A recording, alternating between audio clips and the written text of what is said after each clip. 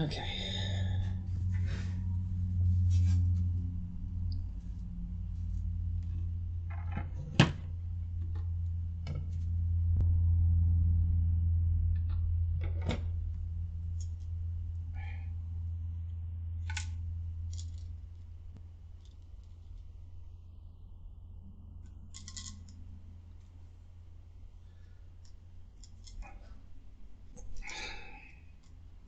Wow.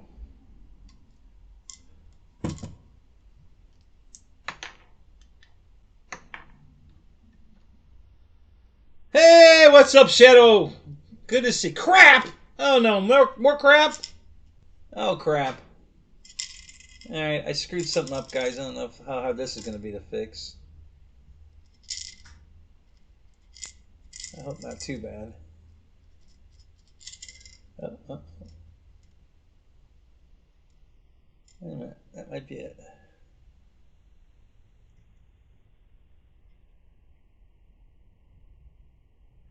My FMS stand fell apart, and it was loose, and then I took it apart thinking that I could put it back together, and now I can't, kinda. So bear with me a minute here while I see if I can't fix this. It's gonna take a minute here.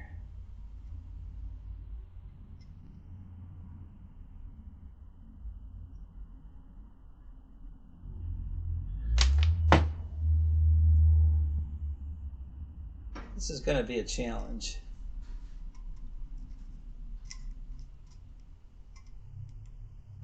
For sure.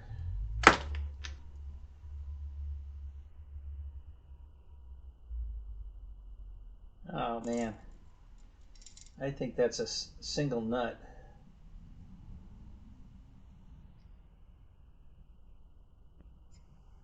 Oh God. Please don't tell me it's a single nut. Oh God, I think it is. Oh God, that's gonna suck. Oh my God, is that gonna suck? Okay, there. Hang on, I think I'm onto something here. Hold on. Shit. Shit. Alright, hang on 1 second here. Let me see if I can get at least that one.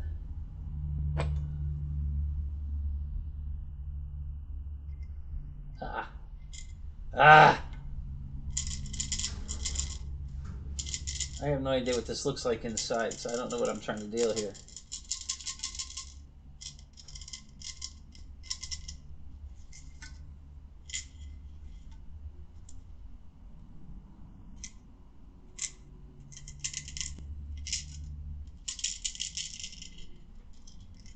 Oh my God, you gotta be kidding me.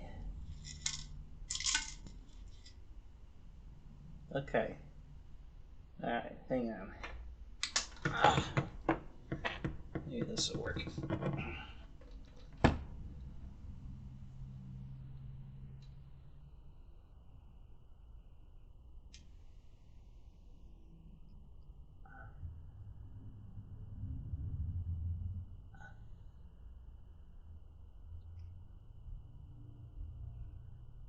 Okay.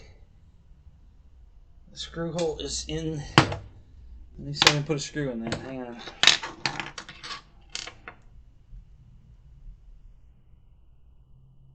Maybe we'll get lucky here. Huh?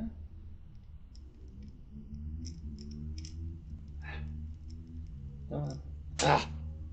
Damn it.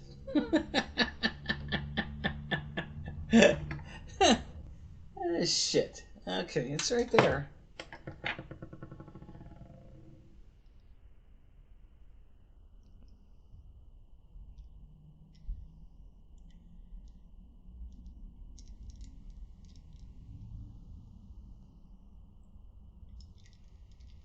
I got it. Okay. That's one. Now I gotta get the other one. This is just stage one of the fight here.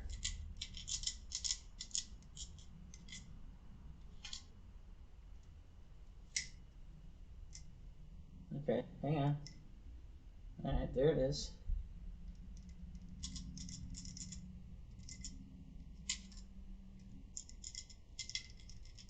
Come on.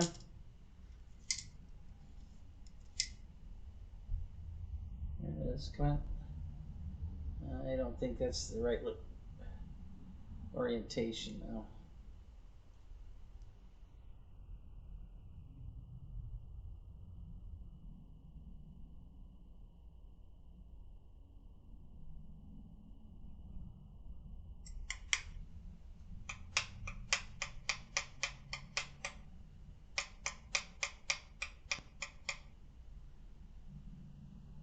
Well, it might work. Where's the other screw? Right there.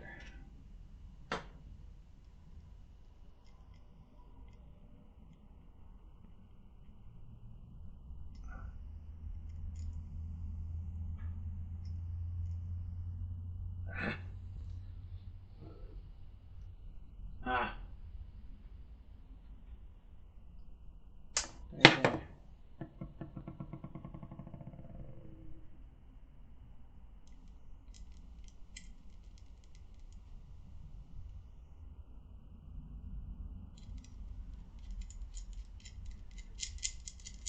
Okay, got him. All right. That's only half the battle. Yeah. All right, we'll take a break.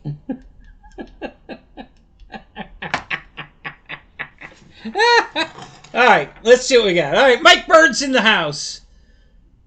Shadow Ops is in the house. Who else is here? Jeff in Lower Alabama is in the house. Who else? Reckham Roy's in the house. Who else we got here?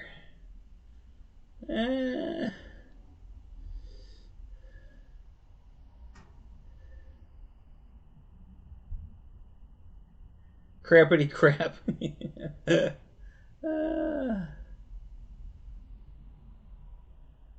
And Michael Bear's in the house. I'm printing a vase. All right. Did you get a printer, Michael? What printer have you got? Let's see who else is here. All right, I'll explain the mishap here in a second.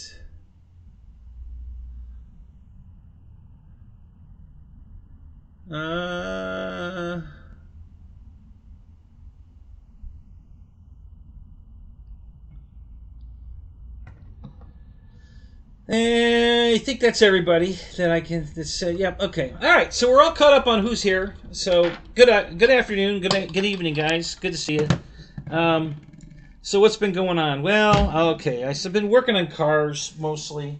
Oh, trash can's way over there. Working on cars, cleaning, working on airplanes. I finished clear coating the extra 330, which came out beautiful. That looks really good, and put it together. And we have an unboxing tonight. No, this way. Yeah, there's a box there. Yeah. So we got an unboxing tonight, and better than watching concrete dry. Absolutely, this is better than watching concrete dry. Absolutely. But I can put that video up if you like. Changed oil on your truck today. Good job. Do you have a lift? Are you crawling under? You're on ramps and crawling underneath it. Oh my God, what a difference, guys! I can't even begin to tell you. I've done 4 oil changes because it's so easy to do on the lift now. Oh God, it's heaven. It's absolutely heaven, guys. I can't even begin to tell you, how great it is to have, an oil, creep. Yep, yeah, ramps and a creeper. Yeah, those days are over for me. So I've got the 5-gallon jug with the extended funnel that goes up, and oh my God, just you're just a poor dude up in Idaho. Yeah, it's big difference. So been working on some cars for people, working on my own cars. Got to get. I want to get these last two here done. These are pretty easy. Just changing brake pads on the rear of the Impala. I finally got the. I think, knock on wood. I think I finally got the power steering leak fixed on my buddy's Impala. So that's good. And I get the brakes done. I'll be done with his car. I just have to balance the tires on Michelle's Honda. And that's done. I had to get new mandrels. This is a mandrel. Okay, so this is solid iron. Okay, and this obviously goes on the shaft of the balancer, and the cone shape centers the wheel. Okay, and I'm missing one. I don't know where the hell it's at. I can't find it, so I ordered new ones. They're not that expensive. A whole set of these for four. And this thing, you know, this thing probably weighs 5 pounds, guys. This is a solid piece of iron here. It's probably 5 pounds, I would guess. You know, at least 2 or 3 for sure. It's a very heavy, solid piece of steel. And so I'm missing the size I need for her Honda wheel. So I 3D printed one. And it really worked pretty damn good, except, I mean, I was able to cinch up the wheel, and I spun it on the machine, and it looked like it was spinning poker straight. I mean, it was just spinning perfect. It looked perfect. So I balanced it, and then I always double, triple balance my wheels to make sure they're perfect. Then I'll break the wheel loose, and I'll spin it on the shaft a quarter turn to get it in a different position on the shaft, re-cinch it up, spin it again, and then it usually tells me I have to move a weight or add a weight. And I might add a weight depending on where it wants, or I might just move a weight. You know, like if it's normally here, you know, if the first time I spun it, the weight was here, and the second time the weight was over here.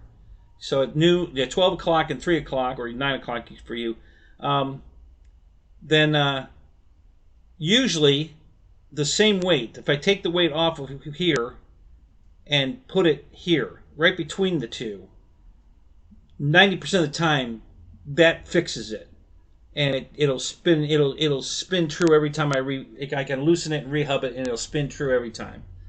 And but sometimes I have to add a little weight or cut off a little weight, something. But I do that preciseness to get it as absolutely best I can get it.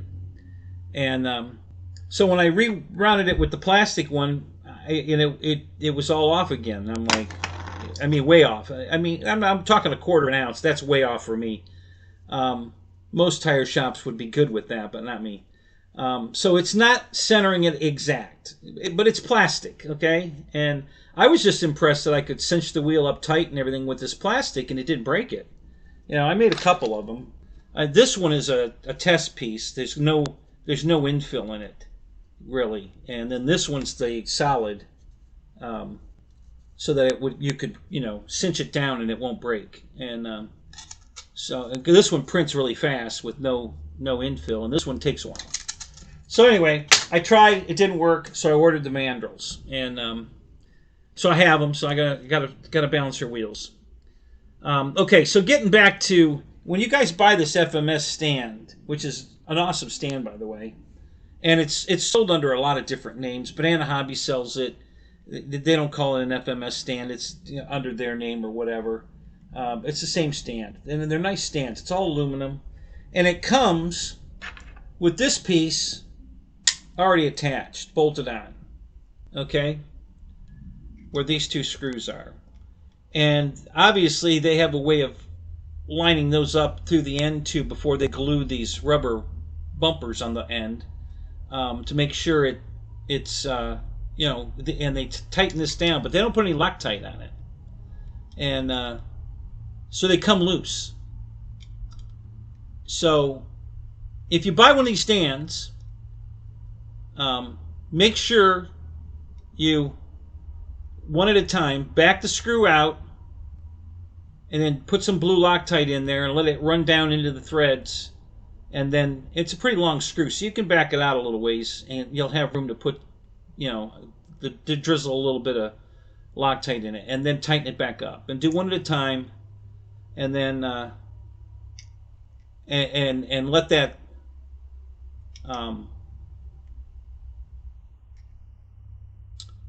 well, you won't have to let it dry. Just just do it. I'm going to have to play the game of loosening these up, putting the Loctite in it, tightening them up, let it. Well, I'm not going to use Loctite. Actually, I'm going to put some CA in here, because what I have to do is glue that inside nut thing. It's a half round aluminum piece with threads in it, and I'm going to have to glue it in place so that it'll stay there when I take the screw out to bolt this back to it.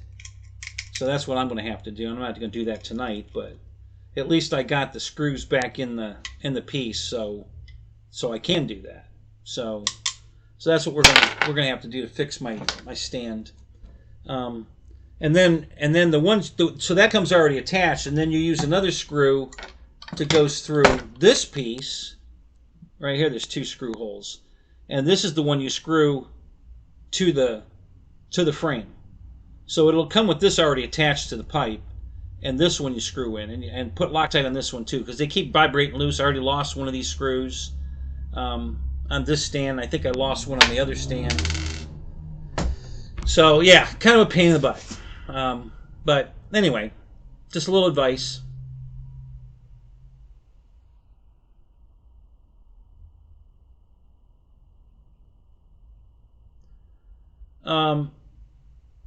You had to get a flyer ID and an operator ID so I could actually fly. What's that about? You mean at the flying field you used to fly at? They're making you get all that shit?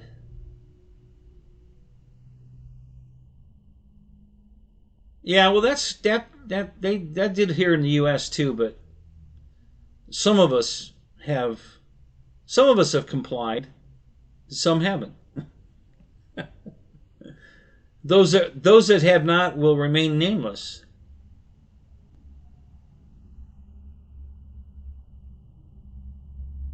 You have to here too, Shadow. It's not an option. You have to do it here too. According to the FAA, you have to do it here too. So, anyway, yeah, it's the stupidest thing they ever did.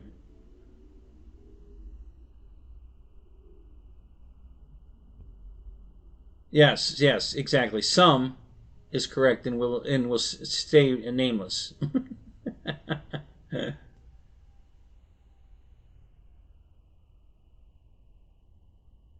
Yeah, you can fly over 250 grams now. Yeah, that's the same limit here. Yeah, if it's under 250 grams, you don't have to have anything. You can fly whatever you want under 250 grams. So yeah, we have the same laws here. It's kind of stupid, but Jono, what's up? Good to see you, buddy.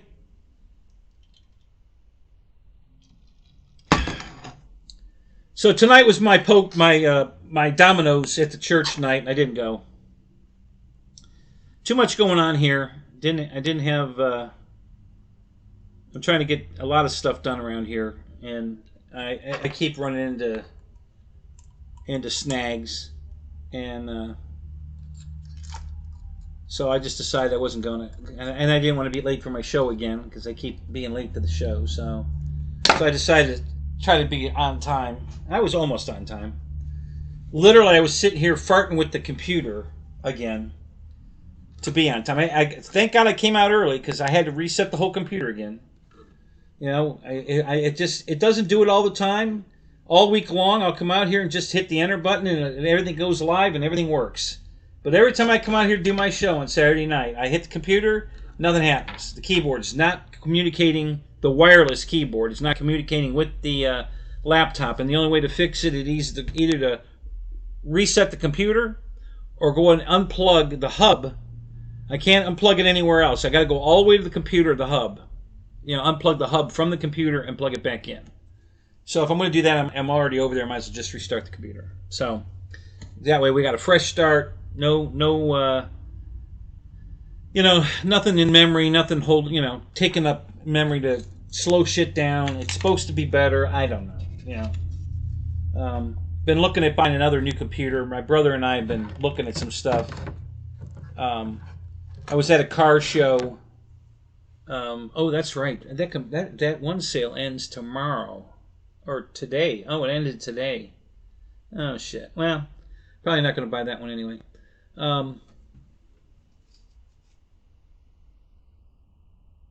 Yes, yeah, so I don't keep... Right, Wiggs. I'm trying to do that so I don't keep pushing buttons.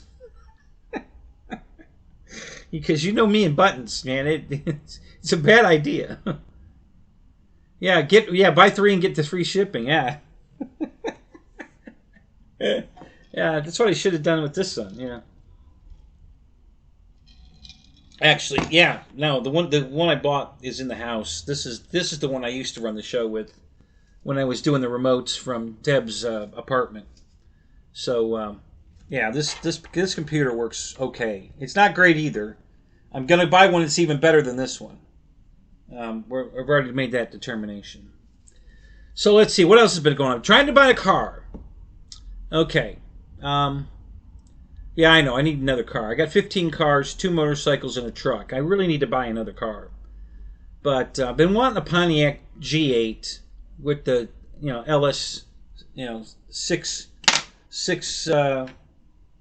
either the 6.0 or the 6.2. I forget what's in it. It's a 4-door sedan. It's bigger.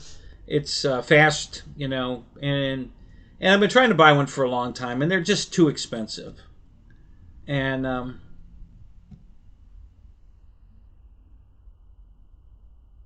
just fixed a laptop you could borrow. Well, it works. So come over, bus me. I'll drive right over. All right, Eric. I'll be.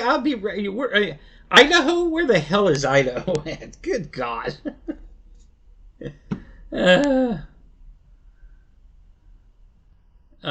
Yeah, Holden, exactly. It's a Holden Commodore. It's also a Chevy SS. The Chevy SS is the same platform, same car.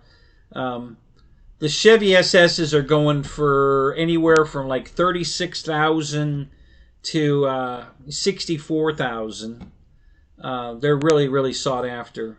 And then the Pontiac version you can get for a lot less. The same motor, same chassis, same drivetrain, just a little different styling. But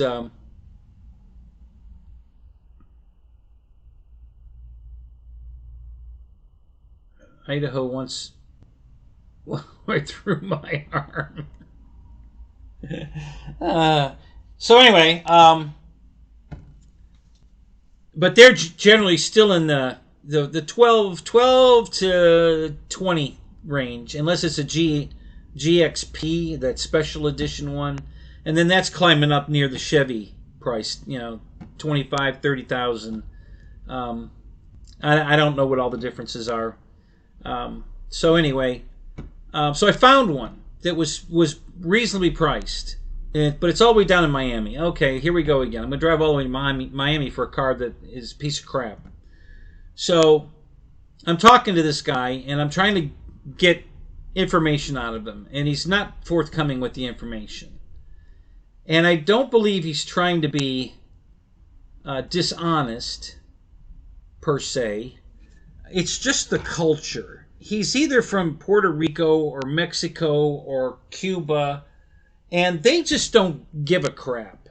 And I'm going to confirm that. I'm going to have a talk with them tomorrow. But they seem, because I've gone and looked at trucks, when I was buying the Avalanche, and oh yeah, truck's great, good shape, it's awesome, and I get there and both sides of the truck are completely full of Bondo, and just slapped over and painted, and they're awful, and they think this is a great. Oh, they're beautiful. They're perfect, and no, they're not. This is far from perfect. This is far from, even a good truck. I mean,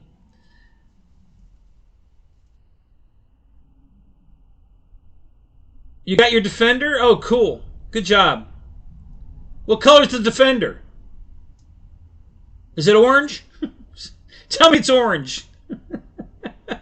Tell me it matches your Your McLaren. I would love if you had an orange one. That'd be awesome. No, it's all black. Yeah, black's boring. Anyway, so I've been trying to get this guy to take pictures, and show me all the damage. Show me what's wrong with the truck or the car. I want to. Listen. You got to be my eyes. I've talked to him on the phone. We've been chatting online. He speaks good English. He's got an accent, but he speaks good English. But he just doesn't comprehend how important it is that I get good pictures. So the first pictures were in a parking garage with poor lighting, and I couldn't see shit. And the back seats were covered in blankets and shit, so I can't see the seats. And they don't bother to move anything. They just take the camera, and I said, please take pictures, not video. And what does he do? He sends me a video. And he just takes the camera, and he slides it in the front door, and he swings it around like this, and comes back out.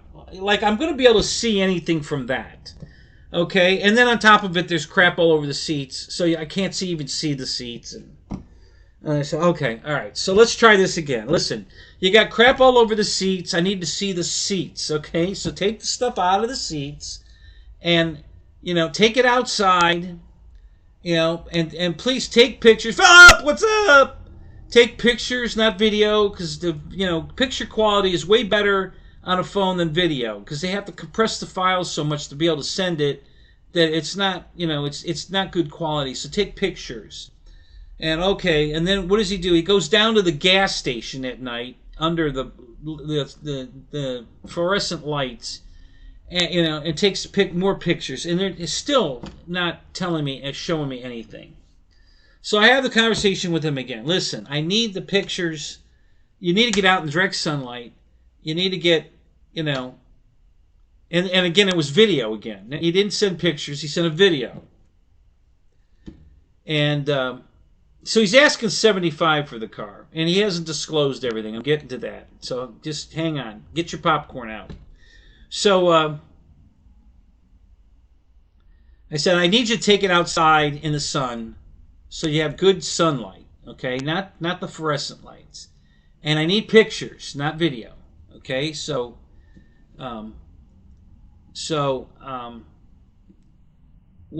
this time he goes back to the lights under the gas station, but this time he takes pictures. But he's still not outside in the sunlight. He's in the gas station under the fluorescent lights, and he's taking pictures. And I said, listen, I need to see, when I come down there, I'm going to see everything, okay? So not showing me it now isn't going to help anything, okay? If I drive all the way down there and I don't like what I see, I'm not going to buy it. I don't care. If you think I'm going to drive 5 hours down there and it's a guarantee I'm going to buy the car, you're wrong. I've already done that. I already drove down 5 hours down there to look at a car, and I didn't buy it because it's a rolling piece of shit. And if you're not going to be honest with me, I'm going to drive down there, or I maybe not even come, But I'm definitely not going to just buy it because I came down there. So you need to show me everything. And I told him, I said, so right now, since you refuse to take it outside and take the pictures I'm asking you to do, the most I can offer you is $4,000 for the car. He's asking $75. I said, the most I'm going to pay for the car, $4,000. If you want more money than that, then do what I ask. Take the car outside and take pictures.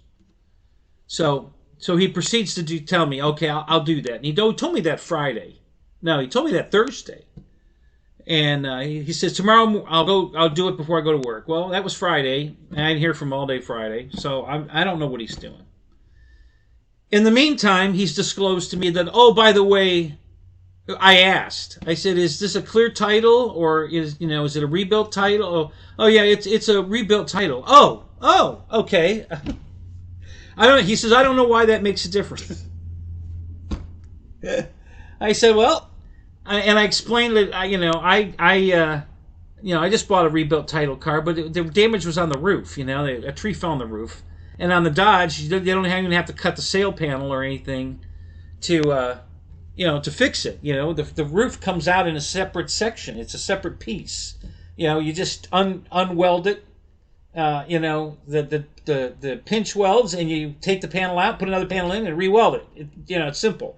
And then they only painted the roof. They didn't have to paint the sides or anything. It was a simple fix. But, normally, So, and then I told him, I said, listen, if it, where was it hit? What was the damage? He said, well, it got hit in the side.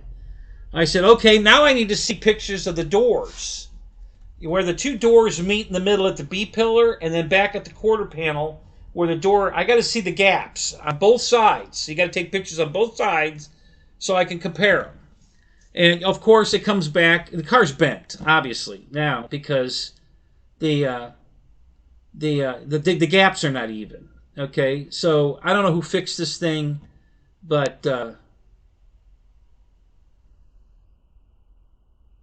what radio protocol are you using? I should do a bit of research.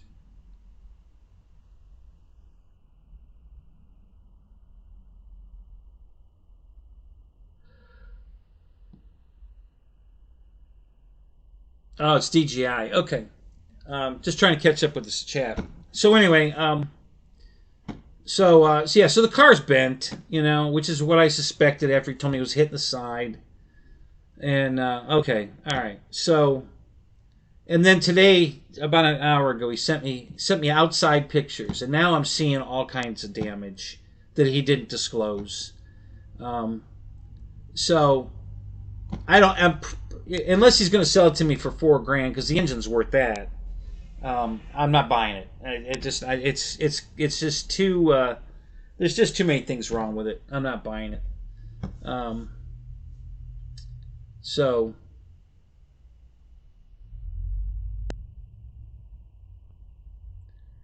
Oh, Mike Bird, listen. This is not just coming from me. All right.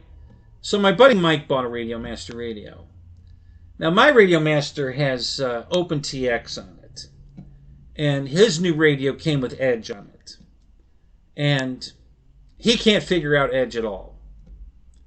So, and he was going to sell me the radio for $100 because he doesn't want it. And I said, Mike, listen, you're just going to buy another one. Because you're not going to buy Futaba. You're not going to spend thousands of dollars to buy another Futaba radio so that you get an extra 2 channels. So you can buy a more complex airplane that has a bomb dropper or a canopy that opens or whatever. I said, so this is the radio you want, okay? I said, so come here, sit down in the chair, let me show you. And then I compared OpenTX to Edge, and I showed him the difference. And he says, oh my God, your OpenTX is way easier to understand. He says, can we put that on my radio? I said, yeah, of course we can. So now he's like, okay, let's do that. I said, okay. So that's where we're sitting right now. Anyway, I can program in either one, but basically OpenTX is DOS, okay, and Edge is Windows 95 or whatever, and it's all GUI, and they've overcomplicated it, and this is just kind of straight shoot forward kind of, they try to do stuff to make it easier, but I don't think they made it easier necessarily. Yeah, I know, Shadow. The main reason a lot of people went, but the updates they wanted were, petty crap that I wouldn't use anyway. So, but a lot of people were, I think maybe you remember what was the big deal? Was it something to do with being able to download it remotely or something? The updates, or I don't remember. It was some stupid.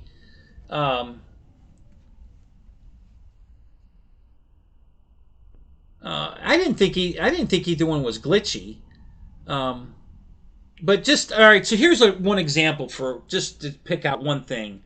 Like if the servo's going the wrong way on OpenTX, okay. Yeah, they both have touchscreens. My OpenTX has a touchscreen. I never use it, but it has it. I can't get used to touching it. I'm a guy that. Listen, you gotta hit the keys to do whatever you're going to do anyway. So to keep letting go of the radio to push the screen to get to a different screen just so I can type again or push just push the buttons. I mean, this touchscreen crap, I don't know. I mean, unless I guess it does bring up a type window, but you got a one-finger type in the little window on a little teeny computer screen. It's not worth it. I think it's easier just to use the buttons. That's me. I don't need the touchscreen. I thought that was the most worthless thing they could have put on the radio, but whatever. The nice thing about it is that it'll work either way. So if you are a guy that likes the touchscreen, okay, it has it. Go for it. Personally, for me, I don't need the touchscreen. So that's why I never really gave a shit about this. Oh, I got to get Edge because I got to have the touchscreen or whatever it was. I don't remember what it was, but it could have been that. But anyway, so I really never had a big deal. But the radio I won is on Edge, and I can work both of them. I program planes in both radios, and it's fine. But so here's one of the things they did that I think is stupid, but okay. So on OpenTX, if you want to change the servo direction, you go to I don't think it's the output screen. It's the I don't have the radio in here. I wish I had the radio in here. But there's a screen that has all the different lines of, and at the end it's the sub trim. 1500 is center, and you can sub trim it back or forth to get your trim on the radio back to center, so that you only have to click it one way or the other to get, if you have to do a little fine tuning. If you've already trimmed it all the way left and you don't have any more trim, then you go to the sub trim and you trim it there, and then you can recenter your trim. And don't touch my no square.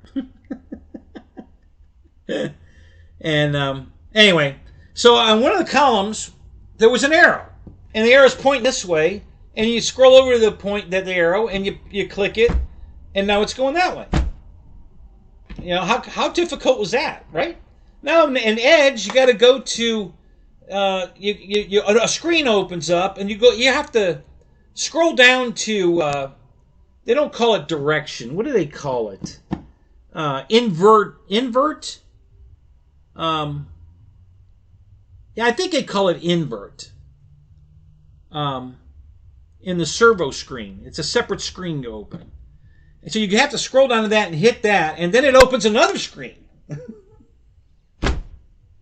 then you have to go down to that and check that box to reverse it. And then you have to back up, and I'm like, really? This made it easier to people understand? They didn't understand the arrow this way. That was too complicated. We had to go to a screen, to another screen, to a checkbox. And that made it easier. That made it more understandable. Okay, if you say so. Anyway, but that's just one example of another thing. In the original OpenTX, when you would go to the input screen or the mix, I think it was the mixer screen. You could change the direction of the servo there, but it wouldn't change the trim. Okay? It would only change the direction of the servo. So, essentially, you don't want to do it there. You want to go to I think it was either the output screen or the mixer screen. I can't remember. And you fix it there, and then it does fix the trim. So the trim reverses along with the servo direction.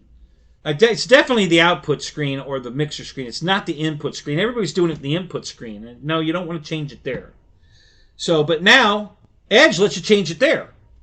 Okay, well, that's kind of stupid, but whatever. All right, if you make it too stupid, what happens, and this is why Mike is struggling with it, he'll make, on this plane, he'll make the change in the input screen. But on the next plane, he'll do it in the mixer screen, the next plane does it in the output screen. And then when he goes to fly, put another plane in, and he copies one of those files, now it's going the wrong way, and he can't remember where he went to fix it. So now he's fixing it again. So now he's reversed it in the input screen, and then he's reversed it in the output screen and puts it back to the normal, and it just keeps snowballing into a mess, and you're trying to figure out what the hell's, going on. You finally just say, fuck it, and you delete that whole program and start over. And that's what he's dealing with. That's why he wants to sell me the radio. He's just tired of it. And I'm like, okay.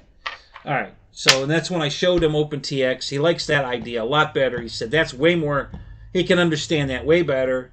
And so I think we're going to do that to the radio, or either that, or I'm going to get another radio, because he's moving back to where he came from, Arkansas, and the field he flies up there are all Futaba guys. They're all old school, old guys, old school, and they all fly Futaba. And he has a Futaba radio, but he only has a 6-channel Futaba radio. So if he's going to fly anything that's more than 6, he can't use that radio. And that's why I told him, well, that's why you need this radio. The Radio Master radio will fly Futaba.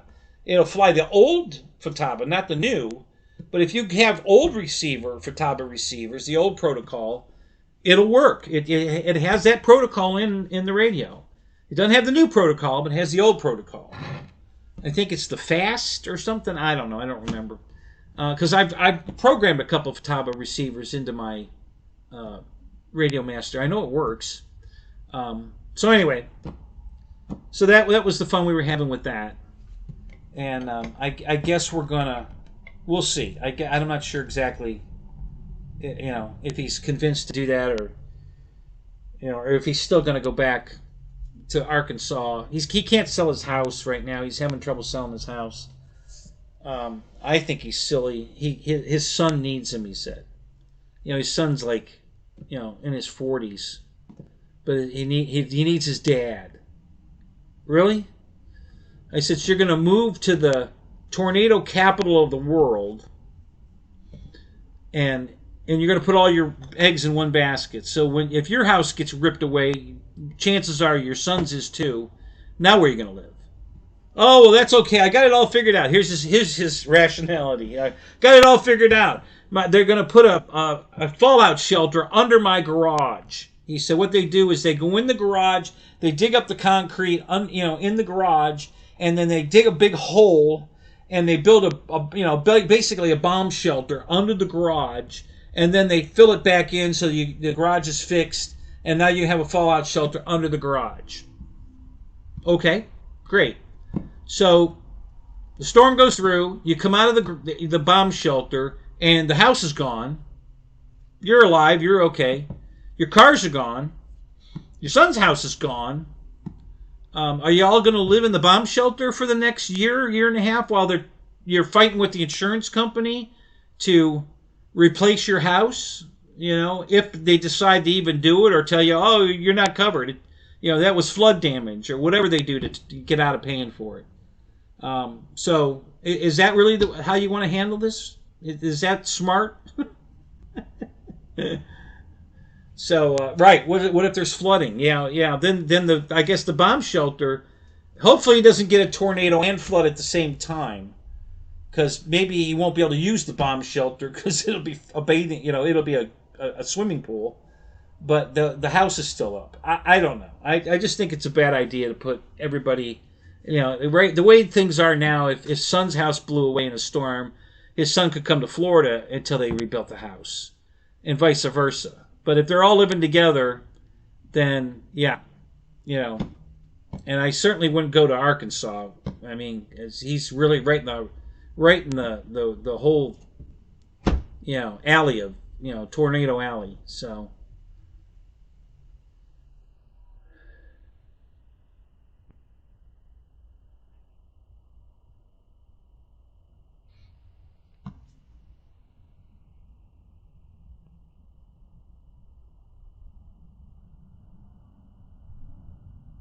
yeah, so you don't have that problem in Idaho?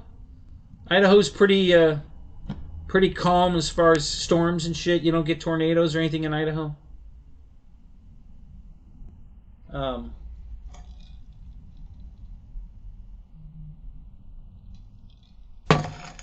You're right, Roy. The West Coast is beautiful. I live on the west coast of Florida, and it looks just like California. It's still the West Coast. Got all the palm trees and all the sand and everything. Yeah. It's the West Coast of Florida. That's where I lived on the East Coast. I didn't like the East Coast. All right, I lived over there. We got snow over there. Okay, we don't get that on the West Coast, but we got snow in New Smyrna Beach, which is Daytona, south of Daytona, and we got snow. you know, while I lived over there. So yeah, I'm not going back to the East Coast. I'm gonna stay right here on the West Coast. so anyway, so that's what's going on there. Let's see what else is happening.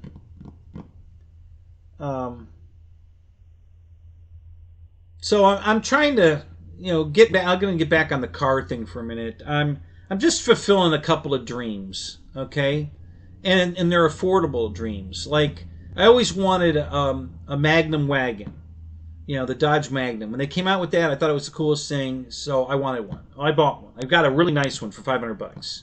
Yes, I have to rebuild the motor. Not a big deal. I've rebuilt plenty of motors. Not a problem. I can handle that. But I got a really nice body. Interior's pretty clean. It's a nice car. New paint job. It's a really nice car. Even Deb approved of that one. She at first she was like, but after this is a pretty nice looking car. Yeah, I know. That's why I bought it. She says, you could fix this and then I could drive it to work. And I said, yeah, and it's got the same Hemi in it that's in the Charger. And she's like, oh. Because she thought the Charger was too fast, and she didn't. She says, "Yeah, no, it's got the same motor, honey. It's same car." So, but she still liked it. So I fulfilled that dream. Now the other dream was a Pontiac, and that's what I'm kind of working on. But I'm not going to run out and buy the first one I come up with. All right, this one if I can get it for $4,000, the motor's worth that. I mean, I could take the motor and tranny out of it and sell it for $6,000. And then junk the car. So I'm not going to get hurt at $4,000, but I'm not going to pay more than that for it. It's a total loss car. It's been rebuilt. It hasn't been rebuilt correctly, and it's got all kinds of other issues. There's pieces missing. There's a scoop in the hood that's missing. There's paint areas. The right front fender's got a dent in it. The right door has a dent in it that he didn't disclose to me. I found it in the new pictures. The B pillar at the bottom is creased. I think the impact was on the passenger side. So I don't think they fixed the B pillar. And the gaps are wrong. So the car's not straight. So yeah, there's just too much wrong with the car to pay any more than $4,000 for it. So David, what's up? Hi, Crystal. How you doing? So yeah. So unless he wants to let it go for $4,000, which I don't think he will, but maybe because he can't get anybody to buy it. And he couldn't understand why. He said, I've had people come look at it, but once they find out it's a total loss, it's a rebuilt title, they don't want it. Yeah, that's that. He says, I don't understand why. And I showed him why. After he took the first pictures of the door jambs, and I said, this is why. Do you see the difference in the gaps here on this side of the car and the gap on the other side of the car? Okay, they should be the same. They're not. And the reason they're not is because the car's bent. Okay? And that's why nobody wants a total loss car. Because usually if it's been in an accident, like yours, nobody wants it. Now mine wasn't in an accident. A tree branch fell on the roof. Big difference. My car's not bent. All my door gaps are straight. Everything, aligns. The car goes down the road straight. It doesn't it's not dog tracking down the road like a bent car will. I said, I don't have any of those issues because it wasn't in an accident. It just got, a tree branch fell on it. So I'm trying to explain all these things to him. Then, again, it's a cultural thing. I don't know where he's from. I'm going to find out. But he's from one of those countries. I don't know which. So we're gonna discuss this a little farther before I just finally tell him I don't want the car. But he can't, he's been trying to sell it forever. He can't, and he's trying to buy another car. He's trying to buy a BMW. I don't know if it's a total loss rebuilt car, probably. But I don't know. Anyway. So he needs the money to buy that car. So I do have a friend of mine that lives down there. Some of you guys know him.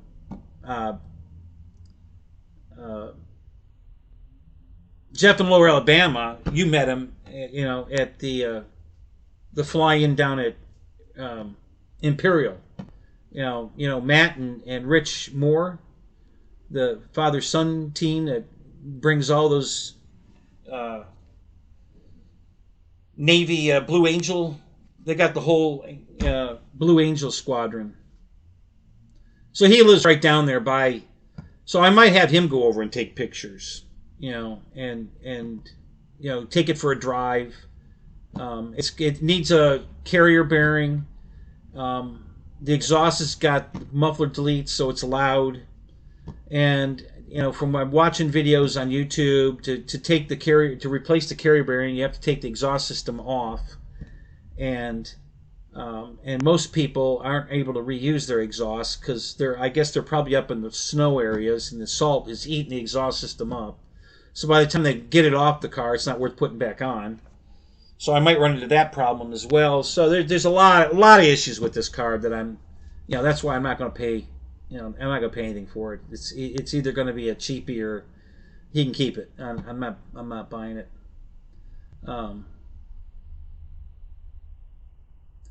So anyway, but that's kind of and then another car I've always wanted. It was a Cadillac CTS wagon, and I tried to win one. I almost won the very car I'm looking at right now.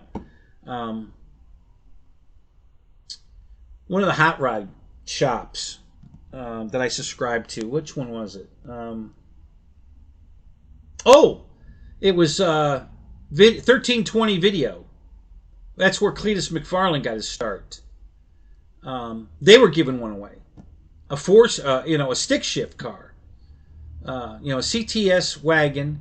It was pearl white, same color as the one I'm looking at. Stick shift car, awesome. I was like, oh my god, I want to win this car. And it had really low mileage. It had like 14,000 miles on or something. Immaculate, perfect, beautiful car. So yeah, I really wanted to win that one. I didn't win it.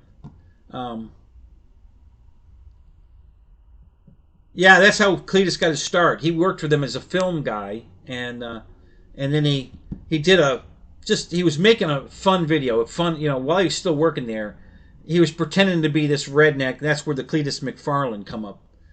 He pretended to be this redneck, hodad, and he started talking like this and that. Oh yeah, Cletus here, and we're just going, and the whole thing blew up.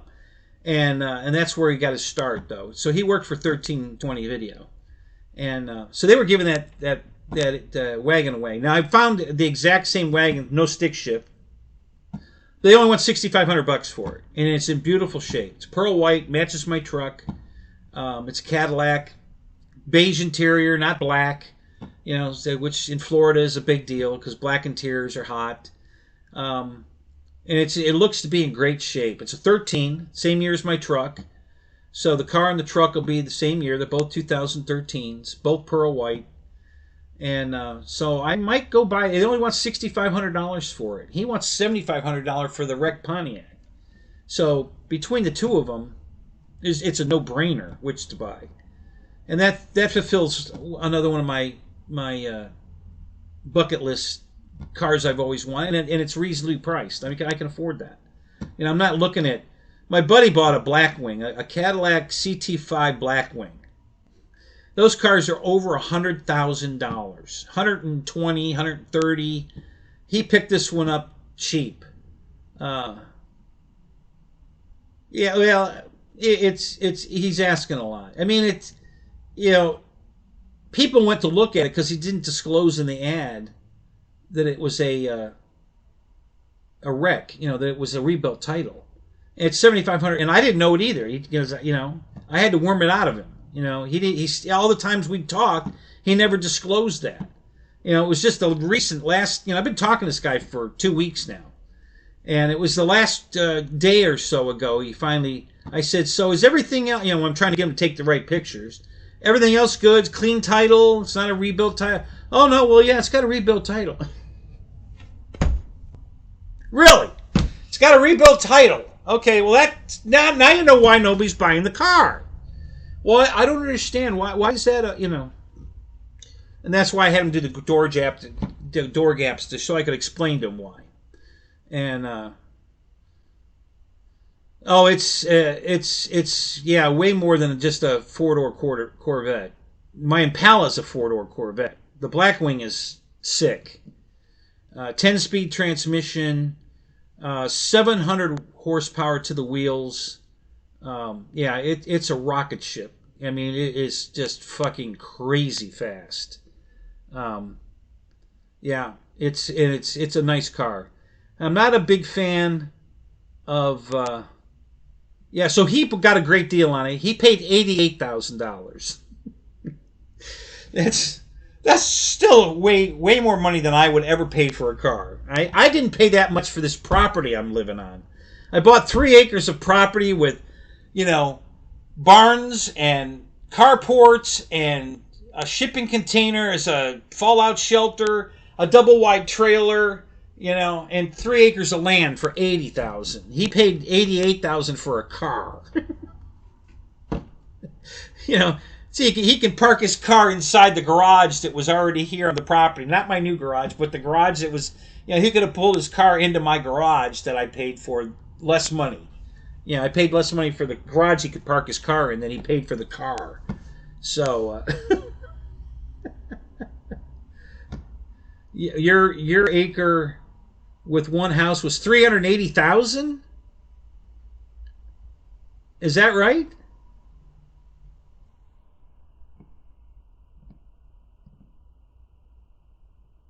Clickbait, yeah, almost, yeah, I hear you. Yeah, that's why, Roy, I've been trying to get you to come. It's so cheap to live here. There's property all around me here you could buy, you know, for that kind of money. You know, $80,000 for 3 acres. No neighbors. To the north of me is nothing. The power lines cross over. None behind me. The power lines are behind me. There's another housing. Well, there's a street with houses, trailers on the other side, but Christ, they're about 2,000 feet at least away. They're not. And then there's a church on the other side. The biggest problem I'm having is the school across the street. You know, but that's not a noise problem or anything. I can do it. I shoot my guns out here. I do everything right here.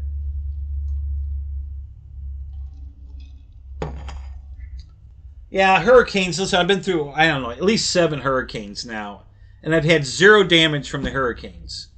And one went right over us. The eye went right over my house in Holiday. 0 damage. Okay? And I've told you, I've had styrofoam boxes from these airplanes sitting out in the yard. And the hurricane goes through and the box never moved. It's still sitting in the yard. So, you know, it's that close to the ground. I guess the wind's just, you know. Yeah, a styrofoam box didn't move. It sat right, same place on the ground and didn't move. So, you know, I just, you know, I'm not afraid of a hurricane. Tornado, that's a different story. But a hurricane, I'm not afraid of it. The hurricane itself doesn't do the damage. What does the damage is what the hurricane picks up and throws at your house. That's what does the damage. Okay? When it throws a car or just 2x4s at your house and it goes through a window or something like that, and then that lets the air go inside the house, and then that lifts the roof off the house. That's how the damage occurs. That's why you put hurricane shutters up, to keep anything from breaking windows so that the wind never gets inside the house. So even this 1981 double wide trailer has survived, you know, 7 hurricanes. You know, and so yeah, I'm not worried about hurricanes. The humidity I can deal with. I'm really not. I'm not a big. It's not a big. That's not a deal breaker. I still love living here.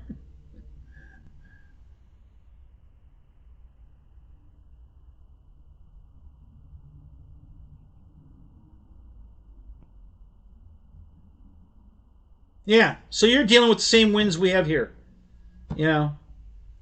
So yeah, it's, you know, that's a hurricane wind here.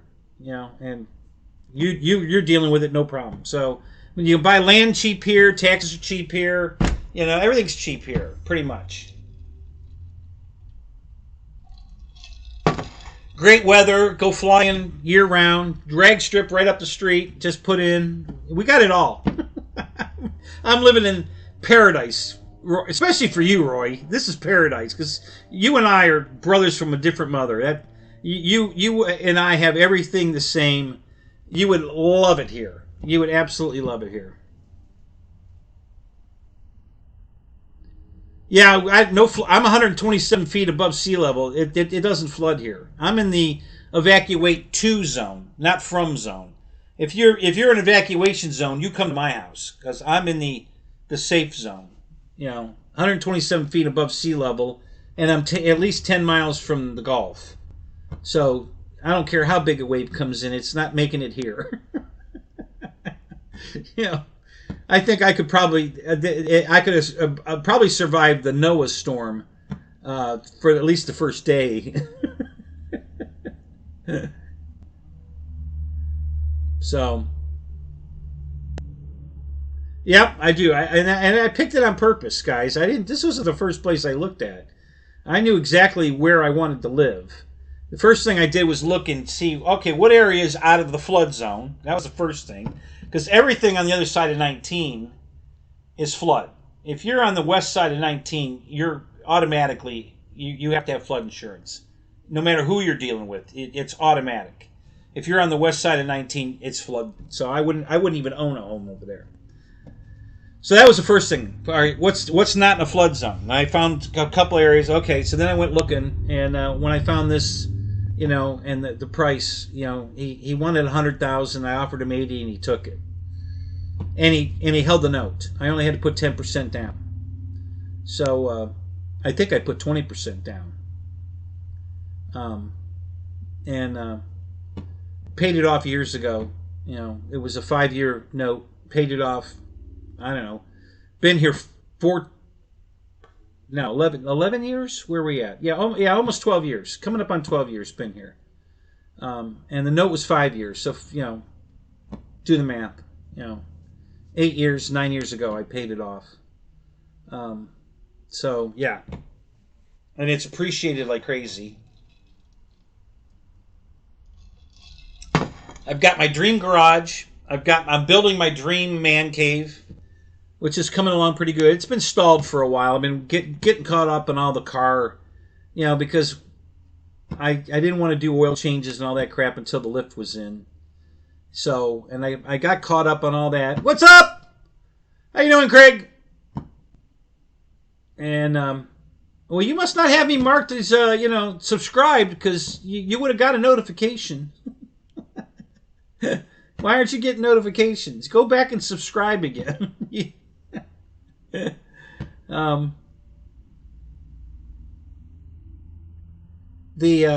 So and now I'm buying all my dream cars. I got a little carried away with buying 2 Daytonas, but Christ, he practically gave me the second one.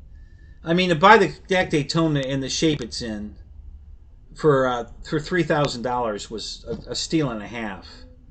I couldn't not buy that one. So, and the Super Bee was a steal at $4,000. I gotta reseal the tranny.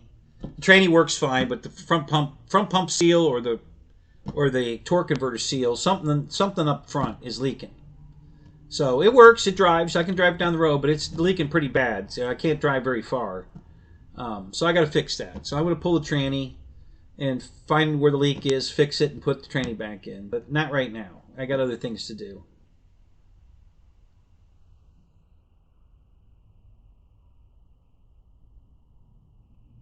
Well, okay, yeah, you're right, Shadow. I mean, I'm just funning with Craig, but yeah, it's yeah, you're right. Sometimes YouTube doesn't give you a notification even if you are subscribed.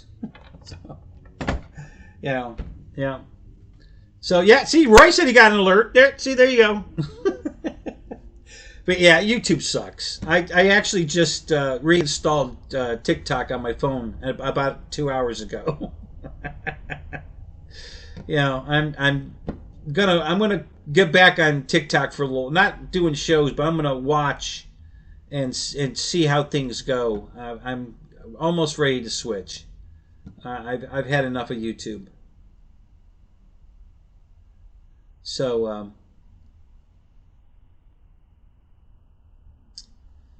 anyway, let's see. So what else? So we've covered all the cars. I might be buying that Cadillac wagon. I don't know.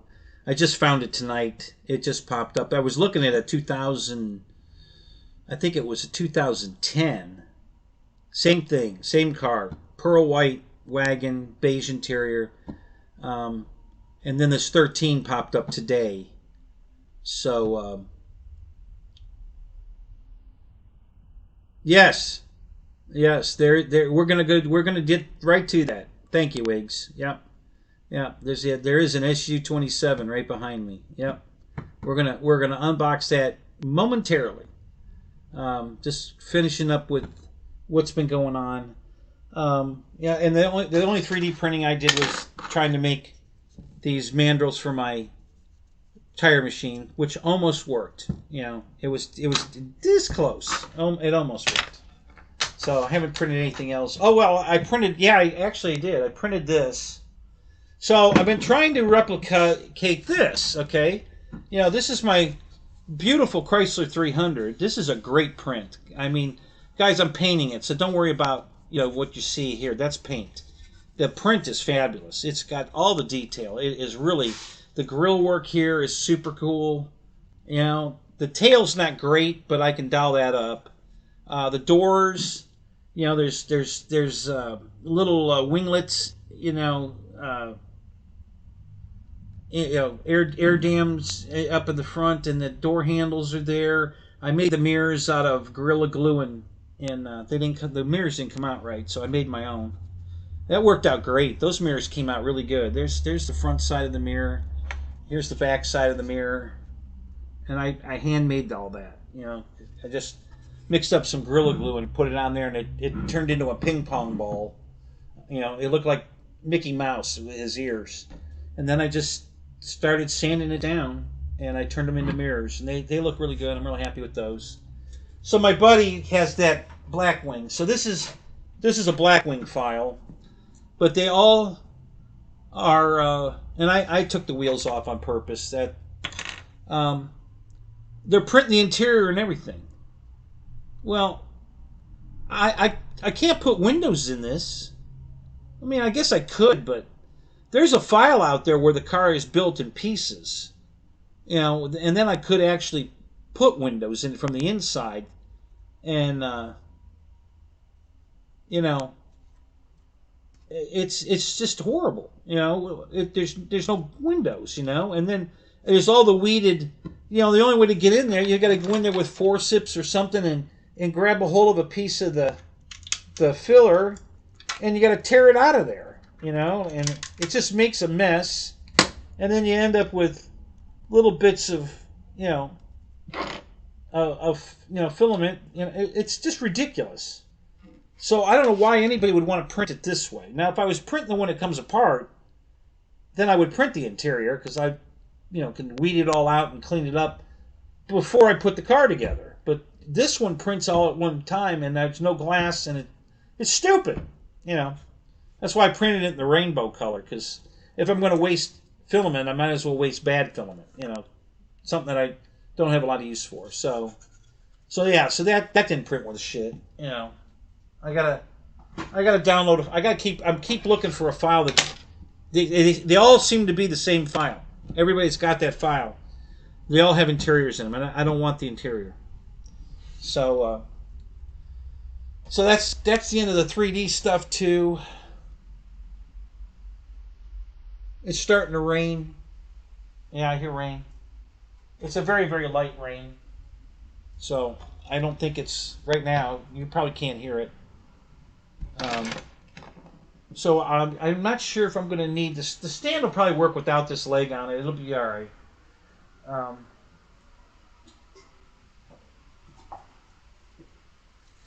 Let me just move some stuff off of here so we can unbox the SU-27. So I did not know this. I found this out recently, that the SU-30 that Horizon sold for a short time is the same airplane. Different paint scheme. Remember, it was blue and white with red trim on it. And E-Flght had it for a little while, and they discontinued it. Oh, and here's what so the wheels, I'm going to get back to this for 1 second. So the wheels were printing like this, okay? They were filling it in. They're supposed to be spokes, and it filled them in. I don't know why. When I did the fix for the manifold edges, unmanifold edges or something, it filled those in. So I what I did is I sliced the car. I turned the car on its side. I sliced it all up, so I just had one wheel, and then I printed the wheel, and I got this, which is, and then I broke it, but it was a lot closer. Okay, now I've got spokes, so I got a wheel with spokes, and I broke 2 spokes. I was fucking around with it, but this was a test. So yeah, I could print the wheels separately, and get the spokes back, and then put them on. So that was a way to. I just tested to see if that would work. It did. So that's a way to get that to work. And uh-oh, it's raining harder. You can probably hear the rain now.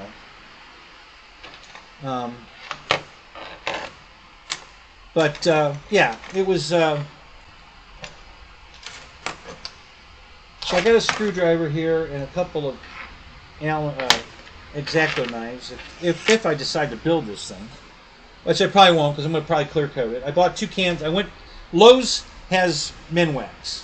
Home Depot has that stupid, whatever that shit's called, that Versa, that crappy stuff is at Home Depot, but Lowe's has Minwax. So I bought 2 cans of Minwax.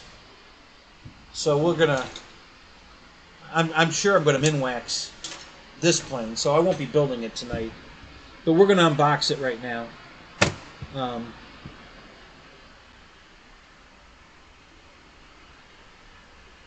Jeff done some with his leg.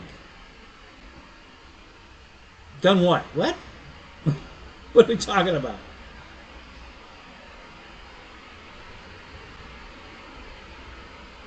Your chicken. What are those? Brisettes? Brisettes are done. Okay, so Roy's dinner's done.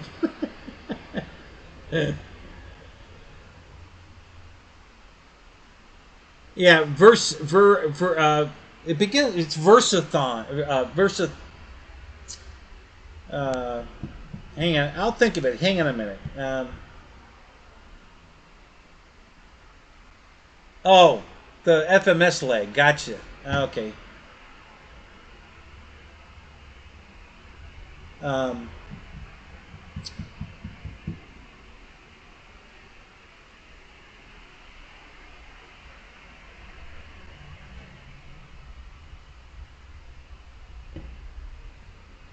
Yeah, Wings, you're right. Wings, it's urethane. Yeah, so they've got a product called Versathane, which is water-based urethane, and it's crap. I mean, it works, but it doesn't spray on nice. The end product is okay, but not nice. The Minwax is 1,000 times better. So go to Lowe's and buy your Minwax. Don't try that Versathane from Home Depot. I don't think it's very good. I've done the one can has done, I think, 3 airplanes. The F-16, the Extra 330, and now I'm painting the. I don't know. I haven't started yet, really. I think I painted something, but I think I'm going to paint my Carbon ZT-28, the Husky, and now the SU-27 with Minwax. I'm gonna spray all those with Minwax. I'm not gonna. I don't think I'm gonna use it. I might use that urethane, that Versathane, just to use it up on the bottom of the wings and the tail surfaces, because I just want it for protection. Nobody looks at the bottom of the airplane when it flies overhead. You can't see it. You can't see that it's urethane or not. So, yeah. So I'll probably, if I'm going to use it up, I'll use it for that. All the top surfaces are going to be Minwax. So, all right. So let's get this baby open. I got the stand right here. I might utilize the stand. I've got let me clear off this chair, because I know I'm going to utilize the chair. So let me move a couple things here.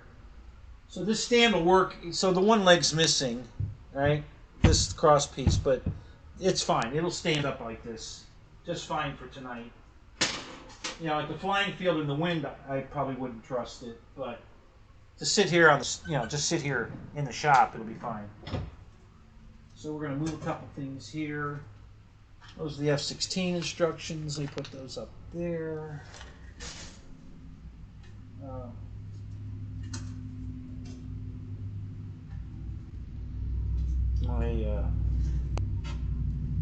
Where I want to put this.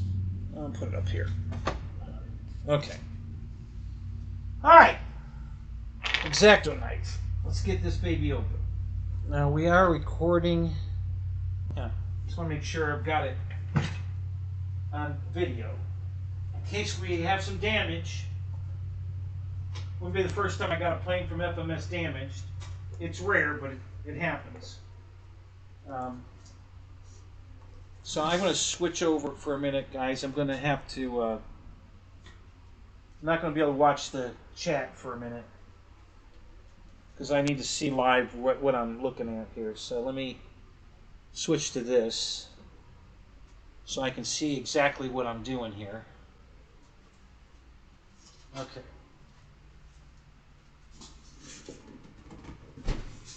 All right. Let's. All right. I'm going to put it here.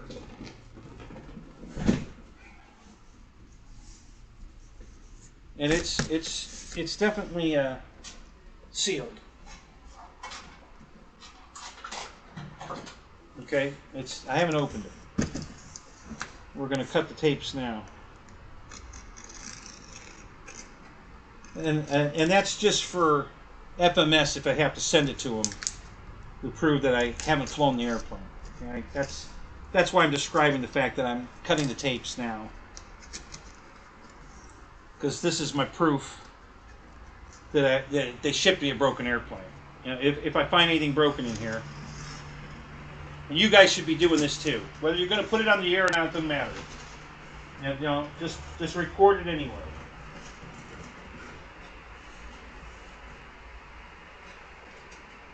If the plane's perfect, no big deal.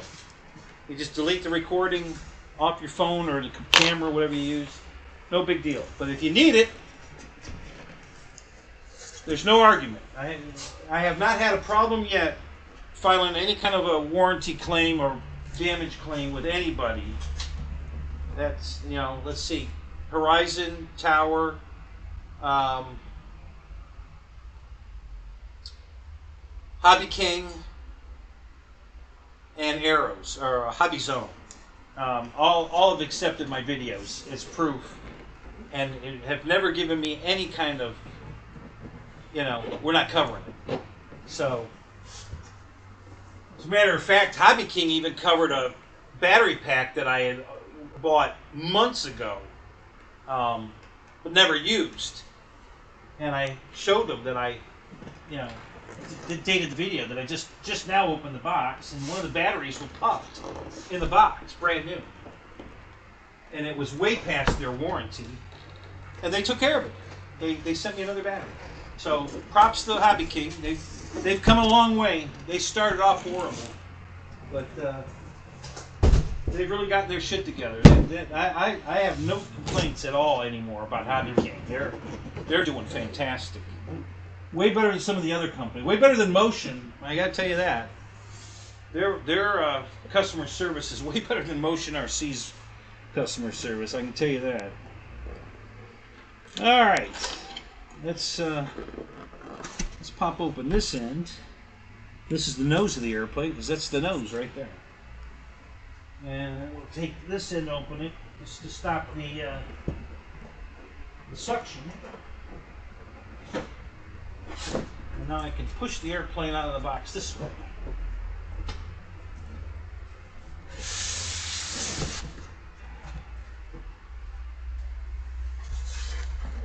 Yeah, if you guys ever fight with trying to get one of these planes out of the box, just open the other end.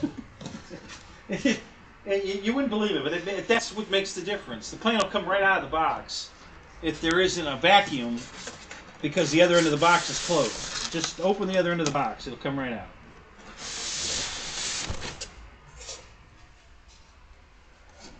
My problem here is room, not not suction or anything. It's just I'm running out of room. When I finally get this room built, we'll be doing all this on a big 12-foot by, probably an 8-foot by 12-foot table. We'll be in the middle of the room. The airplanes will be all around us, and the center of the room will be a 12 by 8 table. And we'll have airplanes and be doing all these unboxings and, you know, yeah, all on the table. So that's what the finished man cave will look like when I get there. Not exactly sure when that's going to happen. We're doing the best we can with everything going on. Sometimes life just gets in the way, guys. You know, it's, you know, I don't plan these things. Things just happen. Like getting rear-ended when I went to look at that car. It fucked my back all up. That was not planned. And that's going to definitely put a big damper on getting back to building the house. The man cave.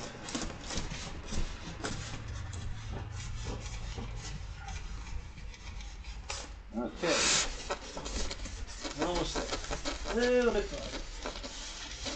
There we go. Okay. We're out of the box. Okay. Alright, so this is really packed. Let me show you this. Look at this. They got foam wrapped around everything. Alright? Everything's wrapped in foam. I gotta be careful. I'm hitting the keyboard. I'm gonna stop the video or do something to screw this all up. Okay, we're still good. Yep, so everything's wrapped in foam. Got foam pieces here, the end. Yeah, it's all taped. Everything's taped in foam, so, you know, so this is super well packed. So, and this is a perfect example. My F7F Tiger Cat that I got from FMS was packed like this, and it came out of the box broken. Obviously, the guy that put it in the box broke it. It didn't get broken shipping. The guy that put it in the box broke it. So, luckily, I didn't have to deal with FMS on that when I dealt with Horizon. I bought it through them.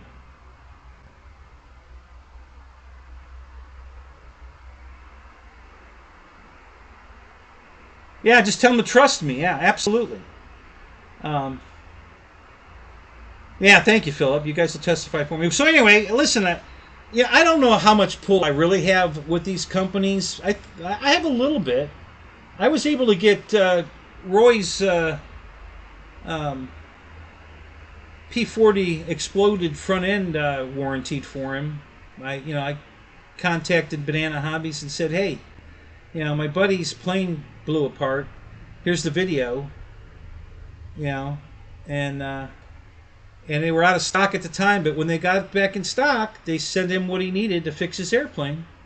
So, yeah, you're more than welcome, Roy. I'm glad it worked. I'm glad I have at least a little bit of pull to pull that off. That's the whole reason I'm doing this, show, and have this YouTube channel is, it was never about making money. I never did this to make money, guys. This wasn't my retirement plan. This was just me sharing my hobby. I just wanted to share my hobby, and they sent him super glue. No, they sent him all the broken parts that he needed to rebuild the airplane. I think what they send you, Roy, a fuselage, spinner, propeller, and the motor box. I think is everything you needed, right? The wings were okay. Everything else was okay. So,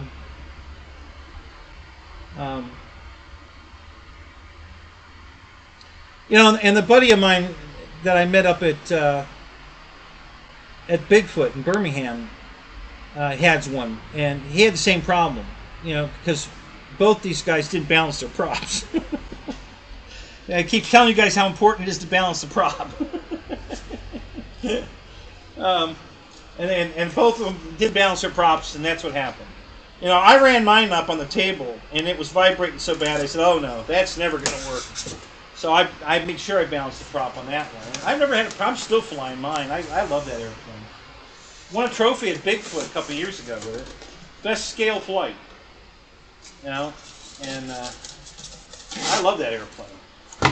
I think it's the best looking P-40 on the market, and I think it's a you know, it's a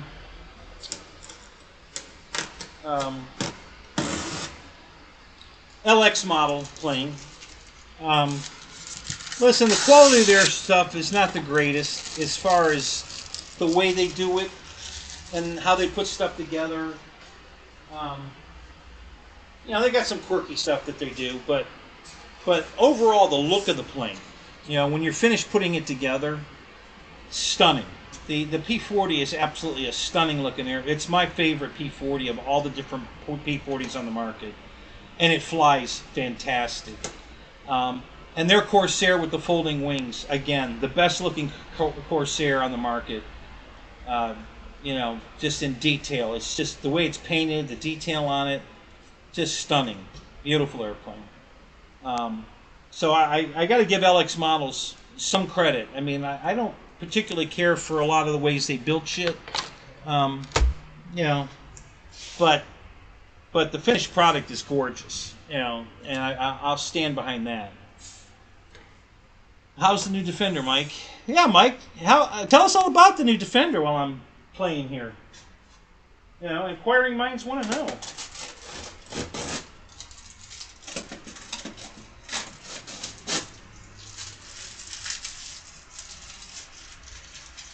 And I don't have to talk over you because you're not speaking, you're typing. So that works out perfect.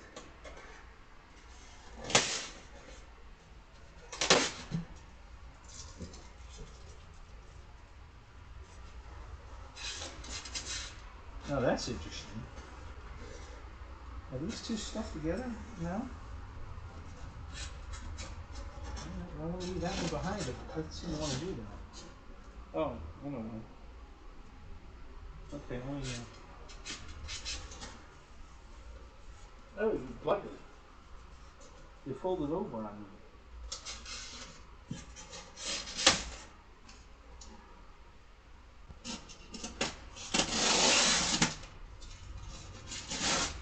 Okay.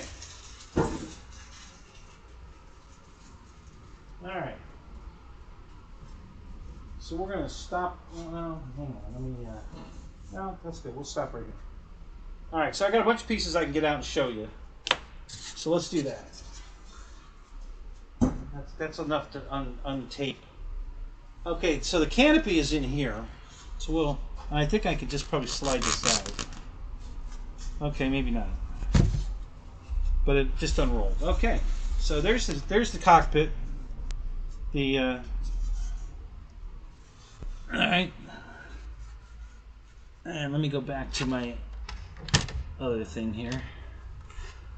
So yeah, there's some kind of, I forget what they call this. I think it's a look forward infrared camera or something on the Railjet. I think that's what they're simulating there. And pilot looks okay. There is some, very mild instrumentation on the panel there, and the back seat as well. No back seat pilot though. No Rio. But yeah, this looks okay. I don't see any damage here. There's a little bit of a smush there. No big deal. And I think this leading edge here is very minor. Nothing to complain about. I'm not that particular. I do want it to look nice, but I'm not anal. So this is well acceptable. That's not a problem. It's a very acceptable piece.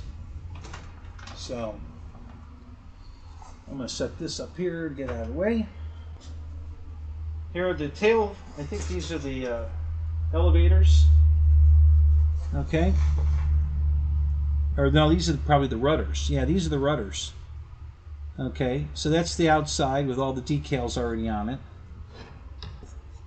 And the inside, servos are already installed, and the It's got a ball link here, already installed to the arm, probably trimmed.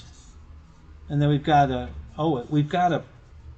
push-in connector. Now this is left over from, this is an Flght deal. And they just continued on doing it. Where they just plug in and they connect automatically when you plug them in. That was something that Flght came out with.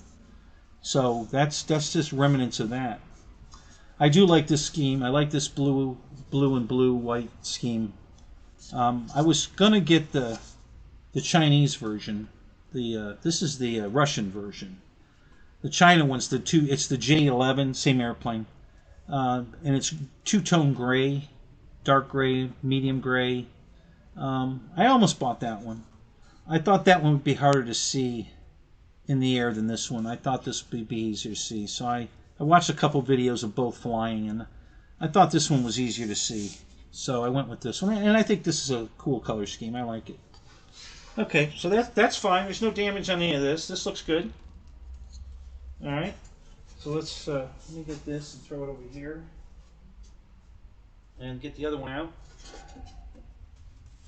And yep, same thing. No, just a couple pieces of foam. Yeah, no damage. This looks good. Very nice. And with those plug-ins, yeah, very happy with that. Yep. Very nice. Looks good. Very nice. Okay. All right. And then we've got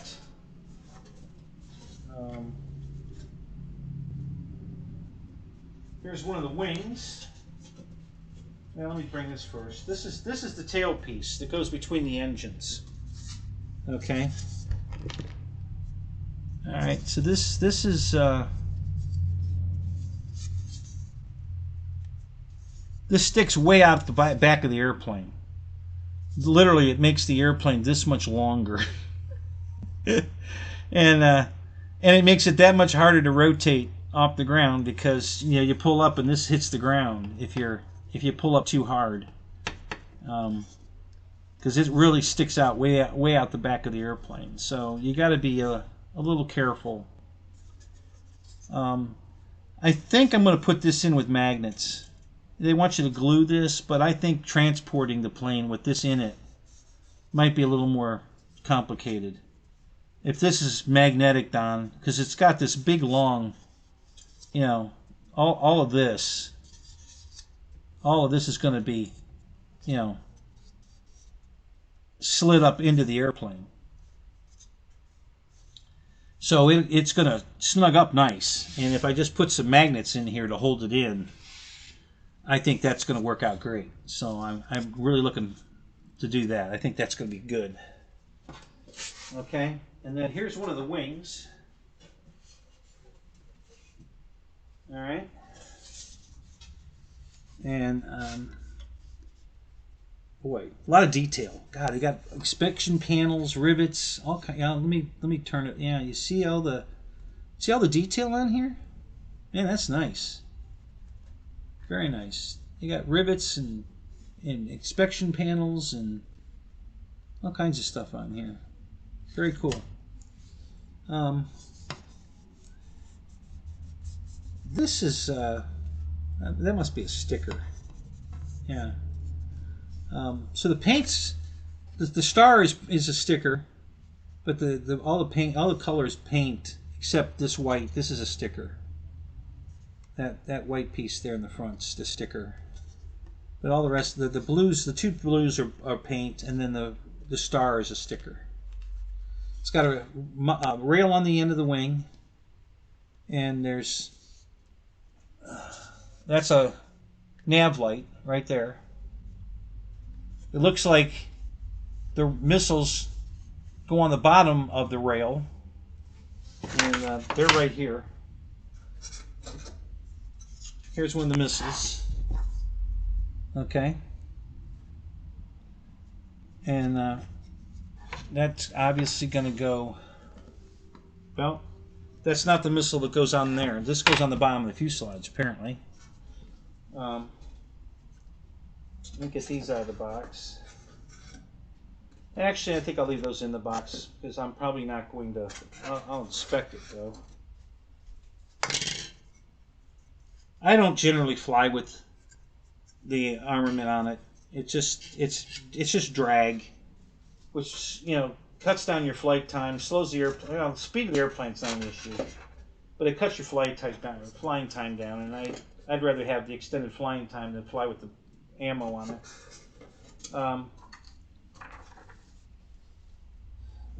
Typical FMS, 4-language instruction manual. All right, let's see. This must be a wingtip missile here. Yeah. Yeah, so here's the wingtip missile, which has no detail on it.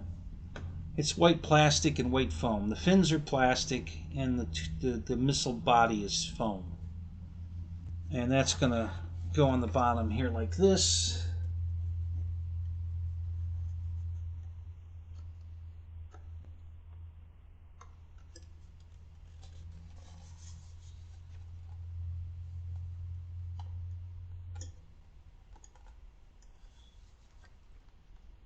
I think they did this wrong.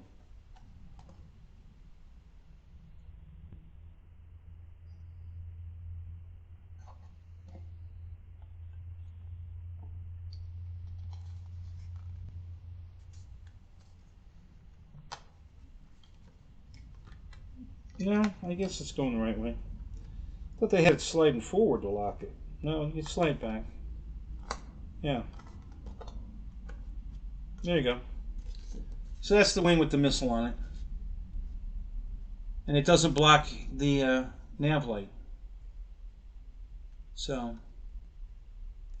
I'll probably never fly it with the missiles on it. Maybe at a scale show or something, I don't know.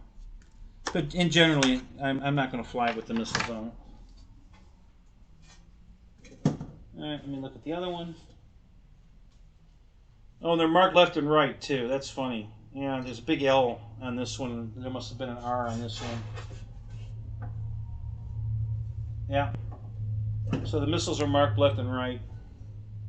They look fine. I don't see any damage on them. They're fine. Okay.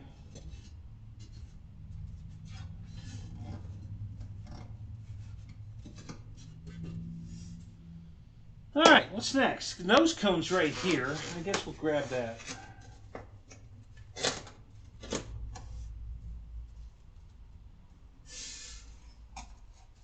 So here's the nose cone, which I definitely like this, guys. This is a nice solid plastic pointer. Not that rubbery. Because the rubber one, if you've had one of these that has the rubber style here, it just droops in the heat. The sun just, it looks like a limp dick. Hate that. I fixed one of mine by drilling a hole from the inside with a very fine drill, and I left the drill in it. I sacrificed the drill. I drilled a hole all the way in, and then I just left the drill in it. And that made it nice and stiff, and it wasn't going to break, wasn't going to bend. I figured, that was the easiest way to fix that. So yeah, no damage here. This is all perfectly fine. Nice plastic, all the way to the. You can see where the seam is there from the plastic and the foam. And it's got 2 magnets inside. And then here's the entire screw package to put this thing together. Right there. That was inside the nose cone. All right, here are the elevators. Right here. And they're flying stabs, so they're going to have a.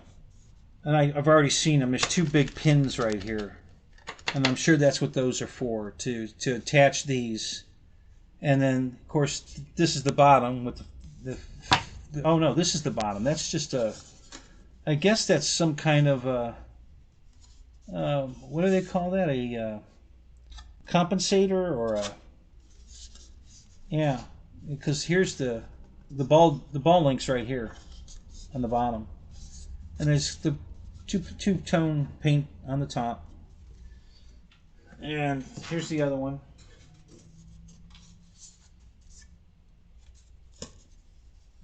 Two-tone paint on the top. Bunch of rivets. Holy crap. Look at all the rivets. Look at all those rivets.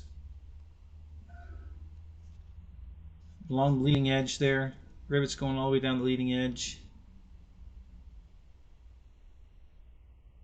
Yeah. So that's cool. Again, no damage. This all so far we're good. And I don't see any damage on anything so far. We're knocking on, you know, this is going pretty well here. I'm pretty happy with this. All right.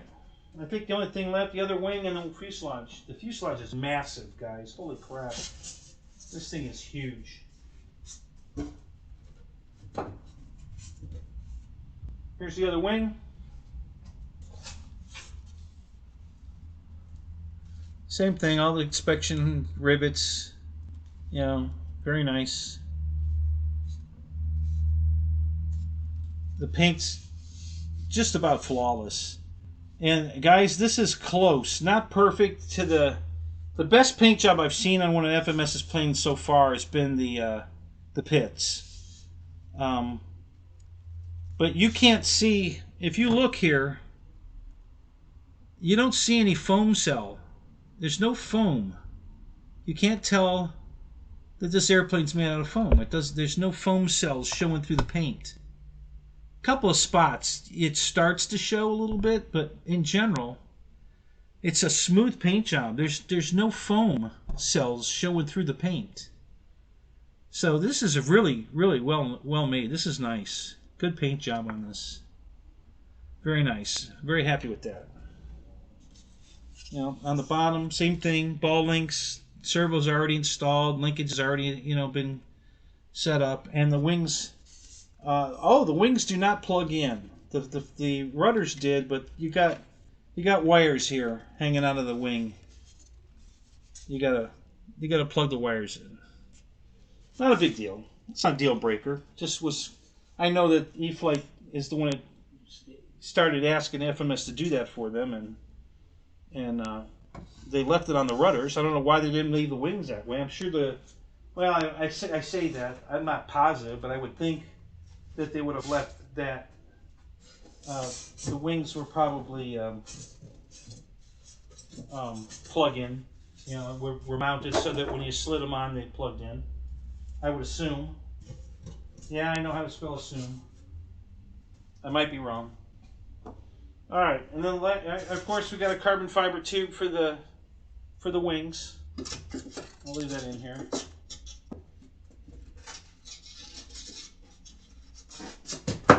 Okay, and last but not least is the fuselage. So I have to cut one more tape to get that.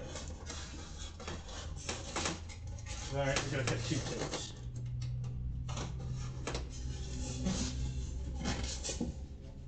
The whole end of the box comes off. All right, what are these? There's 2 more. What do they call these? The ventral fins. Okay, we got 2 slide-on, just solid blue. No detail really. No, well, no. I thought there might be some rivets. No. Yeah, the 2 ventral fins. They almost feel like they're made of plastic and not foam. I'm not positive of that, but they seem kind of heavy. So they're probably plastic, not foam. Okay, and then there's the Mac Daddy fuselage, which is enormous. Holy crap. This thing is huge. Wow. This is a big airplane, guys. Holy crap.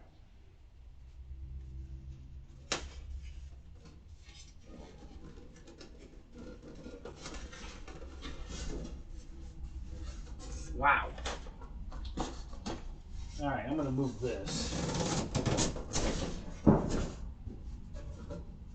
Oh, there's some more missiles in here, too. Bunch more missiles. Wow, this came with a lot of missiles. So here's the... man, I'm not going to be able to get this all on camera here. Oh. I bumped where the nose cone goes, but so here are your engines. This bronze color. That tail piece goes right here. Okay, and it's going to stick out, you know, about probably somewhere about out to here. Okay, that's how long that thing is. It sticks way past the engines. Got beautiful. Now this has got some compressions on it, lightly. Nothing too serious or anything. But I guess just handling it. You know, fingers are gonna. It's kind of heavy. So fingers, I guess, are going to sink into it a little bit, or maybe if you squeeze it a little too hard. But you know, it's got some minor, you know, lightly compressed areas here and there, little spots, like a fingerprint almost. But oh well, it's fine, no big deal. Piece of foam here covering up all the electronics, and the battery strap. It's actually tucked into the battery strap here. I don't know why they put that in there. So all the wiring is up front. The battery goes up front. Got the two 70mm fans in the back, and then on the bottom, got plastic gear doors. You know, so all the gear's covered, so you can't see any landing gear. That's beautiful. And then there's on the top, there's an air brake. Right here. Let me. I can't set it there. I will set it on the wing, but right here. This is all an air brake that opens. So that's functional as well. All right, so I'm going to put this here. Now I think I'm going to put this in the stand. Let me move the stand a little bit so I can get this in the stand.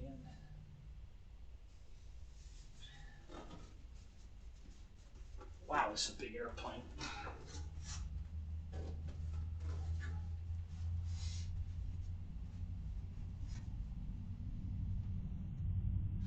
Okay. And then I'm going to put the wings over here on my chair.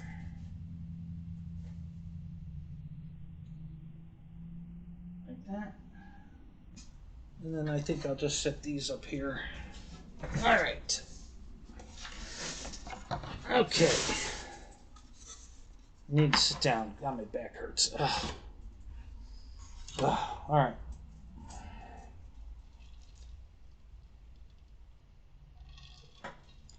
Okay, let me trade my keyboard for a spot on here to move the wings and the fuselage. Oh no! The nose cone didn't, but it didn't fall on the floor. Thank God. Let me grab that real quick before it does fall on the floor. We'll put that there. Okay, and then let me put this over here. And that there. And that can stay there. Okay, we're good. That works out fine. Let's put those up there. Okay, and I can put my keyboard here. Okay, all right, good. All right, let me get back to this chat here. All right, let me get caught up. Fred! I didn't see you actually post, but I see other people saying Fred, so I guess you're here. 12 people here, only 6 likes. Okay. All right, so let me get back up here and see what I missed. All right, so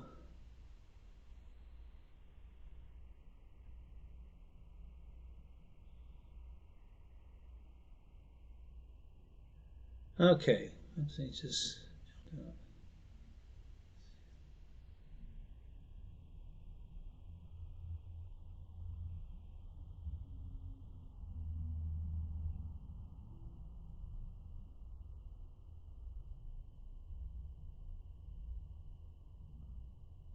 Sherman jumped in your hot tub? Okay. That's funny.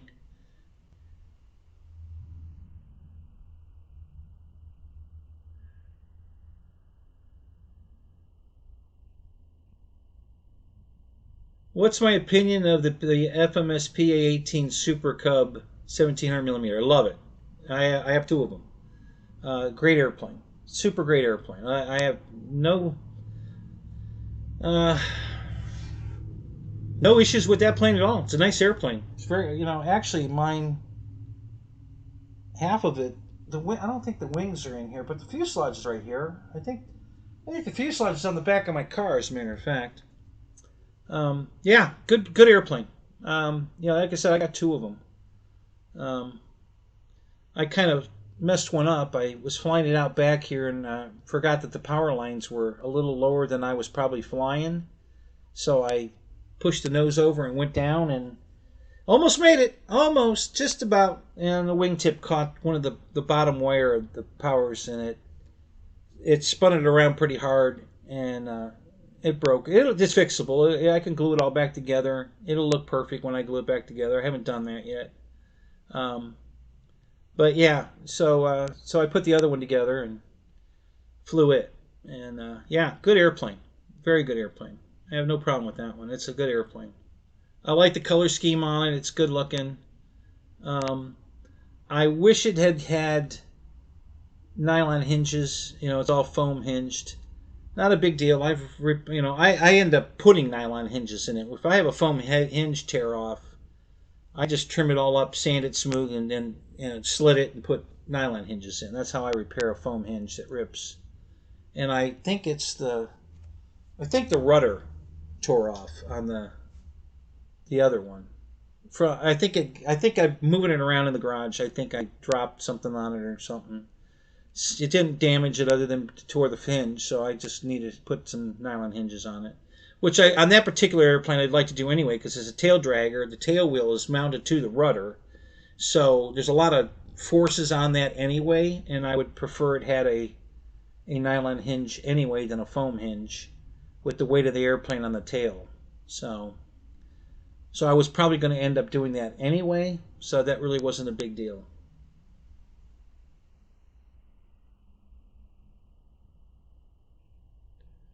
Okay.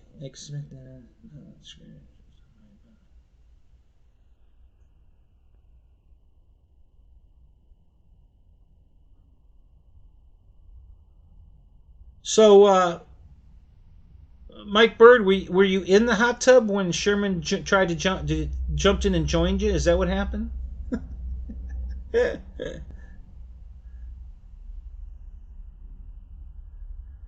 Michael Nolan, what's up? Good to see you too, man. Glad you're here.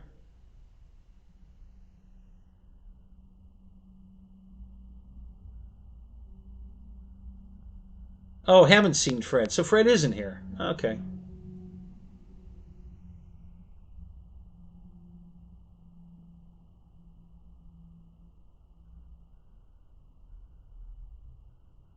All right.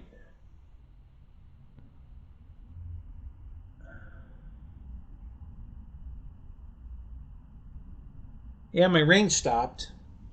I don't know if you guys ever heard it. It wasn't raining very hard.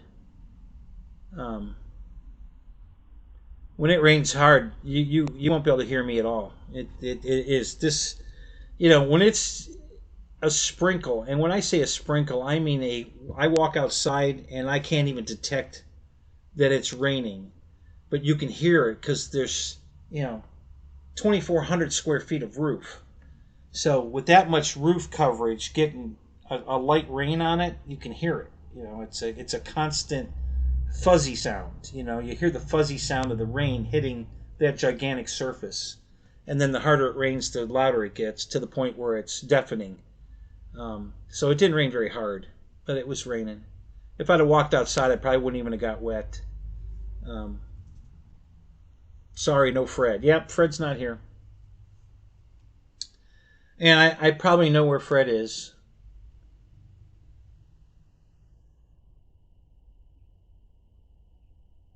Yeah, Philip, you're right. Foam hinges eventually break, so might as well replace them anyway.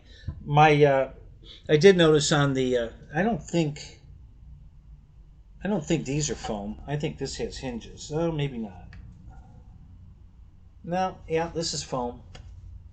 These are foam hinges. Oh, well, maybe not. Hang on, I could be wrong. No, it's got plunged hinges in there. Yeah, just pop in, scale hinges. Yeah, it's got real hinges in it. And of course, the elevators don't. They're flying at stab. So, and this is probably plunge hinges as well. Yeah. Wait a minute. This might be foam. Hang on. No, it's definitely got hinges in it. Yeah, so no foam hinges on this one. The extra has no foam hinges. It's all, and that's because that's a high G airplane. You generally, most of the manufacturers now, when they're building a plane that's a high G, like a jet, they usually don't put foam hinges on those anymore. They go to the trouble of putting real hinges in it. So,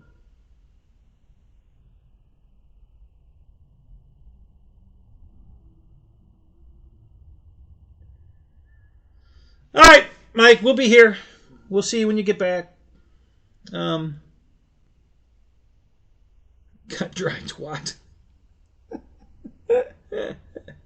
All right, so that was the unboxing, and pretty cool. I'll probably start clear coating this tomorrow. It's getting to the point. It's 70 degrees right now. I don't like painting under 70 degrees, and if I start spraying this, the temperature is going to drop below 70 within an hour. So I really don't want to paint it. I'll wait till tomorrow. So tomorrow I'll probably paint this. Thank you, Philip. Yeah, it's pretty impressive. It's big. Probably too big for my airplane rack. That's why I'm, when you think about this now, you saw how long the fuselage was. Now add not this. So add this to the back of the plane and this to the front of the plane. Okay, so now you take the length of that fuselage and increase the length by this. And now we're really talking about a long airplane. So that's why I want to put this on with magnets instead of glue it. So that I can pop both of these off for transporting the airplane, and that should be safer for these two pieces and shorten the amount of room it's going to take to get it in the trailer. So that's my plan there. But yeah, it's a plane I've wanted for. It was on sale. I think it might still be on. On sale. It was $70 off. I don't think I've ever seen it cheaper than that. It's been on sale many times for $20, $30 off. This was $70 off, and I don't think I've ever seen it cheaper than that. So I went ahead and pulled the trigger. It was on my bucket list. It was a plane I wanted. So I don't think. I'm on the fence right now, since one of you guys, I think it was Mike, or Wiggs, one of you two turned me on to the China line that they had the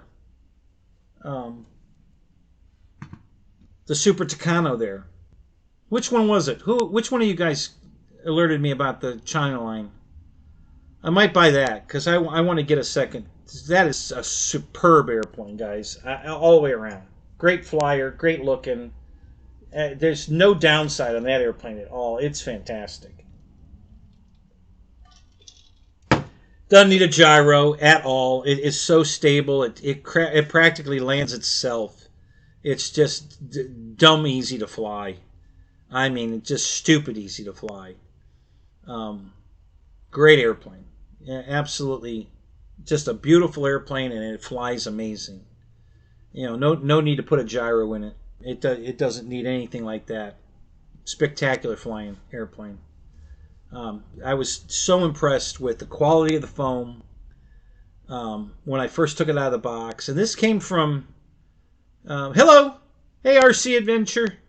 Yeah, it came from Hobby King, you know, and I know a lot of you guys don't like Hobby King and you think they're selling junk and stuff. Listen, they're way past that. They're way past that. The quality of stuff coming out of Hobby King now is very impressive. And this plane, by far, is their greatest airplane ever, of everything they've ever sold. And it's just spectacular. And they've got so many, there's so many on back order, they had to take it off the website temporarily because they just can't fill the orders they already have for it. Everybody and their brother's trying to get one. I know 2 or 3 guys at my field have been trying to get one before they saw mine because they got mad that I got one. They you know, especially Lewis. You know, I can't fight snitches. Oh man, he was so pissed. How the hell did you get one of those? I ordered it. You know, when? I said an hour after it went live on Hobby King's website. I mean, I missed the post by an hour. So yeah, I was 1 hour late, but I ordered it. Yeah, so I got in the first batch.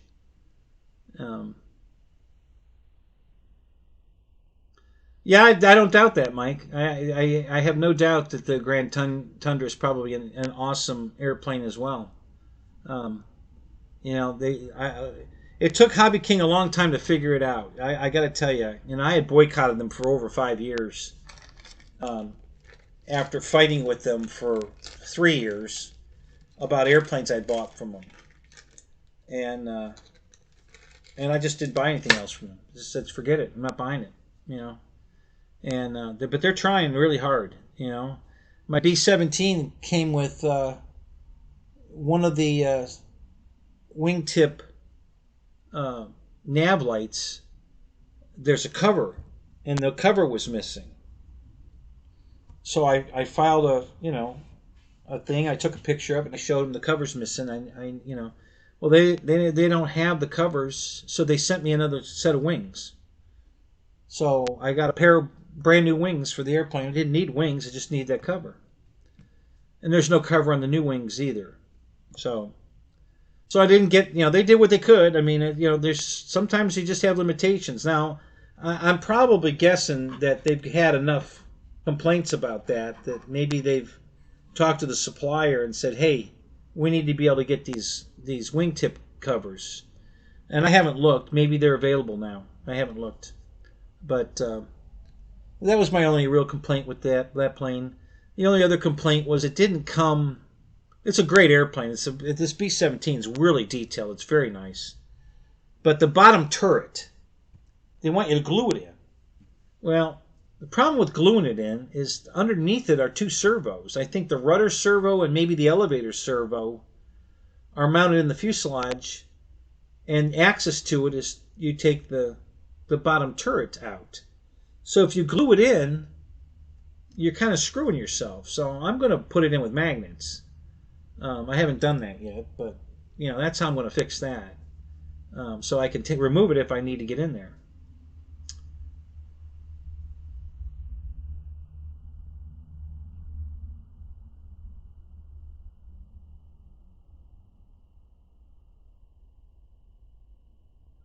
So, Adventure, you're looking for what training plane were you flying? What did you start with? What's your training plane?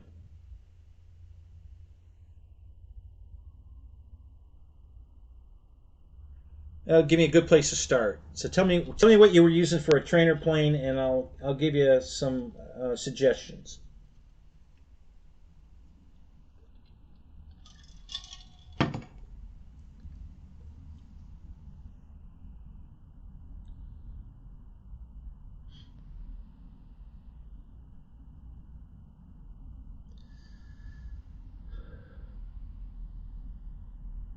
Got landed finally home. Were you flying full scale, your personal plane, or a big jet, a Falcon?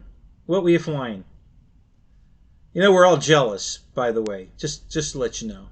You know, flying around that Falcon's pretty damn cool. Falcon, yeah? Yeah, I hate you. Just for that, I'm going to make you watch me balance a prop. Dallas to Kansas City, okay. Carbon Cub from Horizon. Okay, well, that's a spectacular airplane. So you got bored with that. What's the next step? That won't break the bank. Since you already had a big airplane, I was going to suggest the Carbon... Oh, hang on. Oh, I think it's over. Let me look, though. They had that bitch on sale. Let's see if it still is. Or if it's back. Let me look. Hold on a minute.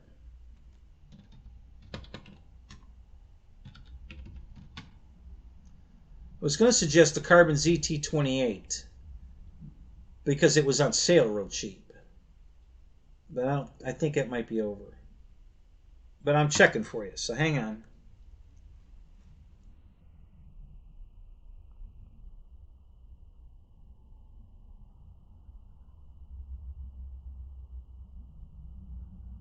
While I'm looking, what price range are you thinking? How much do you want to spend? That'll help me too tell you what to get. So give me an idea of price range you're willing to spend for your next airplane, and I'll give you some great advice.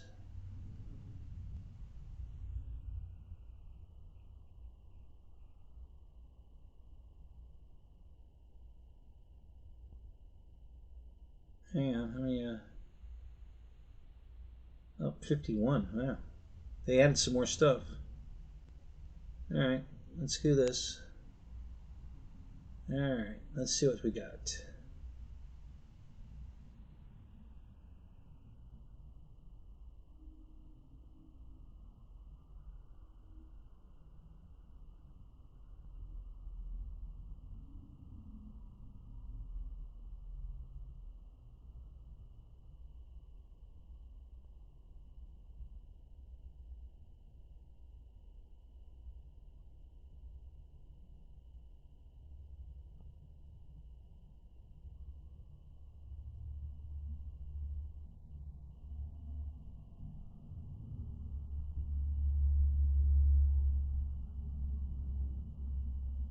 That's a good choice. All right, that's a good deal.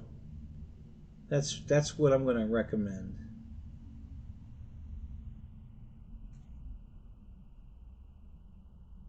Let me make sure it's a bind and fly. It is.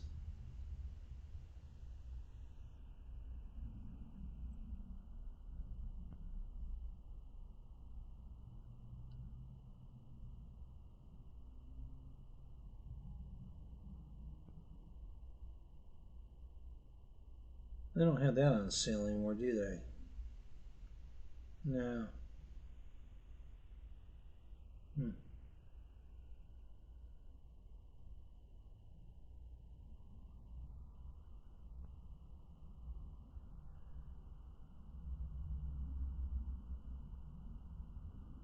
Okay. All right. I got you. I got you covered.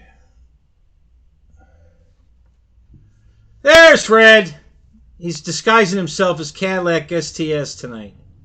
But that's the Fred Barron we're looking for. Fred! No more than 500. Okay.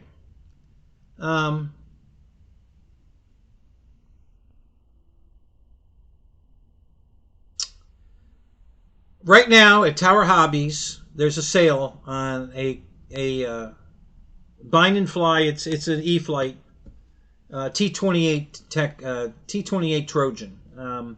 It's in the scratch and dent department. There's nothing wrong with the airplane. They claim that the box is damaged, but it's not. That's just how when they have abundance of overstock, they put stuff in the scratch and dent department and then claim it's got a damaged box, but it never does. Maybe it does, but they're not all damaged. Maybe once or twice, but that's just how they get rid of. So it's normally like $379. It's on sale for $249. Great airplane. It's a bind and fly. Your Spectrum radio, fly it. I am assuming that's what you're flying. Great flying airplane. You know, all T-28s are great flying airplanes. It'll be aerobatic. You'll be able to, be able to do some stuff with that one. So that would be my get. For a very affordable and a fun airplane that you'll enjoy, was to be that one. So that's what I'd tell you to go get. And right now it's a great buy at $249. So go to Tower Hobbies. It's the same. It's Horizon Hobby and Tower Hobby, same company. They're in the same building. Everybody, the same warehouse. Everything comes out of the same warehouse. So it's the same stuff. So that would be my.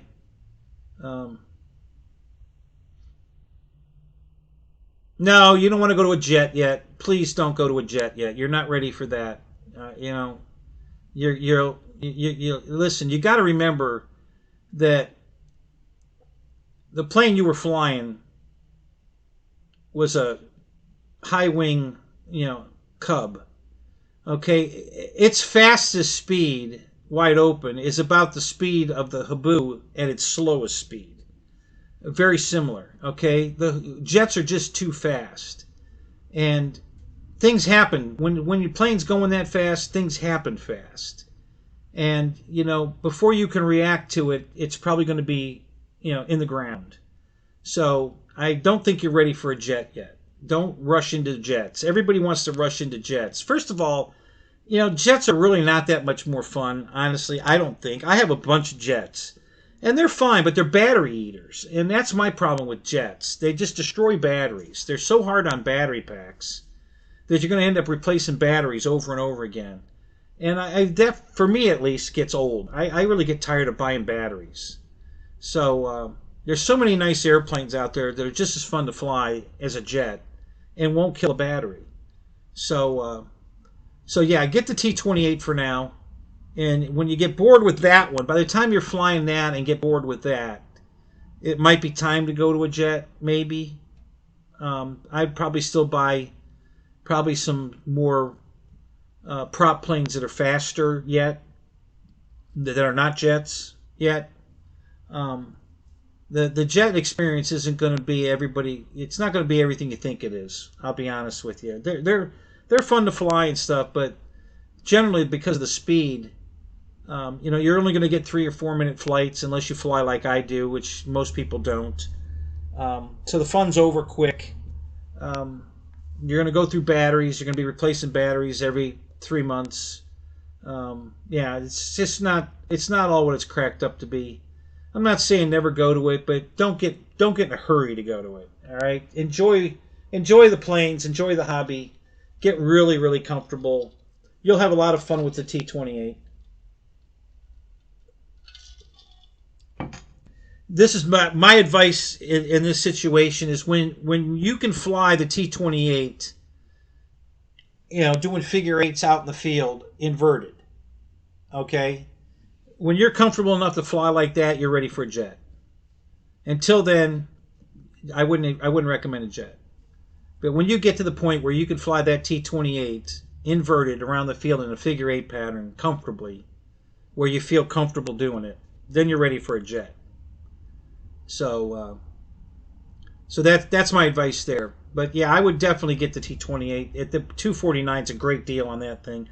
I'll be honest with you, I've been almost ready to pull the trigger on it myself, and I've already got, 6 or 7 T-28s, but I don't have that one. I've got 2 1,400 size ones. I've got 4 2,000 size ones. I've got 3 1,100 size ones. Yeah, that's yeah. Let's see. Let's see. 4, 7, 9. That's 9, and I think I might have one more that I'm missing here for a second. Let me think. Oh no, I have 2 more. Yeah, I've got 11 T-28s. And I'm probably still going to buy another one. I'm probably going to buy that one I just recommended for you because I don't have that one. So, yeah, it's not like I got enough of. No, actually, yeah, no, I got 12. I've got 5 of the 2,000. I forgot. Or no, wait a minute. No, no, that's right. I have 3 yellow ones and 1 red and white one. Yeah, so I only have 4 of those. Okay, yeah, I'm at 11. Yeah, I just recommended the E-Flite 1200 because it's on sale. It's a great flying airplane. I haven't flown one, but I'm sure it's a great flying airplane, and it's still on sale at Tower for $249. And you probably have 2 or 3 of them yourself, Fred. So that's a great flying airplane. Yeah, I'm sure you'll be happy with that one. And it's a great price. It's almost $100. Well, so actually it's over $100 off. Yeah, I think it was $379. It's on sale for $249. So great deal, great deal, great airplane. Chris, how you doing? Good to see you, man. So I know you're new here, so I'm just going to give you a quickie. The reason I can give you better advice than most is because I probably have 200 airplanes now, because I just bought a shitload more, and I've got another one coming, and there's a couple more I'm probably going to order. So yeah, I'm sure I have 200 airplanes now. I'm sure I finally hit 200. So I have a broad experience of what flies good and what doesn't. So, much broader than most people, because most people only have like 20 or 30 airplanes, which is a reasonable amount of airplanes. I'm way past that. But I've been doing it for 52 years too, so I've had a lot more time to buy airplanes than most everybody else as well. So it's not like I just I've been doing it for 52 years. So yeah, most people.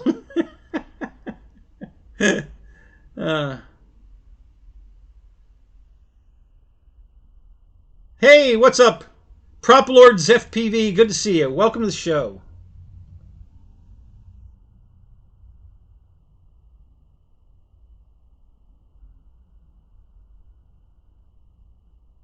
Oh, is that Mason?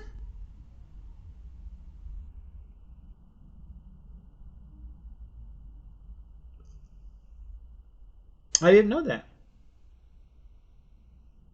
Wow. How you doing, Mason? I didn't know you had your own handle there. That's good to know. Now I know.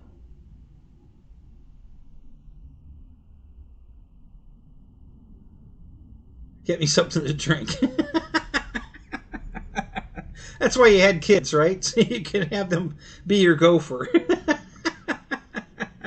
That's what all my friends tell me. They have kids. Yeah, I had kids, so I didn't have to go get everything. I make them do it.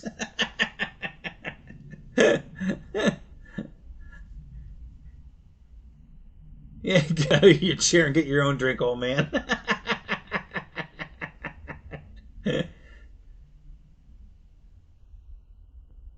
Oh yeah, I'm sure you were in the Hotel 6 or the what's the other one? Yeah, I'm sure that's where you're staying, Michael. You're the biggest bullshitter I know.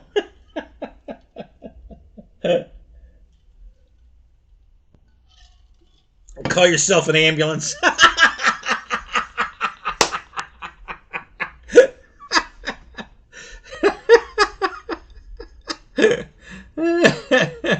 Uh-oh.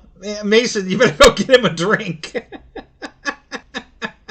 Yeah, the Red Roof Inn. Yeah, that's where he was. No, I was thinking, isn't there some kind of Motel 8, like a Super 8 or something? Isn't that another one of those cheap lines? My hair looks green on screen? Oh, yeah? Oh, I was going to dye it again tonight. I didn't get a chance. I was going to dye it today. I'll probably dye it tomorrow. Get this. I have no idea why. They want you to dye the hair when it's dirty.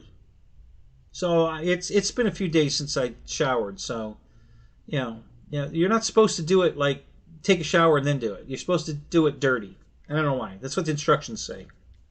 So it's been a couple days. So, yeah. So I'll probably do it tomorrow.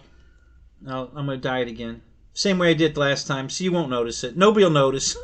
Nobody noticed it the last time. You won't notice it this time either.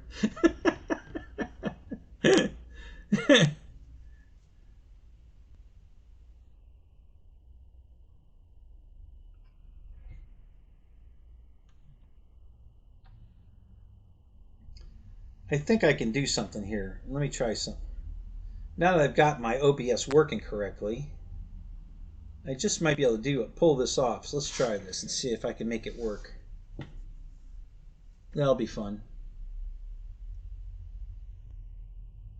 Okay, we gotta go to here. Oh, excuse me. Go here.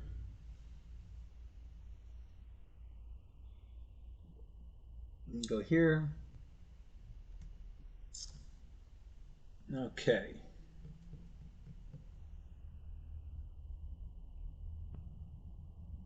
All right, let's go back to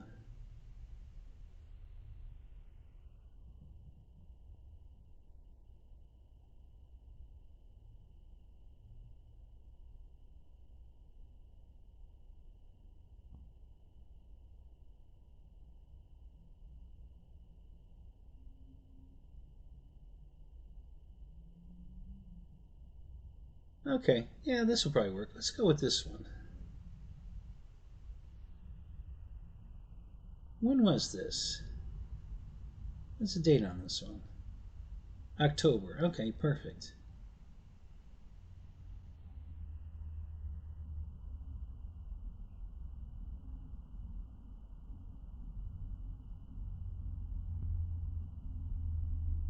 If this works, guys, you're going to laugh. This will be pretty good.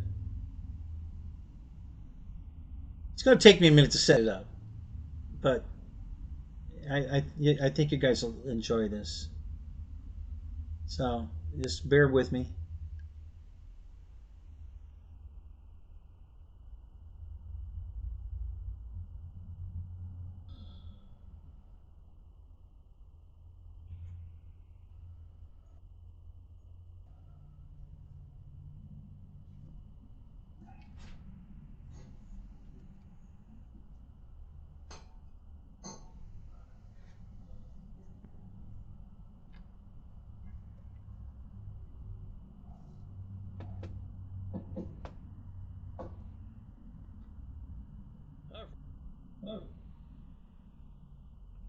All right, let's go with that.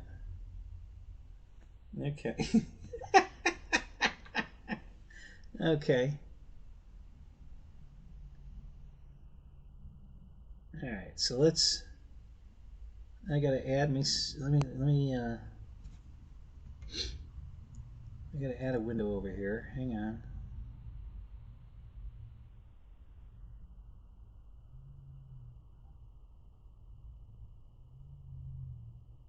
Okay, let's move that up to the top.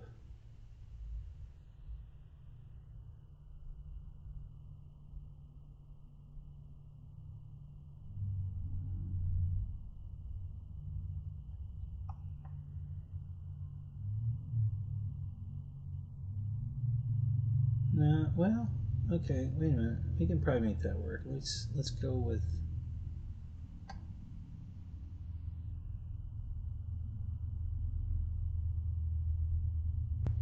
Um,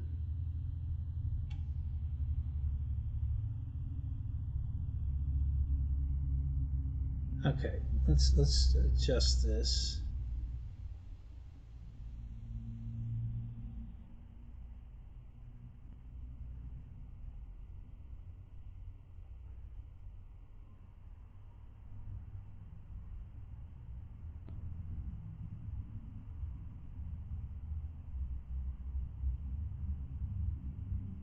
Um,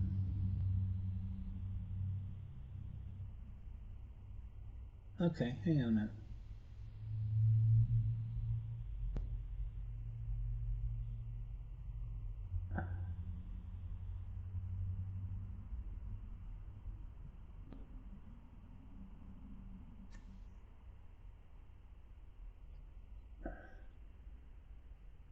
Oh wait, hang on. What am I doing here? Yeah, let me pull that over there.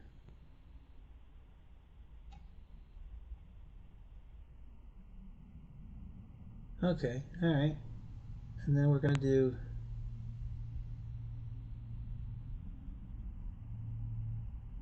All right, let's bring that one back to the top.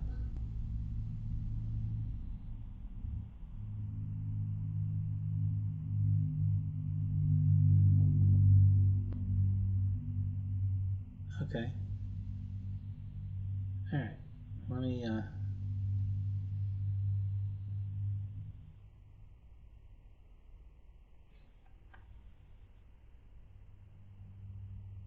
Wow.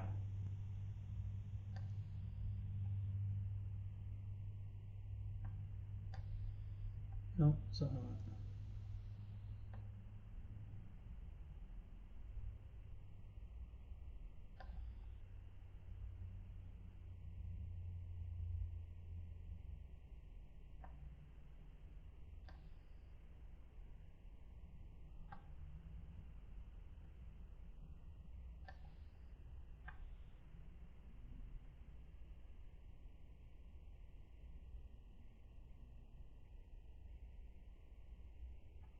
All right, let's put that one there. And then we're going to put the video capture here. All right, let me add the other one. And let's say I already have it. Let me see.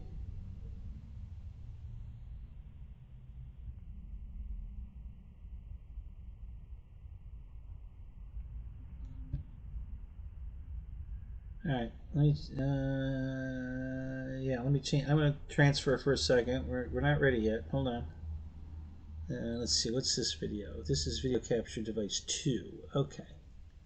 All right, I'm going to add that. All right, so let me add that.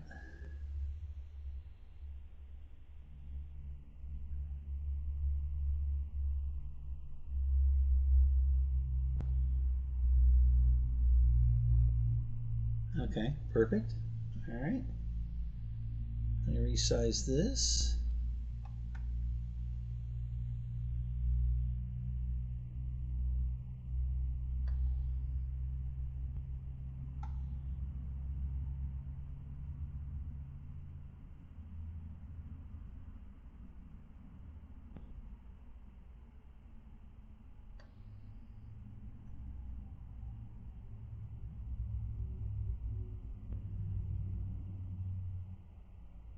Okay.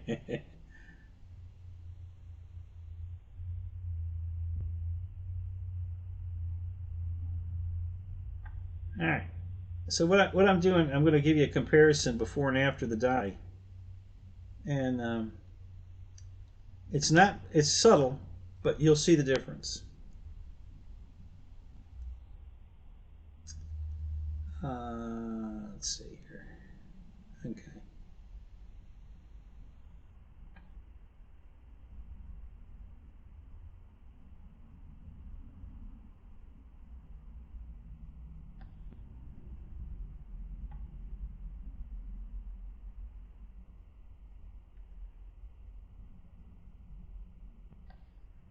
Let me, resize it a little bit more.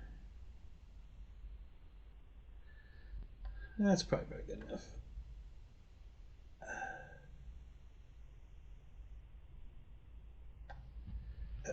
Okay, here's before the dye and after the dye.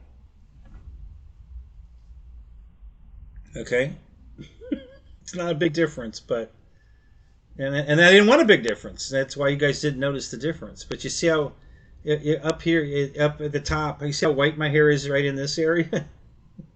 You know that it's not near as bad. It's got brown in it now. You know it's still got, it's a salt and pepper, but it's less. And that's what I wanted, and nobody noticed. None of you guys noticed. Deb didn't notice. None of the people at church noticed. Nobody noticed. So the next dye will be a subtle one again. So it'll be a little darker, but it'll still be gray and brown, light brown and gray. But If I, well, here, I can do this. Hang on a second. I'm gonna let the other video play so you can see when I turn my head how gray the sides of my. I gotta turn the volume off though.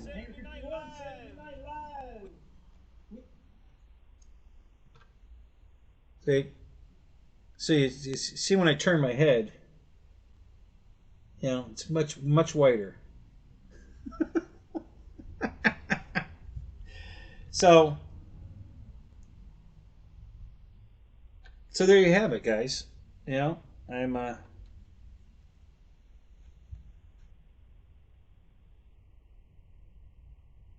me get back to my live show here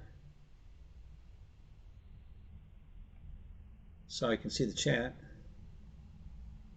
Oh, I guess now that screwed it up though. Could you see it?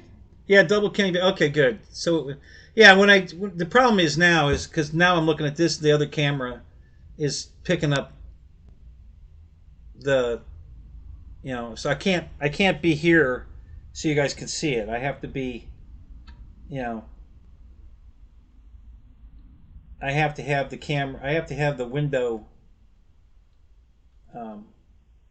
looking at something different, and not, But anyway, you guys got to see it. So, yeah, double me. That's double trouble.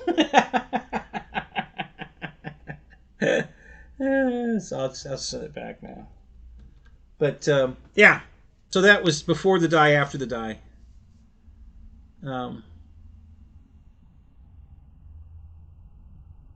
Yeah, anti-Kenny weathering. Yeah, there you go.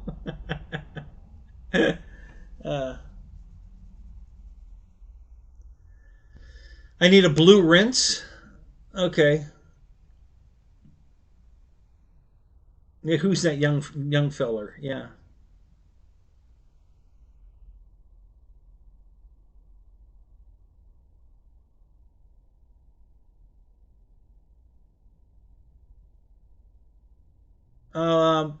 The J10, Fred, or the J11? Isn't it the same plane in the China scheme, the J11, or is the J10 a different airplane? Yeah, and like I was saying earlier before you got here, I went and watched both people flying both of them, and both in gray skies and blue skies to see which one I thought was easier to see in the air, that stood out, bank angles, and which one you could see better. And I thought the blue one was better to see in the air. That's why I made my decision to go with the blue one. And I agree. I didn't like the white one that Horizon sold, the E-Flite one. The blue and white scheme. I think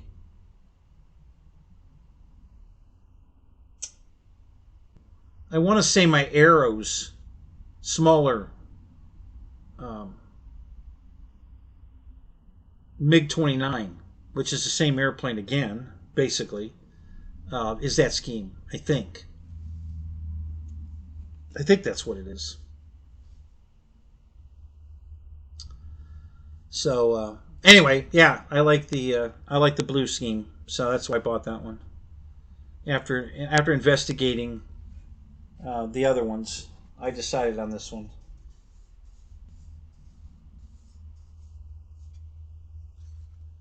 So, how many planes are you up to, Fred? What do you think? You got a count? Yeah, J11. That's what I thought. Yeah. I think there is a J10. It's a different airplane. That's the Delta Wing.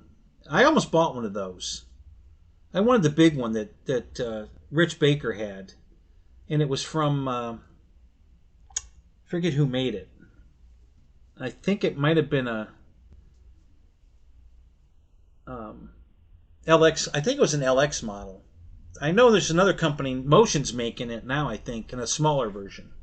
But the real big one. I almost pulled the trigger on that one a couple times. And I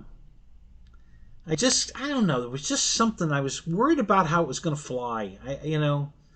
Rich did a lot of work on that plane. I mean, he really went to town on that plane for Banana Hobbies. Weight in the tail, and depending on the battery he has in the front, he had two different. That this piece. He had this removable, and he had a hole drilled in it, in a tube, and he had different weights that he would put in the tube depending on which battery he was flying.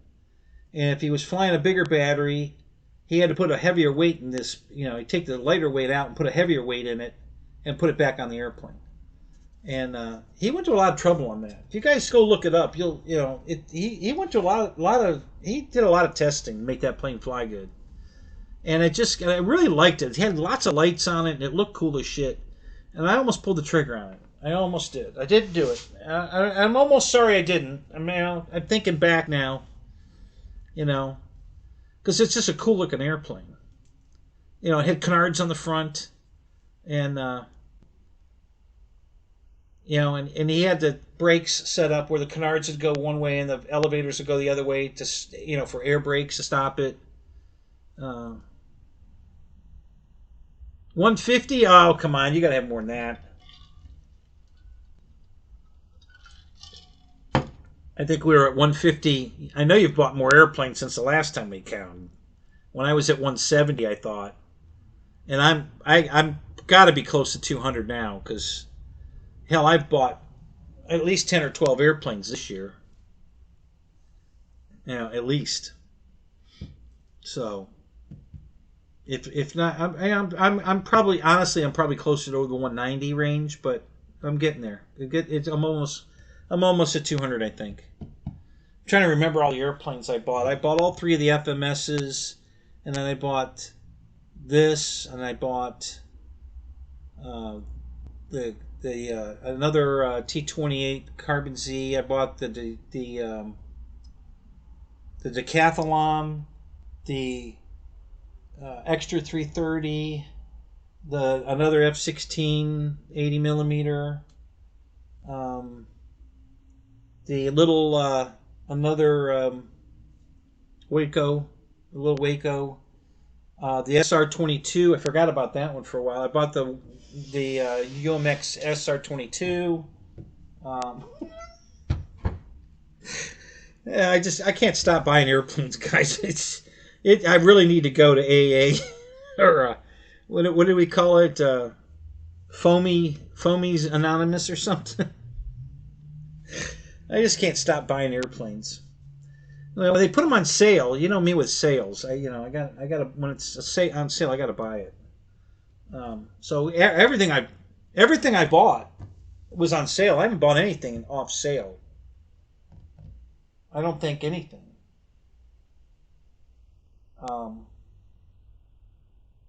The Husky, yeah, and most everything I bought, except the UMXs, was over $100 off. All 3 of the FMS planes were 120 off. The Carbon Z was almost 200 off. The Husky was over 100 off. This was 70 off.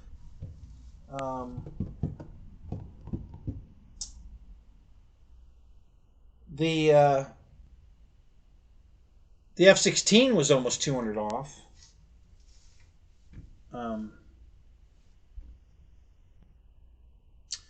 Matt, what's up? Is your dad around? I gotta talk to you too. I have a mission. If you choose to accept, this message will self-destruct in 5 seconds. I have a mission for you and your dad. So when your dad's in the room, let me know. I was going to call you today. I forgot to call you. At the time, I get busy doing things, and the time gets away from me, and then I like, oh crap, I meant to call them. So, yeah, I have a mission for you. He's sleeping. You're kidding me. What time is it? 11:42. He's sleeping. Okay, I'll tell you what the mission is. So there's another car I want to buy. Probably not going to buy, but oh, your new battery showed up? Cool. All right, great, Mike. That's cool. There's a Pontiac G8 down by you. And the guy, and I don't think he's trying to be purposely deceiving. It's just the culture. He's Puerto Rican, Mexican, Cuban, and they just think different than we do. I've talked to him on the phone. He seems like a nice guy. I don't think he's trying to deliberately deceive me. They just don't understand that a car that's full of dents and bent is not a good car. Because to them, as long as it drives down the road and if it has air conditioning, it works, and if it doesn't, the windows roll down. That's a good car. That's how they think. Because I'm trying to buy the truck and other vehicles. I've dealt with these guys, and I'm driving down to look at a piece of rolling shit, and it's a great truck. It drives great, and the air works. Yeah, but it's the whole side of the truck is Bondo. Yeah, so what? That's looks. Who cares? I care. So anyway, I was going to have you and your dad go look at it, and give me take some real pictures so that I can tell what the hell's going on. So talk to your dad. Give me a call tomorrow. We'll do it. If you're up for that. I'll find out directly what your address, his address. I'll pick something like dead center in the middle, like a parking lot where you guys can meet, so that you guys can walk around it, take pictures, and give me a real assessment of how bad this car is, and we'll go from there. If you choose to accept the mission, talk to your dad and then let me know. I'm more on the fence that I'm not going to buy it, so I might not even bother you to go look at it. I'm pretty much, because I don't think he's going to accept my offer, and if he doesn't, then there's no point in going to look at it, because I'm certainly not going to pay him what he wants for it. So, and I don't think he's going to accept my offer. But he's had the thing for sale for a long time, and nobody wants it, and he couldn't understand why. So last question I asked him, I've been talking to him for a couple weeks, and I said, hey, do you have the title in hand? Clean? It's a clear title, no rebuilt or anything. Oh, well, yeah, it's a rebuilt title. Okay. And he says, yeah, that's nobody wants to buy it because of the rebuilt title. I don't understand. So I had to explain to him. I said, okay, so where was the car hit? Front, back? No, it was hitting the side. I said, okay, all right, so here's why. Go take me pictures of both sides of the car, showing the pillar, the B pillar, where the two doors meet, okay? I need to see a picture of the door gap between the doors.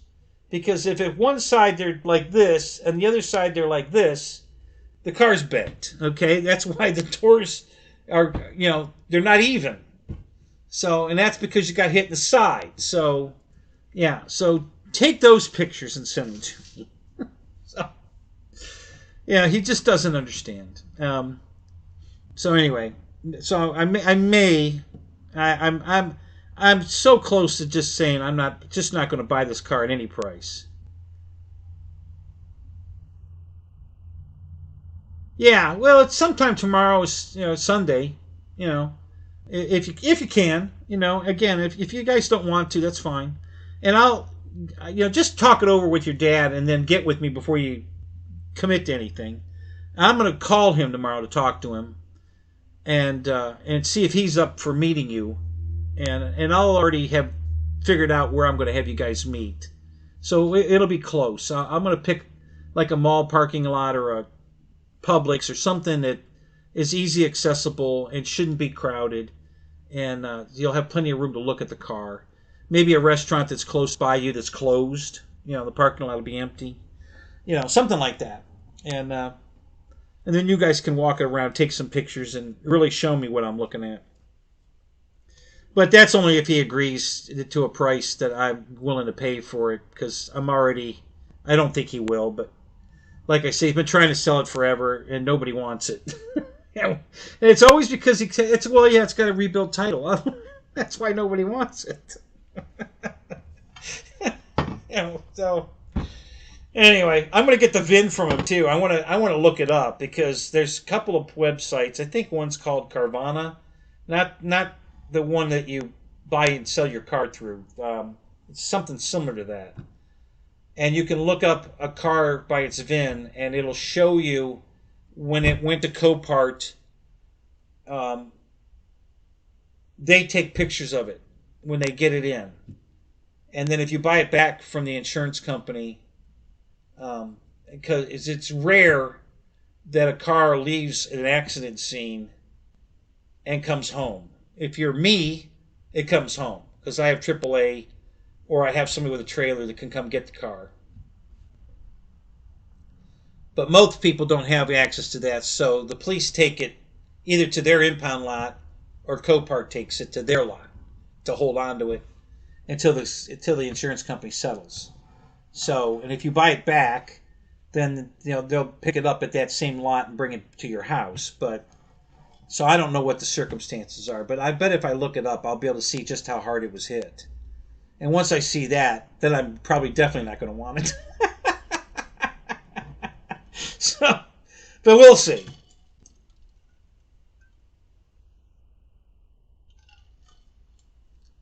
I think I have the record for the longest show. I don't know. I definitely in the RC. I mean, I think I did 26 hours, 20 something like that. I think it was just under 30 hours just once. And it wasn't because I was trying to go for a record. More people kept coming in and from different parts of the world, and we just kept going. It just happened. We got down to like 3 people, and I was just about to close the show. I started to say goodnight to everybody, and then all these people popped in, and I'm like, oh, hey, and some of them were regular guys, and some were new people, and then it just kept rolling back up. And, next thing I know, we had 9, 10, 11, 12 people in the show again. I'm like, well, Christ, I can't shut this down. So we just kept going.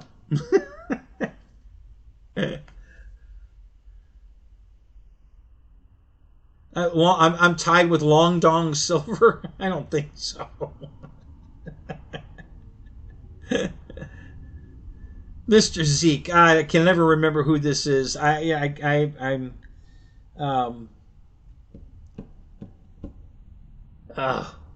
Who is this? Is this. Oh, just tell me. I forget. I forget who this is.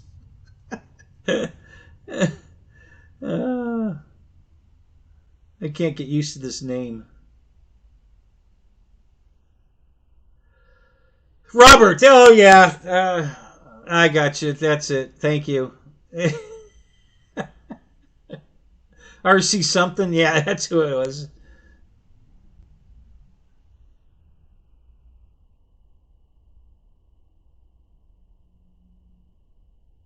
Yeah, you heard longest, but you didn't hear the longest show.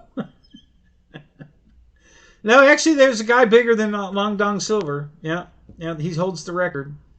Some guy in the UK has a massive. It's Ripley's, believe it or not. He's holding the record. It's a long son of a bitch.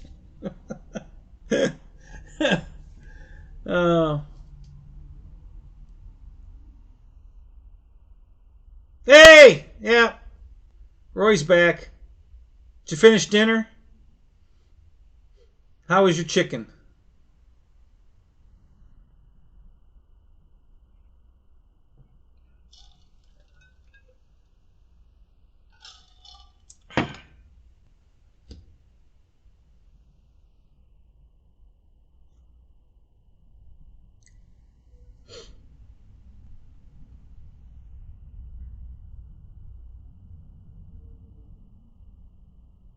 Oh, God.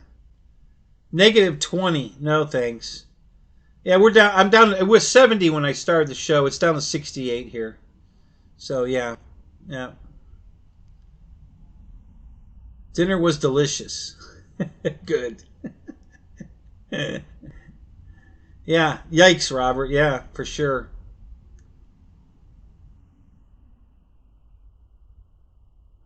Well, he was going to go. Well, he was going to go dry off. Yeah. So Yeah, maybe he made himself something to eat. Or maybe took a nap. He's done that before. He'll be back about 1 o'clock. You know, he'll be back. uh, yeah, yuck for right. Yeah, 20 below, yuck. Yeah, no thanks. Been there, been that, done that. Had the t-shirt. Yeah, don't want the t-shirt. Don't want to ever do it again. Yeah, not my kind of weather. I am definitely not a cold weather person. Been there, done that. I can survive it, no problem. But if I don't have to, I don't want to. So I'm not the least bit interested in going back to that. Somebody made a comment about me moving back up to Ohio. I'm like, no, I don't think so.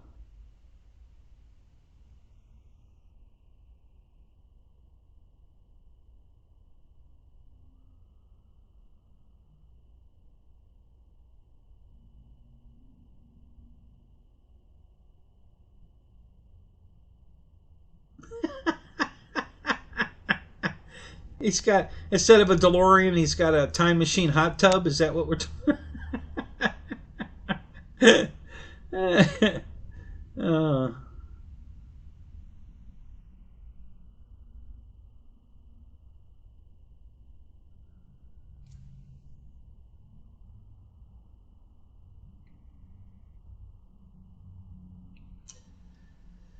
if we had the radio controlled toys that we have today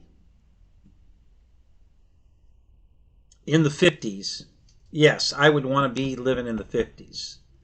I think that was a great time to be, in America without the war, without the wars. But yeah, would have. I think that would have been a fun time. Um, Things were just better. The world was better. But I would, if I went to the 50s, I'd miss all these cool radio control toys. So,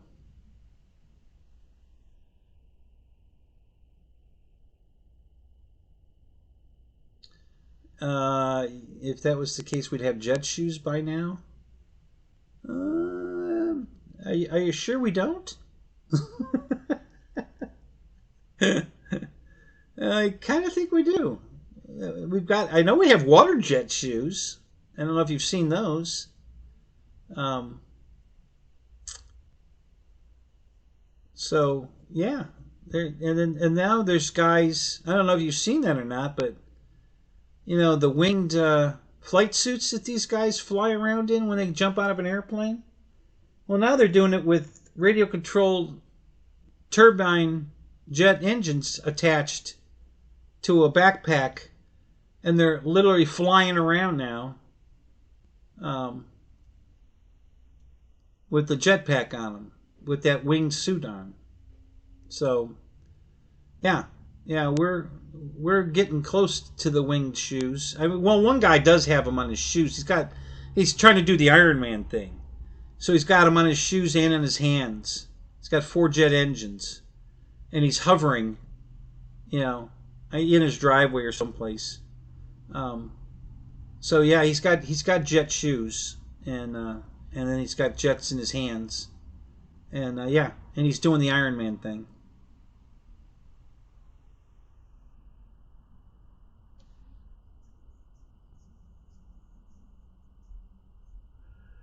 Oh God! So Fred, do you take your crawlers out in the snow?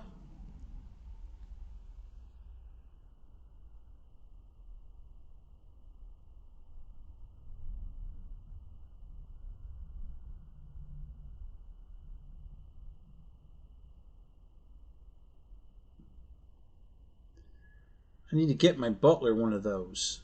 He's always late. What do you think? If he had jet powered shoes, he'd get to work on time? I doubt it. He would just leave later. He'd procrastinate around the house just a little longer. That's all.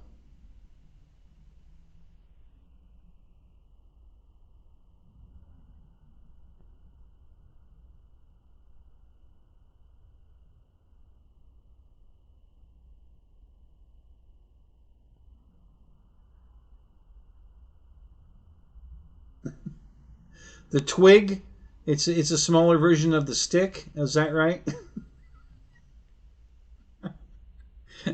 Why don't I believe you?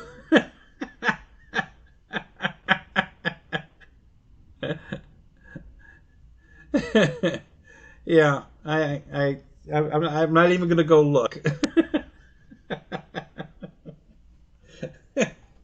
Yeah. Hey, Mike, are the cops here? Go check. I think the cops are there.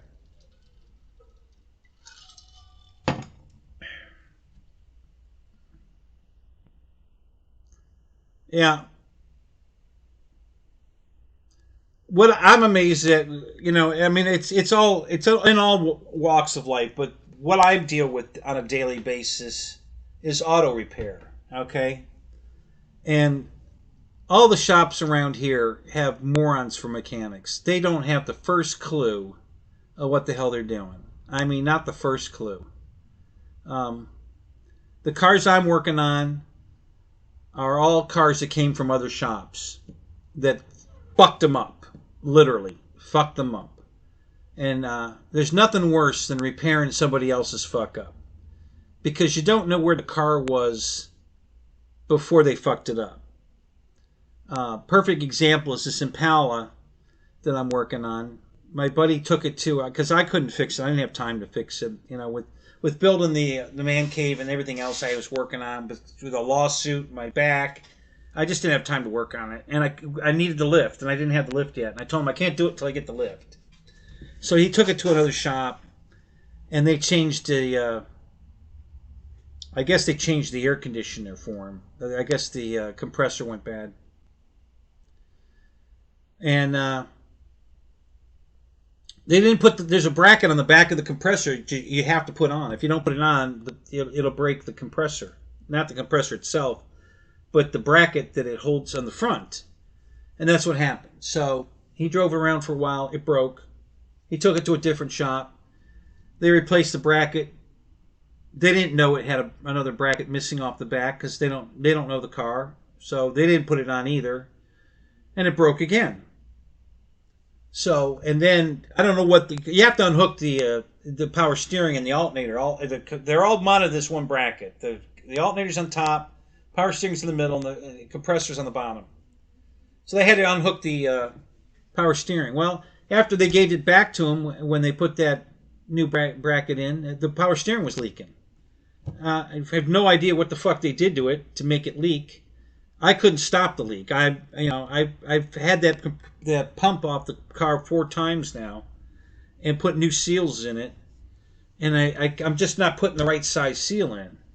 And without knowing what seal originally came out of it, I'm guessing. I'm trying to use my best guess, and I'm guessing wrong, and I can't stop the leak. So I finally went and pulled a pump off of one of the cars I've got out in the back here, and took the O-ring that was missing, which is definitely not the O-rings I've been.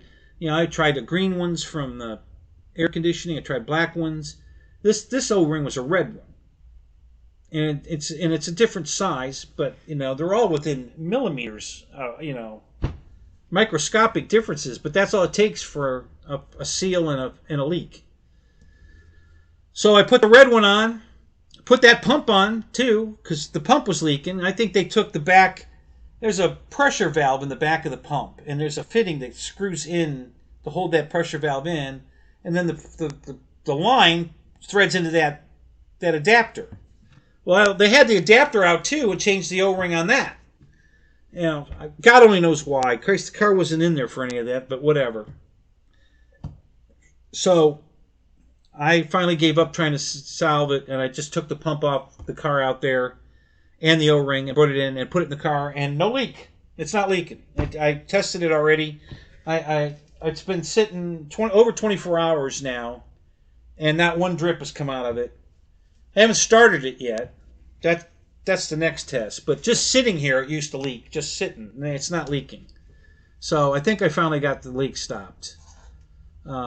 So I'm doing the rear brakes in the car right now too. So I'll finish that tomorrow, and then I'll top off the power steering fluid and go take it for a drive. and we'll find out for certain whether it's going to stop leaking or not. So far, so good. But yeah, this is just the kind of crap I have to deal with when, the car I had in here before that one was, this thing was at a shop for 2 years. They couldn't fix it. They had no idea what they were doing. No idea. Had no clue. So mechanics today, these young, if they don't have a scan tool to tell them exactly what to do and what procedure to do, they don't have a clue how to fix a car. The thing has to tell them, try this, and then they try it. Oh, that didn't work. Okay, well, now try this. And they just go down the laundry list, and then when they finally get it fixed, the last thing they do, you pay for everything they tried plus what really fixed it. It's ridiculous. So,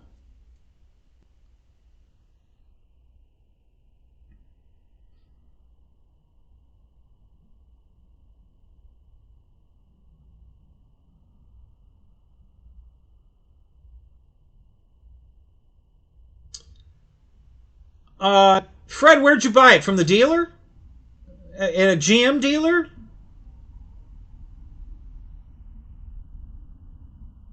And did you trade anything in?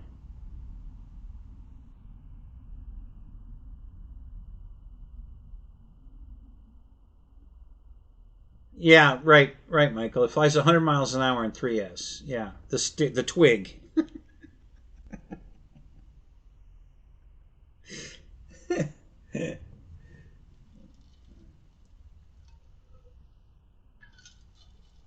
I bet it wouldn't go 100 miles an hour if you tied a 100-pound weight to the front of it and threw it off a cliff.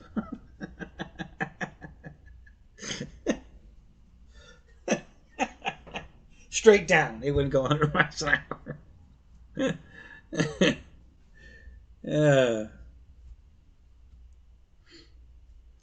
It's and same thing. When I bought my Daytona, same thing.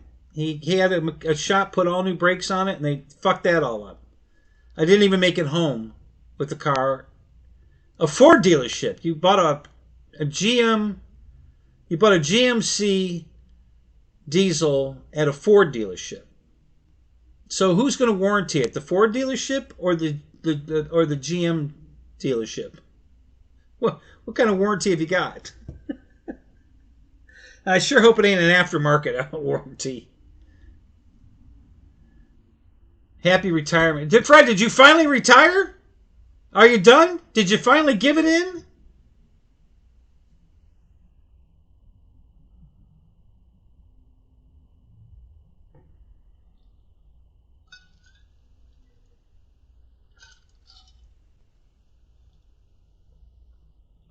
Yep.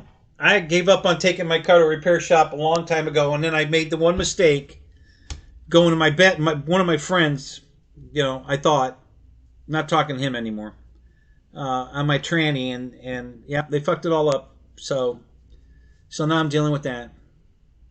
A GMC extended warranty. Okay.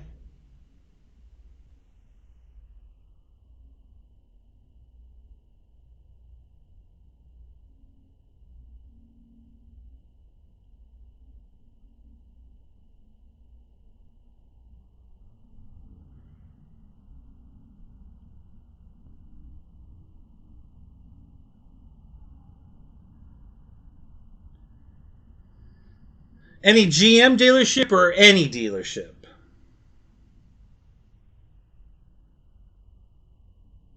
Yeah, that's a good question. how many RCs can you?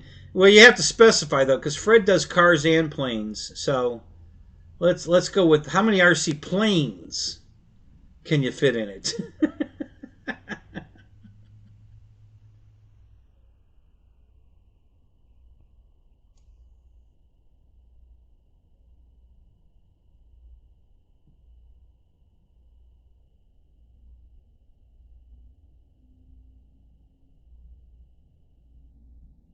To identify as they are them. Oh.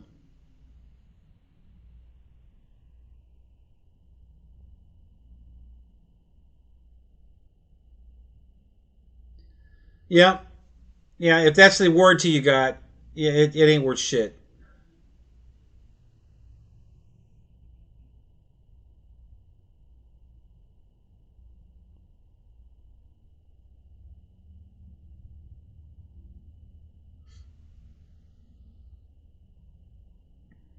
Yeah, you find out how useless the packages they sell you at checkout when you have to use them. You know, Deb on her Cadillac bought this lifetime tire wheel warranty, and nobody has the tire in stock. So you're without your car. They tow it to this place, and it sits there, and you know, they won't pay for a rental. They're supposed to, but they didn't. And you know, and then we had to wait for them to get the tire from this other place, and oh, what a fucking nightmare that was. You know, hell, I could have just brought the fucker home and ordered a tire from Tire Rack myself and put it on, and been way cheaper and quicker than this fucking warranty we paid for that was worthless. So, I mean, it did get done eventually, but you know, when you're stranded or you know, because now we had to get a ride home. Well, I had to go get her. She was driving the car. I had to go get her. And yeah, what a waste of time. I could have just gotten there and brought the trailer with me, put the car in the trailer, and brought it home, and fixed it myself. You know, so yeah, you know, if I ever buy anything from a fucking dealer, I ain't buying nothing extra. We're gonna go into we're gonna go into Spencer's office, and he's gonna sell me every fucking thing on the list, and I ain't gonna buy it. Nope, nope, nope. Nope, he's going to get a nope on everything. I don't care if it's the $5, you know, lifetime wheel one. Nope. I don't want any of it. I want nothing. I'm walking out of here with nothing. I'm just taking the car and I'm going home. Thank you.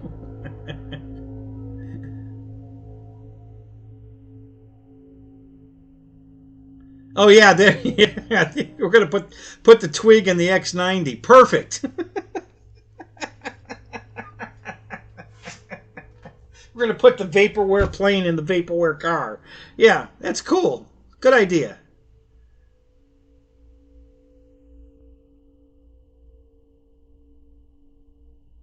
Oh, that one I know for certain. That went over my desk. Okay, they bill that through the parts department, and when I was the parts manager at a Hyundai dealership, all those invoices came over my desk, so I know exactly about the paint warranty, the Scotch guard on the seats, and the undercoating. Yep, yeah, I saw all those receipts. They went right over my desk.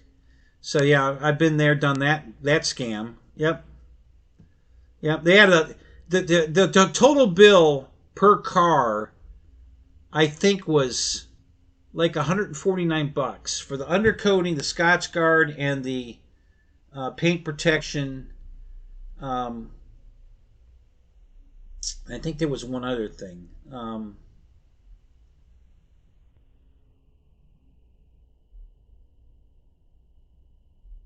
It was like $149, and they put it on the window sticker at $999. You know, just about $1,000. Yeah, they marked it up that much. Holy shit! I got to mark it up 25%. So that the parts department made money on it. So, you know, I got it for $149, and I billed them, I think, $250 or something. I forget exactly the numbers, but you know, so this new car department got billed $250 for the $149 job, so that the parts department shows a profit, and now sales will show a profit when they sell the car with that bullshit on it. And yeah, that's how that game works. So I'm sure it's the same way at all dealerships. Just the parts department gets to make money on it because I'm handling the paperwork. And that's how they do that. Because anything that goes on a car doesn't go through sales; it has to go through parts first. To get billed to sales. So sales doesn't handle buying, anything aftermarket, and it goes straight to sales. No, it has to go through parts first.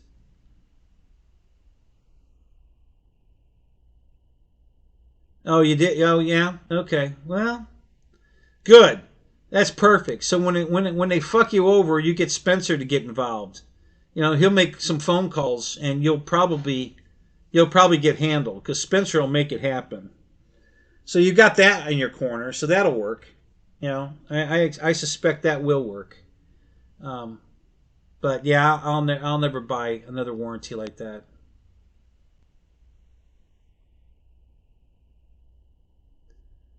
So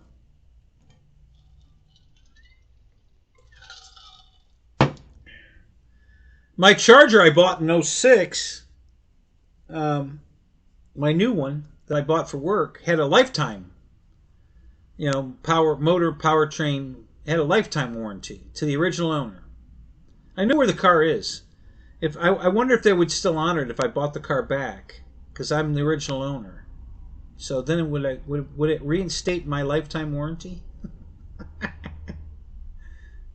I know where the car is. I traded it in on my Infinity, and someone bought it that lives close to a friend of mine, because I drove by the house and saw my car sitting there, and I was like, son of a bitch. Yeah.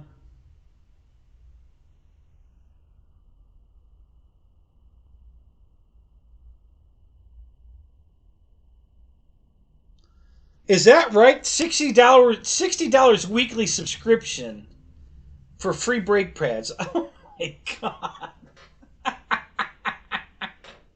What a scam that is. Holy shit. Christ, if they only charged $1 a week, they would make money on that fucking deal. You got to figure the car's going to run 2 or 3 years before it needs brakes. So that's $52 a year at $1 a week. Okay, so 3 years, that's $150. It won't cost them $150 to put brakes on the car. What a fucking scam that is. Holy shit. Oh, shit.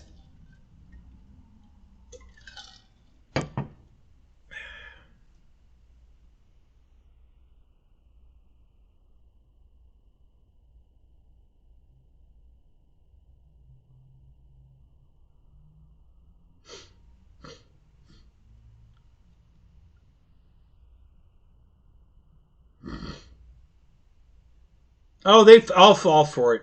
Women especially, Roy. Oh my God.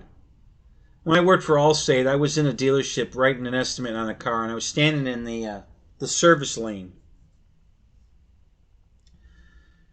and I'm listening to the sales guy talking to a woman about her car, and it needs new valve cover seals, they're leaking, and it needs I think it needed front brakes, and and an oil change, and and the bill was $2,500, and she said, "Okay, do it." What? $2,500, and she just said, "Do it. If it needs it, do it."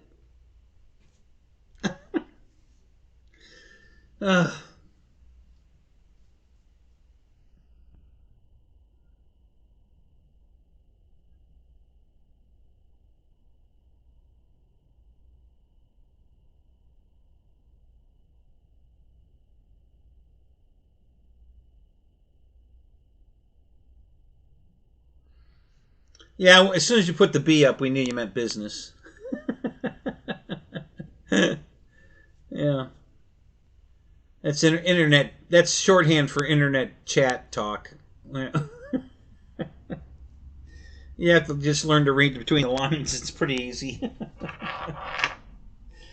Yeah. Yeah, so anyway, that's what I've been doing, is fixing everybody's cars that are getting fucked at shops all over the place. So I've had 3 cars in here in the last month that all came from repair shops that couldn't fix their car, or fixed it wrong. So I'm fixing it right. All 2 of the 3 cars came in here on tow trucks. The third one drove in.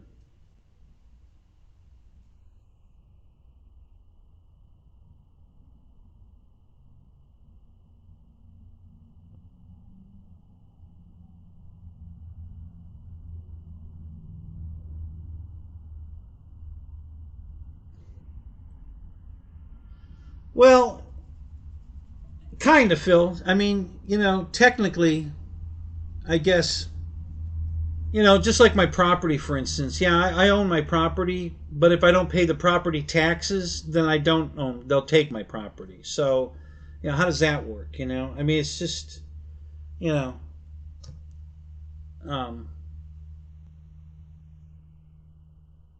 it's pretty aggravating. I'll be honest. So yeah, like I just said, yeah, yeah.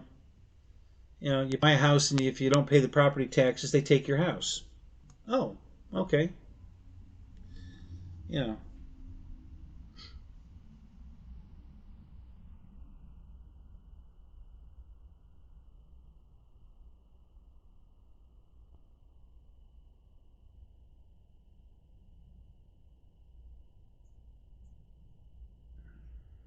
Is it a scam, Phil? Are they scamming people out of their houses, or what?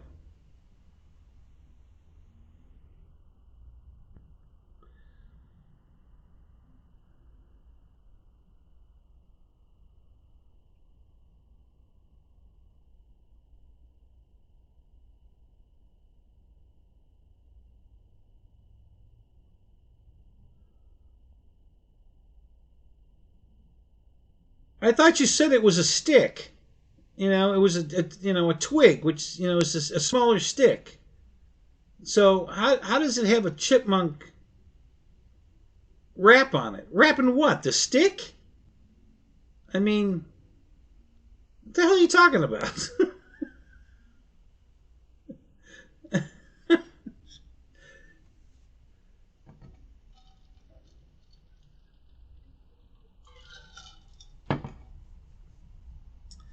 Yeah, that's how I got this place. I had to move here, because a scam that I put the guy in jail.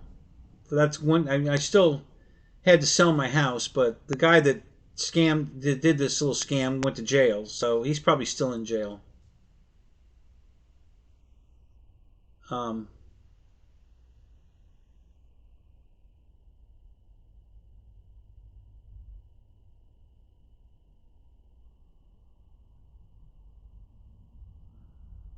what does that mean in Abdominium land? In what does that mean?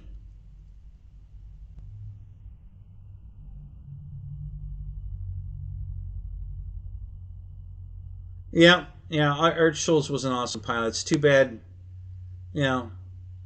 I mean, he died doing what he loved. I guess it's unfortunate during Top Gun. Is where he lost it, but yeah, awesome pilot.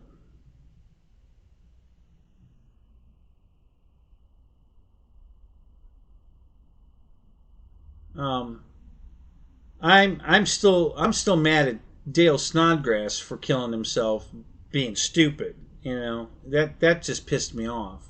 Another awesome pilot that got in an airplane, and instead of doing the pre-flight check, he just got in it and tried to fly it, and the controls were locked.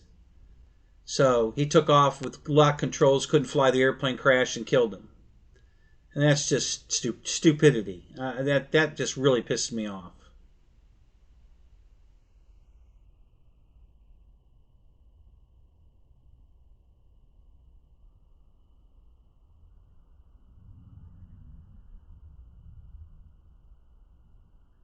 Yeah, Michael, I don't trust you as far as I could throw you. I'm not gonna go look.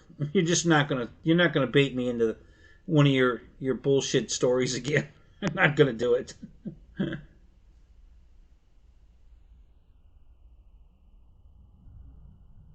Yeah, yeah. His dog flew with him a lot. I don't think he was in the plane when he died in the movie, but um,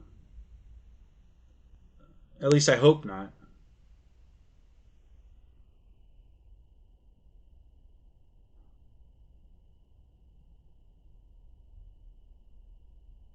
Oh, no kidding. Oh, so the Indian they're pulling that crap. Oh God, that's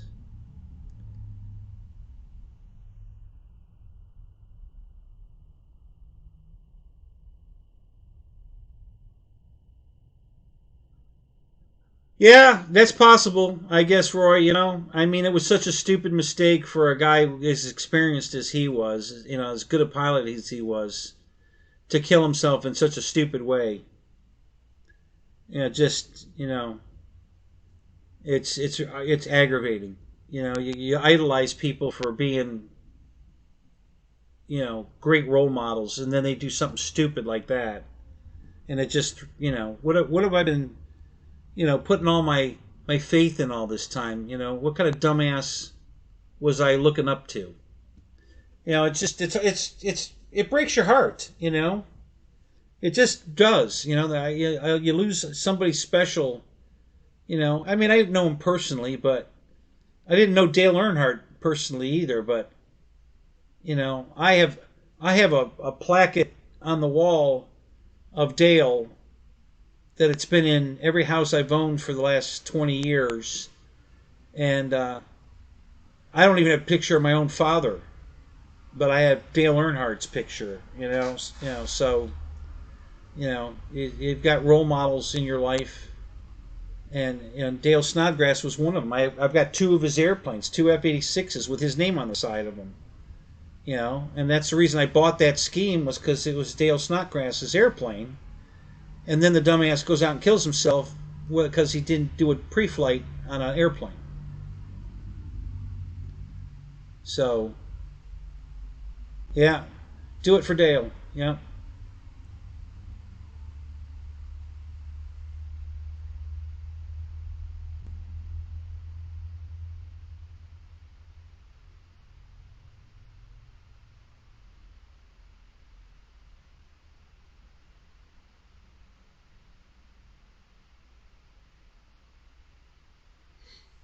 Oh, is that right, Philip? Is there like a YouTube video about it or something you can go watch?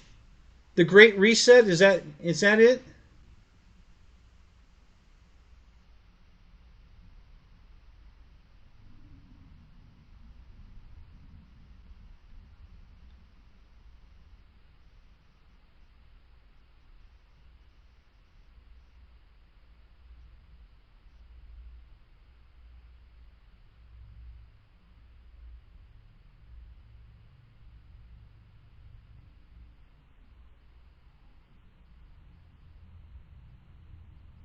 Yeah, you're aware there's a big NASCAR's being sued right now, right? Right, Juno, and they're losing big time.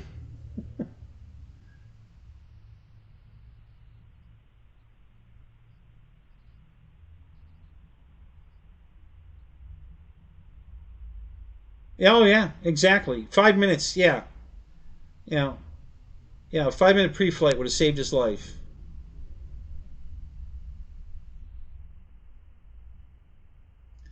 No kidding. I'm gonna have to look into that. That's interesting.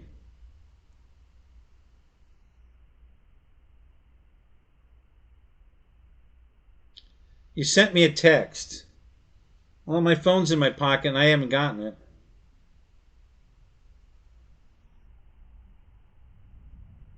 Yeah, so NASCAR's been going downhill for a long time. It started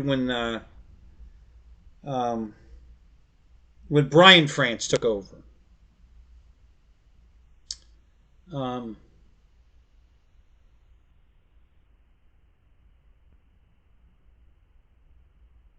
the So I can tell you exactly when it all started. Where NASCAR started its downfall. It was the 1988 Daytona 500. Okay? Now, so you NASCAR guys out there, who won the 1988 Daytona 500? And I know you can look it up on the internet, but does anybody actually know who won the 1988 Daytona 500? So this is where it all started. And and I wish I could get Kenny Wallace to Zoom chat with me, because he's got a perspective from his side that he doesn't know anything about. And no, it wasn't Dale. Um, that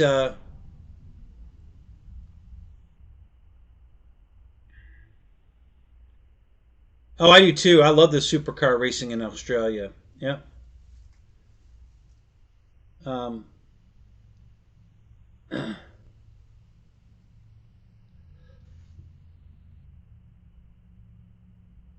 yeah. So Kenny Wallace talks about why NASCAR's not popular anymore, and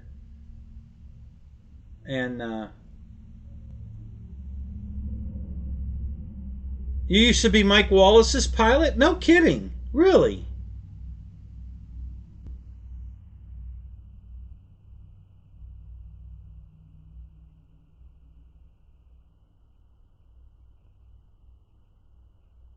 Michael Waltrip. No. I'm glad you guys are guessing without looking it up, though. That's good. Good job. I appreciate that. That's fun. Because it'd be just too easy to Google it. But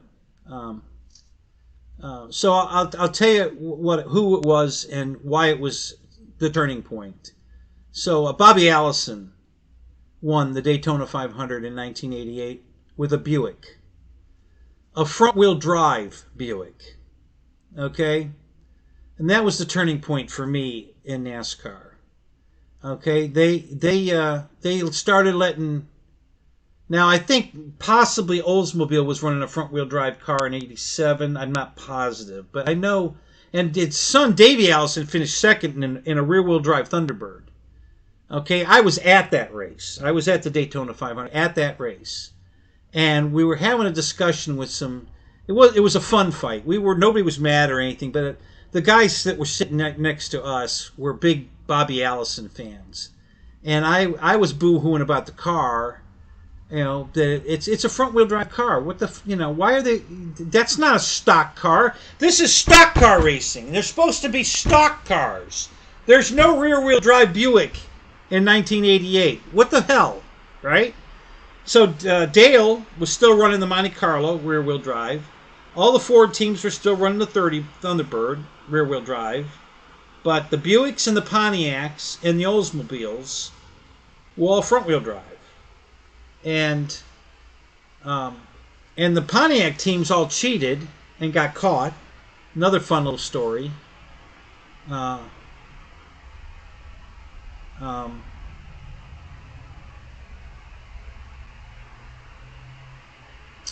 the team they couldn't get wind tunnel testing. They couldn't get the car to handle the stock body on the Pontiac. It just didn't work. They couldn't get any speed out of the car. So they modified the back end of the car. And all the teams got together and made their templates match each other so that all their cars were identical. All right, all the Pontiac teams running the front-wheel drive Pontiac. There were a couple of teams still running the old, the 2+2. I have one of those. The Pontiac Grand Prix with the big bubble window in the back. I own one of those. And Lake Speed was still running that car. And I believe maybe J.D. McDuffie was running that car. I'm not positive. But all the big teams were running the new car. So they all modified their cars with to fit the template.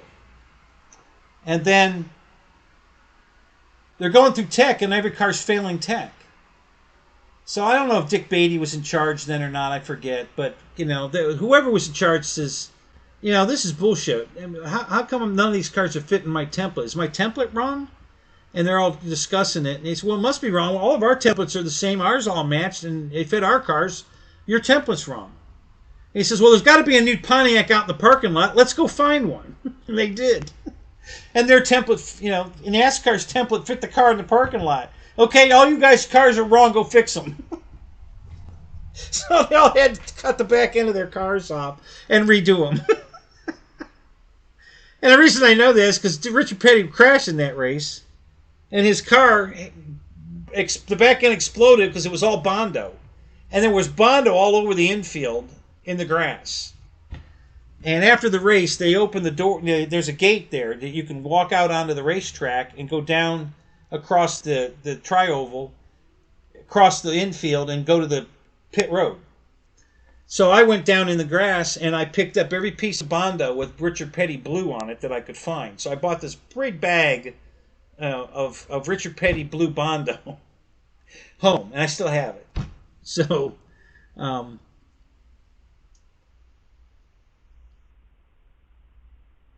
it's still going on. They're still cheating. But you're right. Back then it was crazy, the amount of cheating that was going on.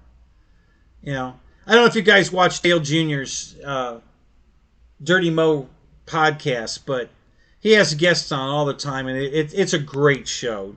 Dale Jr.'s a great host, and he talks to everybody. And Darrell Waltrip comes on and tells them how they were cheating, and all the guys come on and they talk about what they were doing back in the day to cheat, and it's some funny ass stuff. It's hilarious. Oh,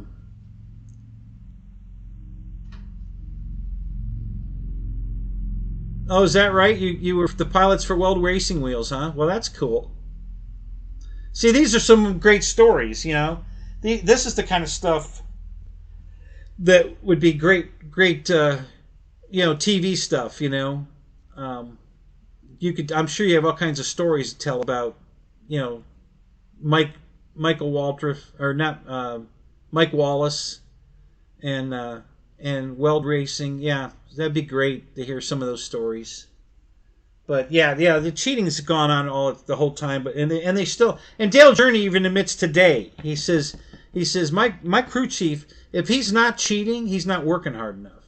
The object is to read the rule book and then manipulate the car that in a way that doesn't correspond, or that doesn't discount the rule book. So you make new rules, and then of course they change the rules every time you get around something that they, is not in the rule book. They put it in the rule book the next day. Bill France used to say that, yeah, well, hey, it's not in the rule book, and he'd just look at him with his cigarette and his beer, and he'd say, it will be tomorrow. Don't bring it back next week, because it'll be in the rule book tomorrow. So there's all kinds of stuff like that. Hell, Junior Johnson showed up at a race with 3 lug nut wheels. He had special hubs and wheels made that only had 3 lug nuts because there wasn't a rule against it. And that one race was the only race he got to run them, and then they outlawed it. It's not in the rule book. Well, it will be tomorrow. But he got away with it in one race. 3 lug nut wheels. Yeah.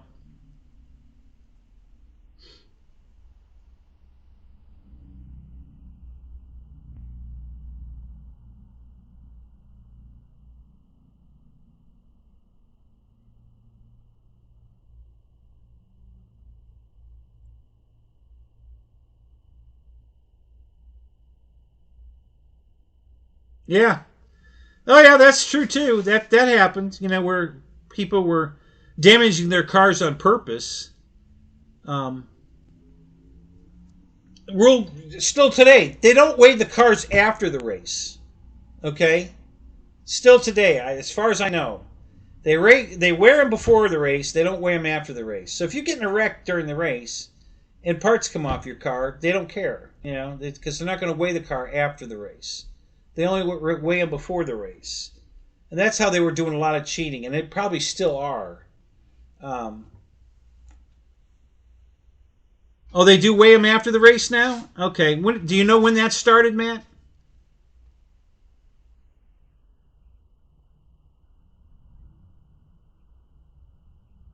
I didn't know they would, because they're still talking about it like they're not weighing cars, but...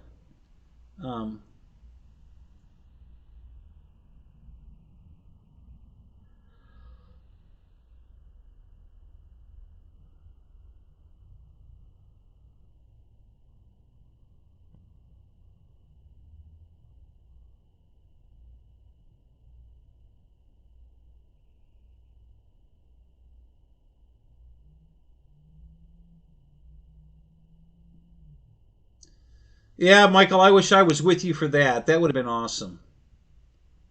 Yeah.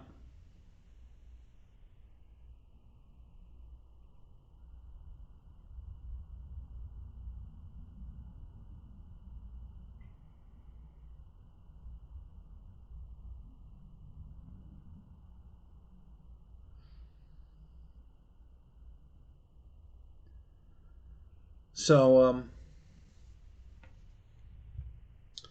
yeah, so the rule changes after the 88 race. The first thing was they started letting front wheel drive cars run. And then it went to, let's see, the next rule change. Of course, now they don't even have to be stock cars anymore. They're all purpose-built frames with, sheet metal hung on them. But they used to have to run those factory sheet metal. They don't anymore. Now, today the cars aren't even cars. They're just frames with sheet metal hung on them that don't resemble any real car. And NASCAR owns all of them. That's what this whole lawsuit's about.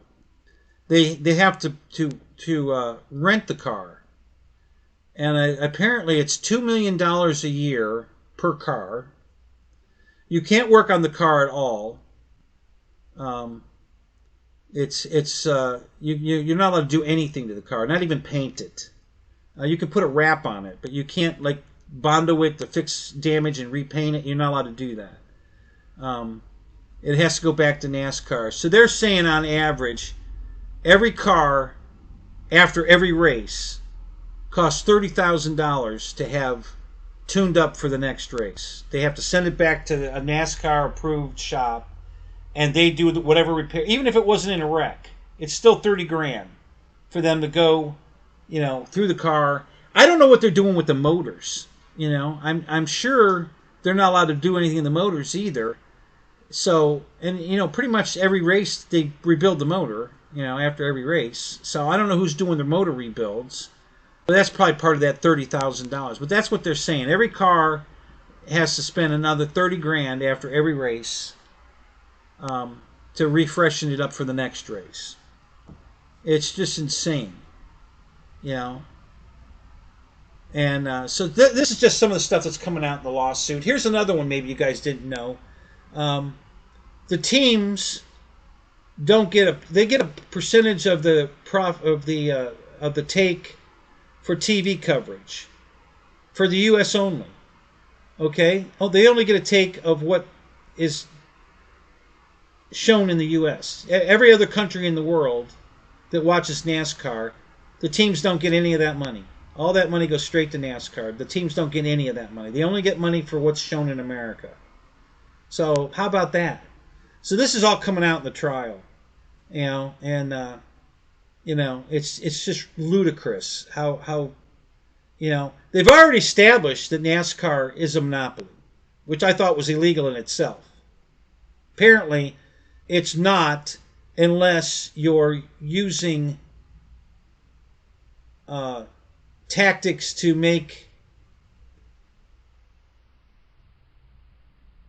I forget how they worded it. But basically, if you're doing illegal things to maintain that monopoly is illegal. And that's what NASCAR is doing. The whole thing with, they own the cars, the teams don't own their cars, they have to rent the cars. Everything has to go through NASCAR. And the teams aren't allowed to run that car in any other race, at any other venue. And the drivers aren't allowed to drive in any other race at any other venue. And this was all part of the contract they had to sign for their what do they call that damn thing? Oh, crap. Help me out here, guys. I know you guys know what I'm talking about. The teams have some kind of a thing that they have, they don't have to, but if you buy it, you get more, your charter. Thank you. Thanks, Matt. Yeah, so the charter. Yeah, they threw this last minute charter. You had to sign or you're out. It was no discussion. Sign it by 12 o'clock tonight or you're out. And then a lot of teams didn't want to sign it, but they had to. They had no choice. They had to sign it. Michael Jordan's got enough money to not sign it. So he didn't. That's why he's suing. Because in the charter, you're not allowed to sue NASCAR for anything. No matter what the rules are, whatever. You're signing your life away, basically. They can do whatever the fuck they want, and you have zero recourse. If you sign the charter, you gave up every right you have to anything. NASCAR controls everything, and you can't do anything about it. You can't sue them. You can't. So that's what Michael Waltrip said, or not what Michael Jordan said on the stand today. He sued NASCAR because he's the only person that could. He has the enough money and enough clout, and no history with NASCAR that's going to come back to bite him like it would have, Penske or Childress or one of them sued NASCAR. He doesn't have that legacy to stomp on. So he did it because he's the only one that could, he said. And that's why he's suing NASCAR. He initiated it because he was the only one that could. And so It's a jury trial. I guess there's only 6 jurors, from what I understand. And it's going to be interesting, but I don't see any way in the world the jury's going to rule in NASCAR's favor on this. I mean, everything they're talking about just looks bad for them. And the judge has to keep warning them that he's going to sanction them if they break any more of. He set down some clear guidelines that you don't cross, and NASCAR's crossed it several times, and he's already told them. Don't let it happen again. He says, I'm not going to take any more of this. Not after yesterday, no. What do you mean? What happened yesterday that I don't know about?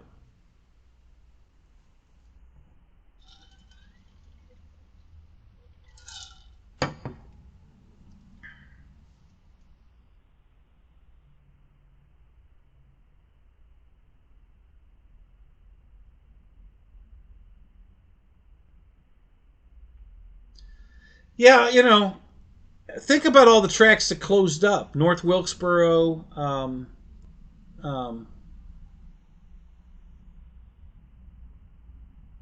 Oh, okay. I got you, man. Okay. Yeah. I mean, it was going that way anyway, but yeah, that really put the last nail in the coffin, I think, for NASCAR. They're just, I can't see any way in the world they're going to win this.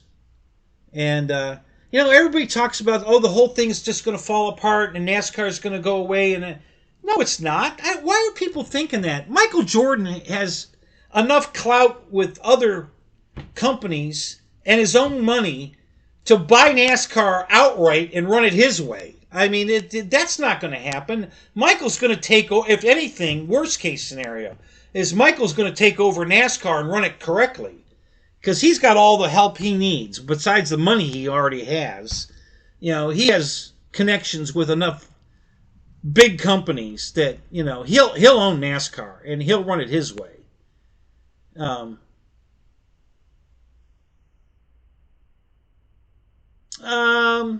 That's a good question too, man. I'm not sure. I don't know if it has to be unanimous or just majority. I don't, this is some real legal shit here. Yeah, I'm not sure exactly what that, and I don't know, I guess I don't know if the judge is going to determine what the penalty is going to be after they rule, NASCAR's illegal, boom, and then the judge sets down the sentence, or if the jurors set down the sentence. I don't know that either. We'll just keep watching and see what happens. But NASCAR's not going to go away. It's going to get way better.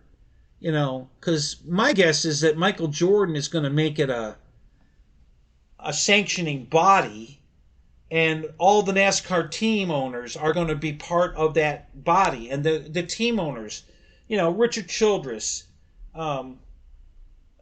Penske, Gibbs, Hendricks, Stuart Haas, they're all going to come together at a round table, and they're going to make the rules. They're going to decide how we want the sport to go, what we're going to do. That's how this is going to end up. When the dust settles, I believe that's what's going to happen.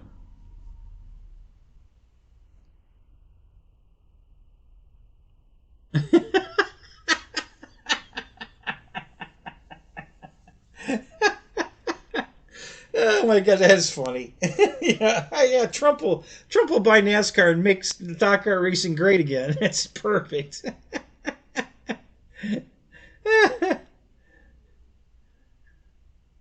So, yeah, I mean, listen, NASCAR's bought every venue. He bought ARCA. They bought ARCA, Infinity, IMSA. No, not IMSA. What's the other one? They've bought everything that could be considered competition to NASCAR. They've bought. Okay, so and they either shut them down or so they don't have any competition. If you want to watch star car racing, it's NASCAR. That's all there is, because everything else has been either bought by NASCAR and dismantled, or it is NASCAR, or And Penske owns, the IMSA series. He did sell part of it to. Who did he sell that to? the TV station, CBS or one of them. He sold them 30%. So that guarantees that all the races will be televised on their channel. So, but he's still, he's in control of the whole thing because he owns the most shares. But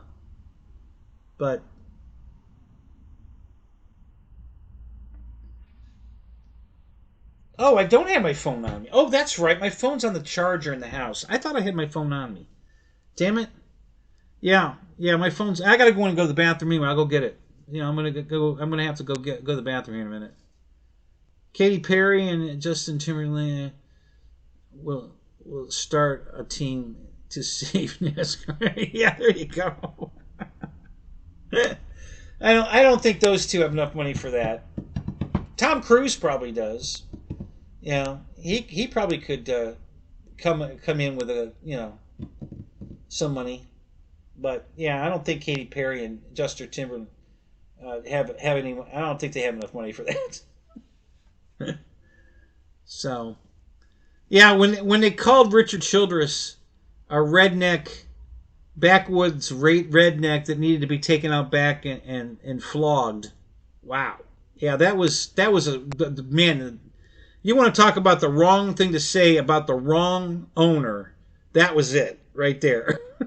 Yeah, you couldn't have picked a worse guy, to say that about in this sport.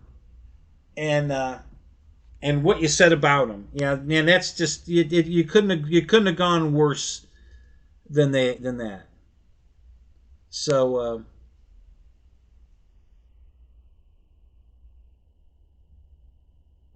oh, I better go. All right. I'm gonna go. To the bath. Don't go away. I'll be right back. Let me go to the bathroom. I gotta go look at a picture so I can shit, according to Michael. So I'll be right back.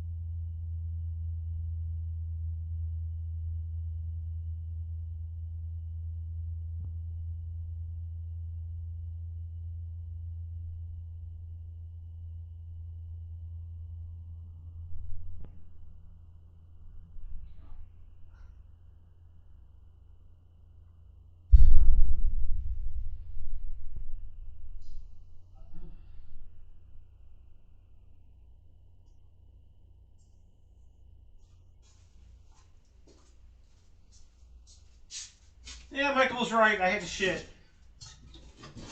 Yeah, I'm really surprised. For sure. No, not diarrhea.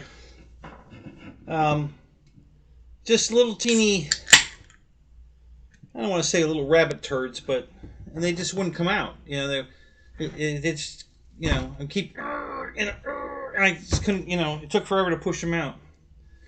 The end result was a tiny, tiny little bit of poop, but it took a while to get that little bit out for whatever reason. So, all right. So here's the deal.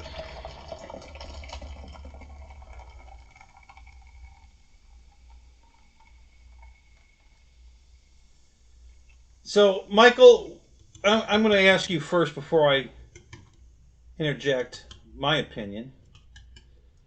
Is this a plane that comes pre-built, like the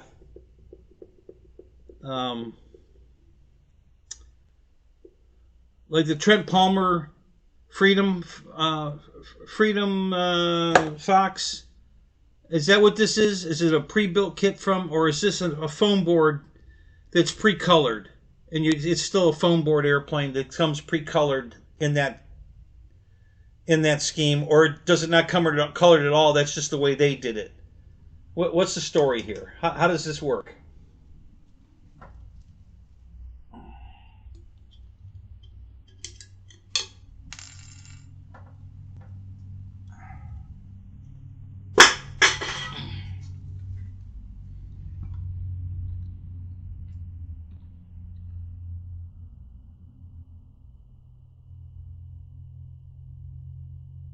Okay, so it's just a kit, white foam board, and you can color it like Art Scholl's plane if you want to.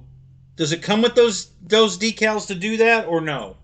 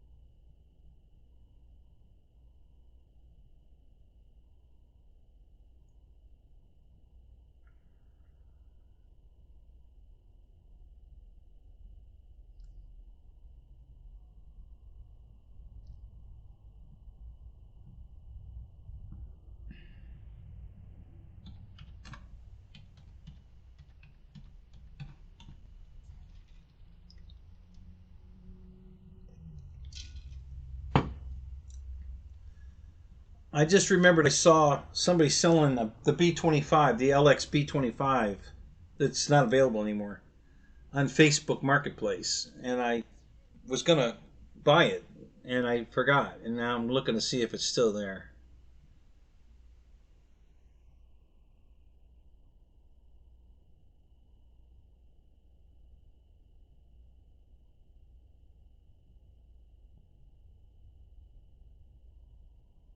Probably not, but we'll look.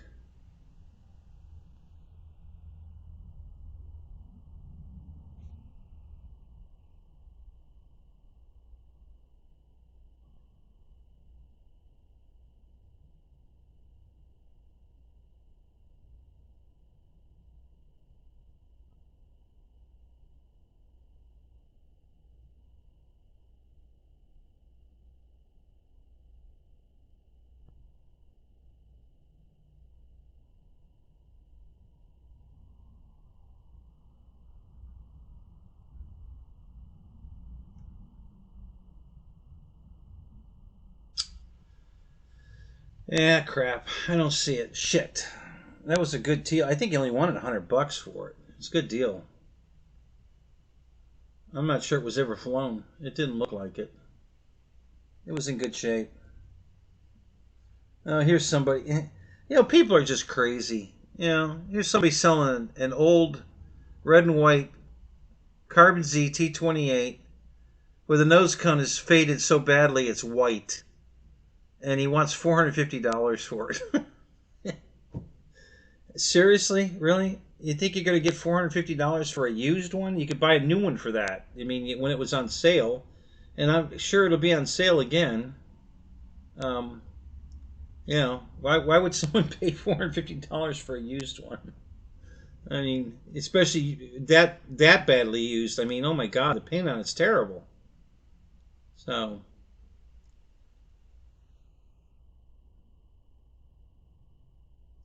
yeah, damn it, I don't see it. Let me do one other. I don't think he had it listed as a B-25. Um, let me look. I don't think he did.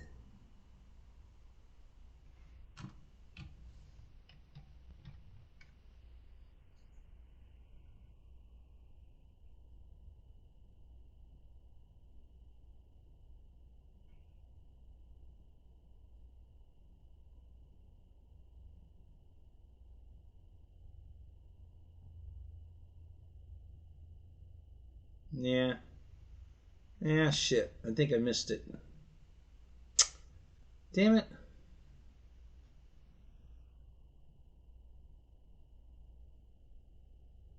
I was going to buy it just to have spare. Oh, wait. There. That's not the one I was looking at, but here's a B-25. Who makes this one?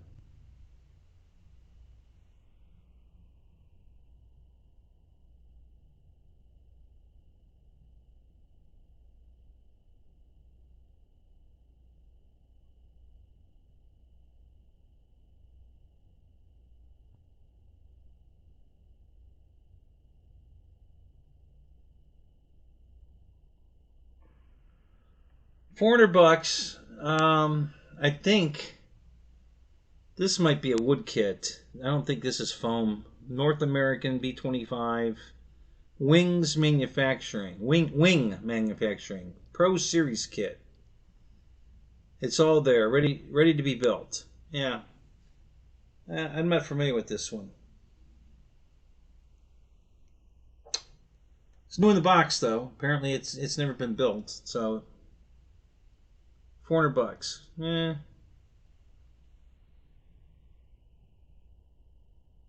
That really doesn't accomplish what I wanted. I was looking to get another one to mine for spare parts.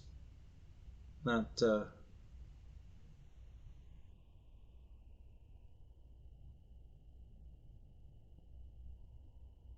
I don't see it here. Damn it. I guess I missed it. Wait a minute. Not quite finished here. Let me almost.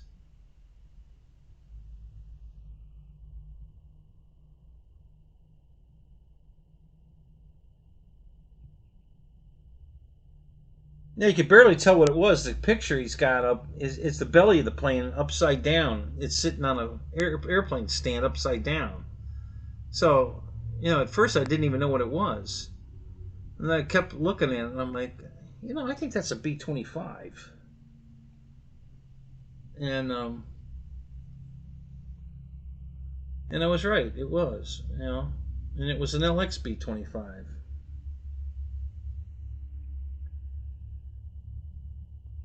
And it looked pretty good. The only thing the nose gear door was missing. I don't know if if it got ripped off accidentally or yeah, it's not hard to do on an LX model. That's the only thing I could see from looking at it, though. I didn't see anything else wrong with it.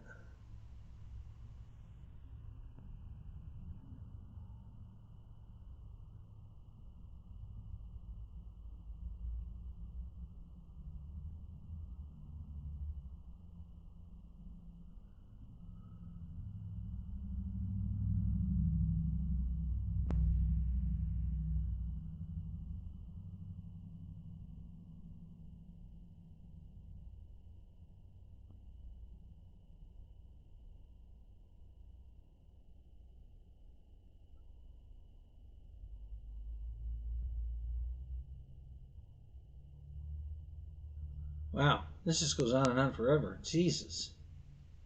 What a shitload of airplanes. Holy mackerel.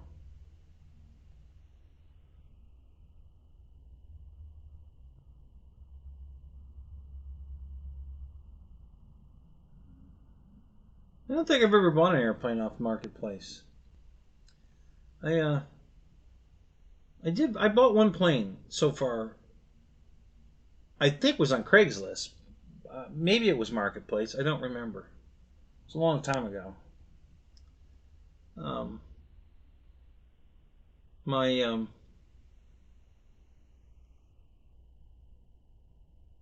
1700 Mustang, the Furious Frankie P-51, the FMS 1700. I paid $160 for it, and it had been crashed. The wing was broke, and he fixed it, but he did a bad job fixing it. So I cut it back apart and fixed it right, and it looked perfect. You couldn't tell that it ever was broken. And yeah, I don't see it here. I just found something interesting. $3,800. You can buy a brand new one for that.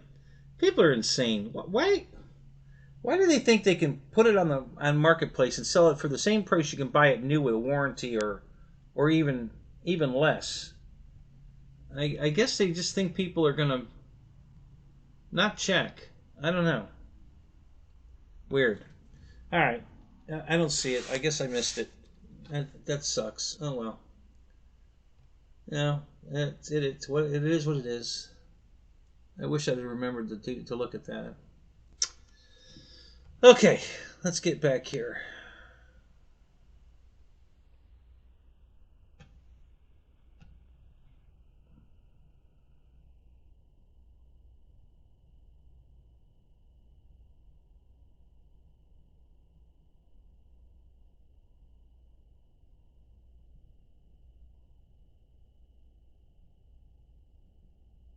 A shitty picture.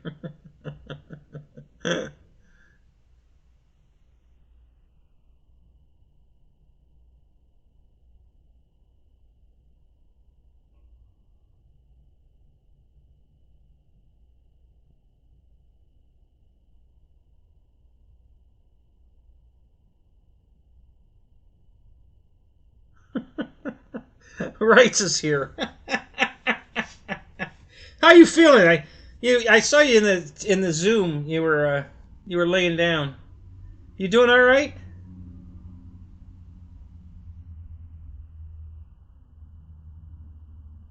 Everything come out okay?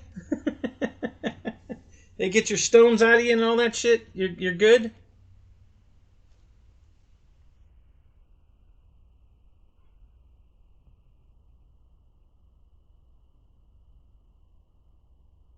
Learned 5 new songs. Oh my god, that's funny.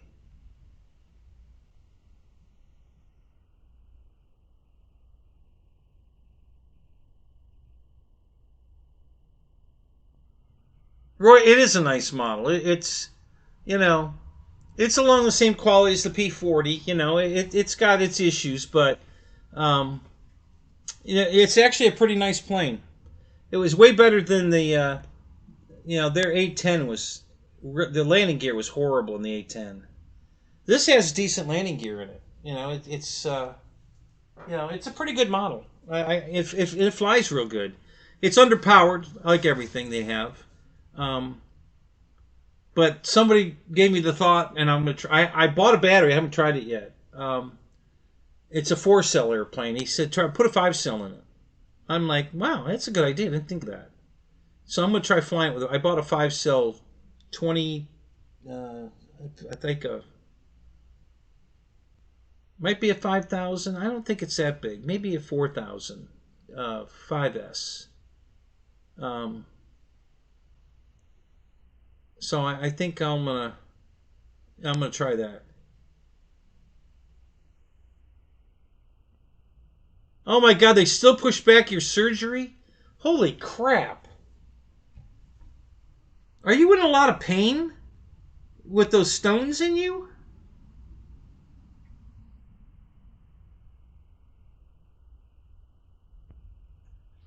Jesus.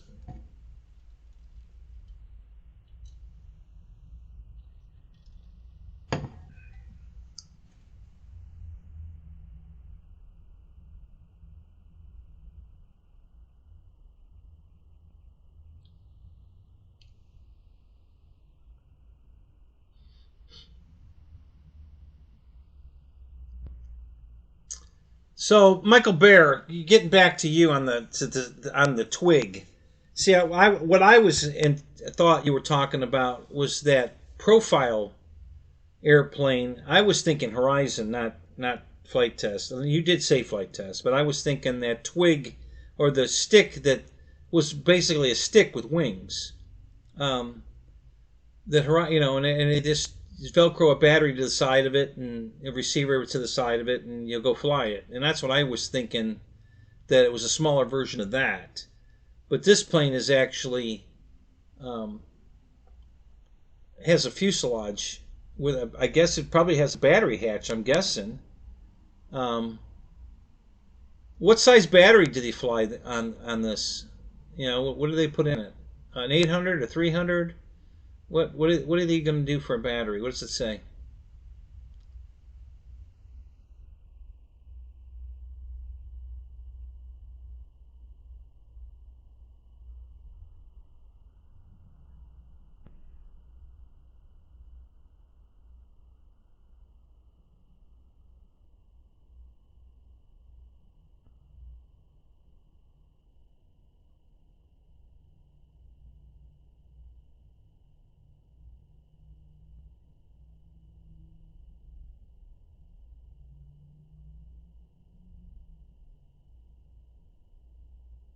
Hey, Keith Christie, what's up? Good to see you, man. Well, Michael, it's just basic aerodynamics. Of course, it flies good. It's just a box with a semi-symmetrical wing on it. Yeah, 804S. Yeah. Of course, it flies good. And you like that kind of airplane. See, I don't fly anything that doesn't look like a real airplane, and of course that doesn't look anything like a real airplane. It looks like a box with a stick, with a wing on it. So that kind of airplane doesn't excite me at all. I've got plenty of real-looking airplanes that fly great. I don't have to buy something that looks stupid or ugly or toyish, because it flies great. I've got great flying airplanes that look great. So hell, that you need to buy a master build kit from Flight Test, like the Corsair, like I did, and build one of those, because then you'll have a cheap airplane that flies great and looks great. Instead of just buying the square foam board, old school stuff that they've been building for years. The master kits are awesome. I bought the Corsair kit, and I bought a whole box of foam, 50 sheets. So I'm gonna build a bunch of Corsairs. I'm gonna have the whole Baba Black Sheep fleet out at the field.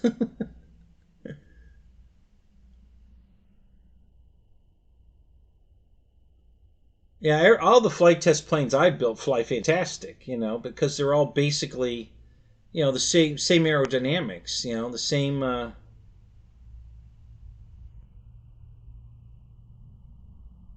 Oh, you did fly? You built one of the Corsairs? Good. The Master Guild build?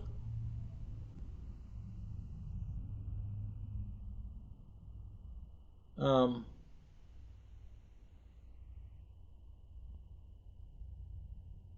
oh, yeah, I'm sure it does. Roy. Yeah, the ugly stick. Yeah, another one.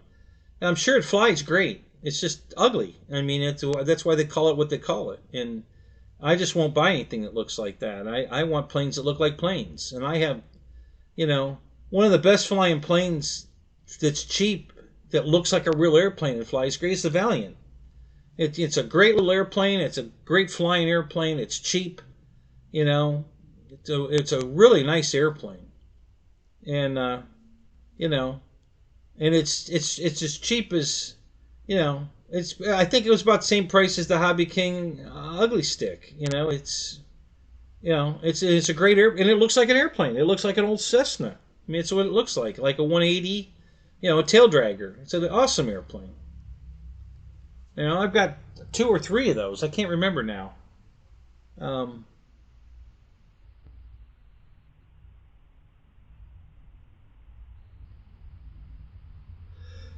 yeah, it's rated again.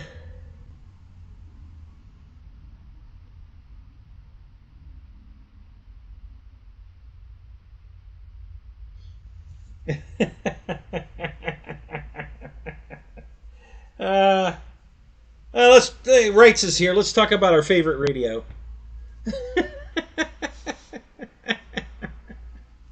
Or you can watch me balance a prop.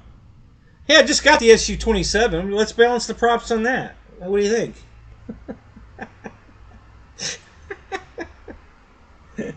Yeah, let's do that. Why not? Right?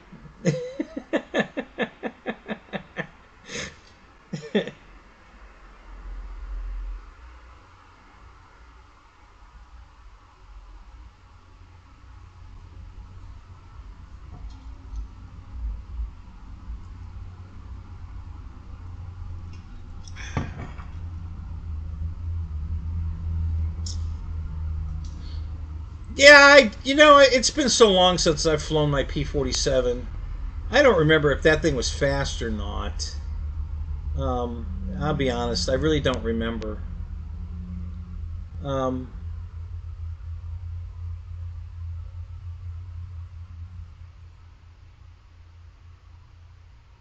oh, I don't know if it'll be stupid fast, but you know, it might be. It might be pretty fast.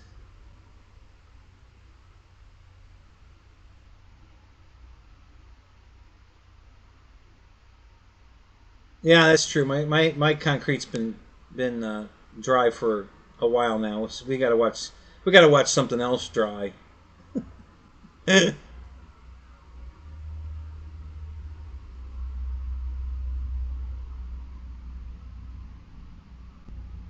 Yeah, we could watch glue dry and balance props at the same time.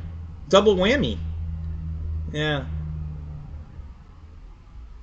Yeah, we could do that. Um,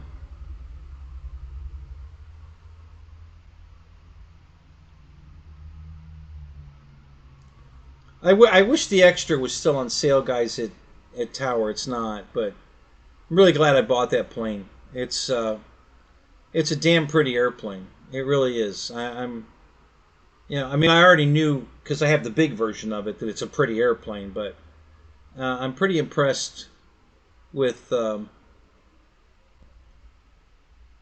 how good this looks. It really looks good. It's a nice airplane, and at $299 it was a pretty good deal. $399, no, I wouldn't buy it at $399, but at $299 I think it was okay. Um,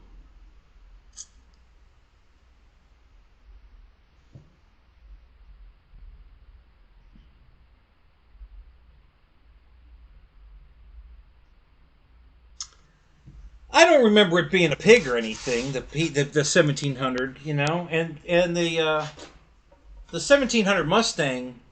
If you do the prop mods fast, unfortunately you can't do that prop mod to the P-47. But you could probably put a different prop on it. Maybe the new Corsair prop that's got more pitch to it might wake the P-47 up. Um,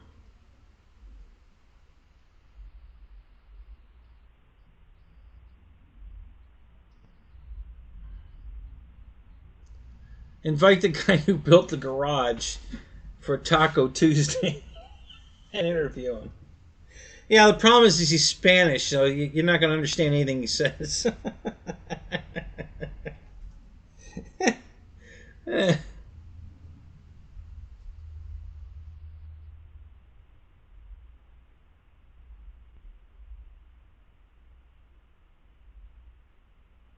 Oh, that was a great deal, Roy. Yeah, that's the exact plane I'm talking about. Yeah, The E-Flite Extra 300. Um, so I think you saw the pictures. I have the picture of the big one next to the little one. Just the fuselages. I didn't have the wings on them. Um, the and they look really good together. I mean, they're not exactly the same, but they're really really close. And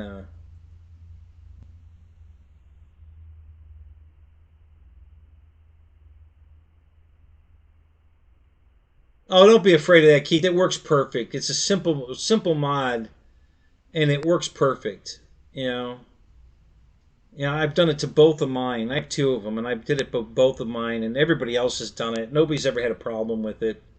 You know, after you do it, make sure you balance it. You know, you got to balance it. But yeah, it's not going to come apart or anything. It's a real simple mod, and it makes a huge difference, night and day difference. You know, people that finally listened to me and did it, and then they send me messages. You know, all right, I didn't believe you. I thought you were full of shit, but I did it, and oh my God, you're right. It's like a whole new airplane. You know, so yeah, it makes a huge difference. No, it won't work on the P-47 because you can't. It doesn't have a hub that you could. The way the hub goes together on that, you can't twist. You know, it doesn't have a big spinner. Um, so that you could put the tie wrap under it. It's just the little plastic hub and the prop blades fit into that little hub. So yeah, you can't do the zip tie trick to the Corsair or the P-47. But the new P-47 they came out with, I'm sorry, the new Corsair. Um, Rich told them that needed a different prop, so they made a more pitched prop for it, and it woke it up. So I'm betting I know that prop will fit on the plane. So that might be something to try, Roy. Just go to FMS and order the prop for the new P-47 and try it. I'm sure it's not that expensive, and that'll probably make it fly a lot better. I'm betting it will.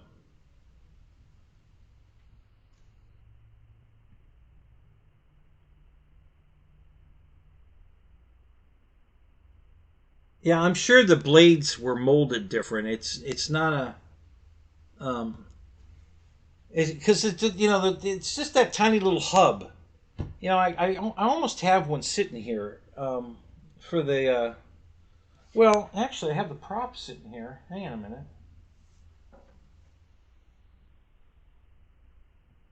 Well, wait. What's that prop for? Oh, that's the prop for this P-47. Well, is the hub here? I might have the hub on the table here. Hang on a minute.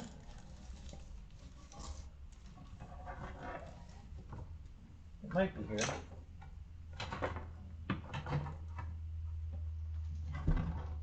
I had the big prop laying here. What did I do with that? Here.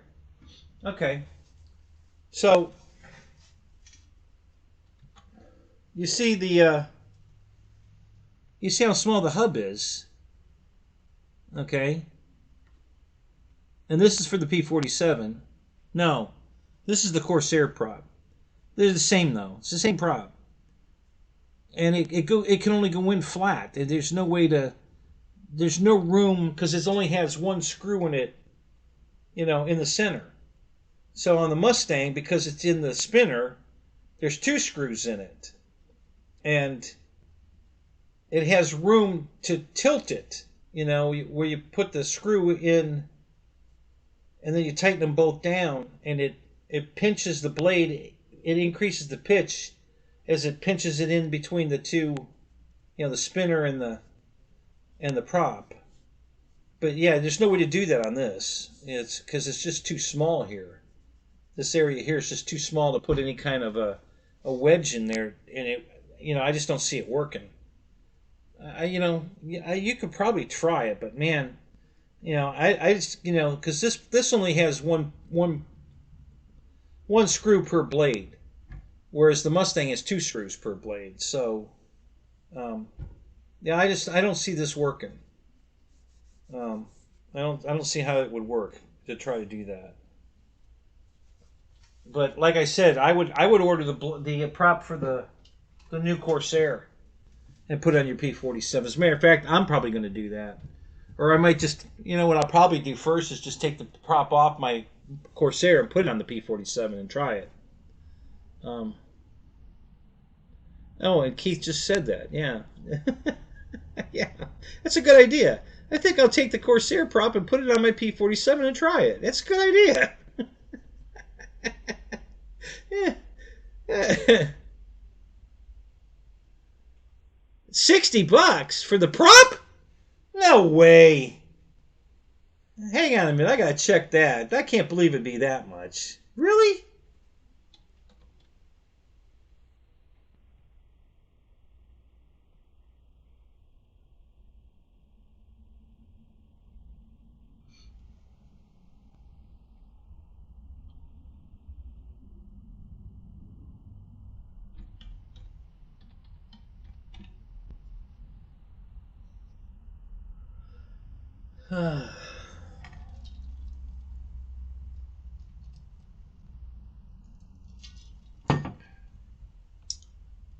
I think they changed their sale at FMS. I'm going to look at it while I'm in here.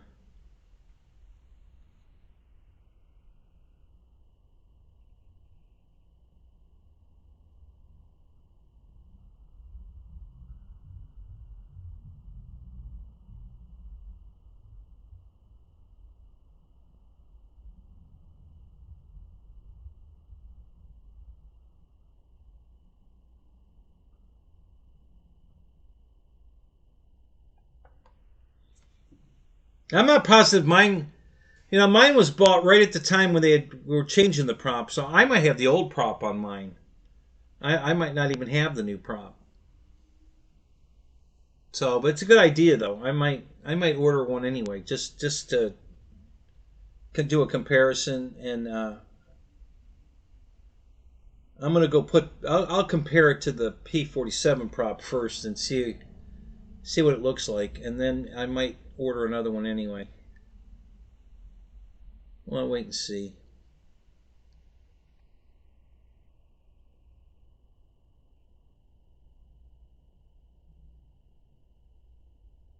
Now the blades are $17 for all 4 blades, including the decals. And let me see how much the hub is. Yeah, it's $17.99 for the blades.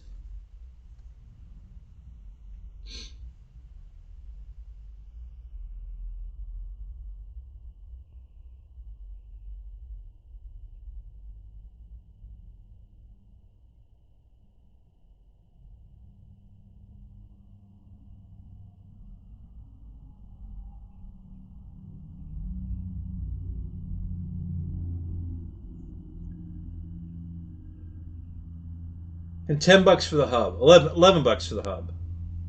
Yeah. So that's all. So it's like $28. And that comes with a prop nut too.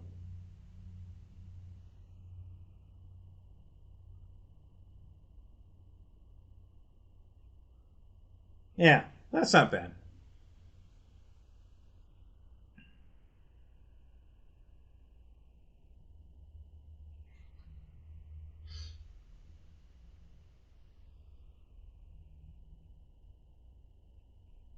You broke the prop on the maiden flight. Of your P-47? Really?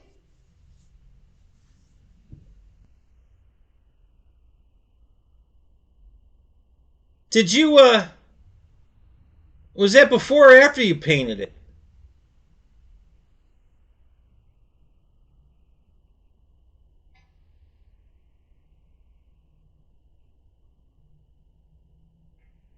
Yeah, the blades in the hub, are about $28. And that comes with a new prop nut too. I don't. That's all you need. You don't have to buy anything else. You don't unless you bent the adapter that goes on the motor. I don't know if you hit it hard enough to bend that, but uh,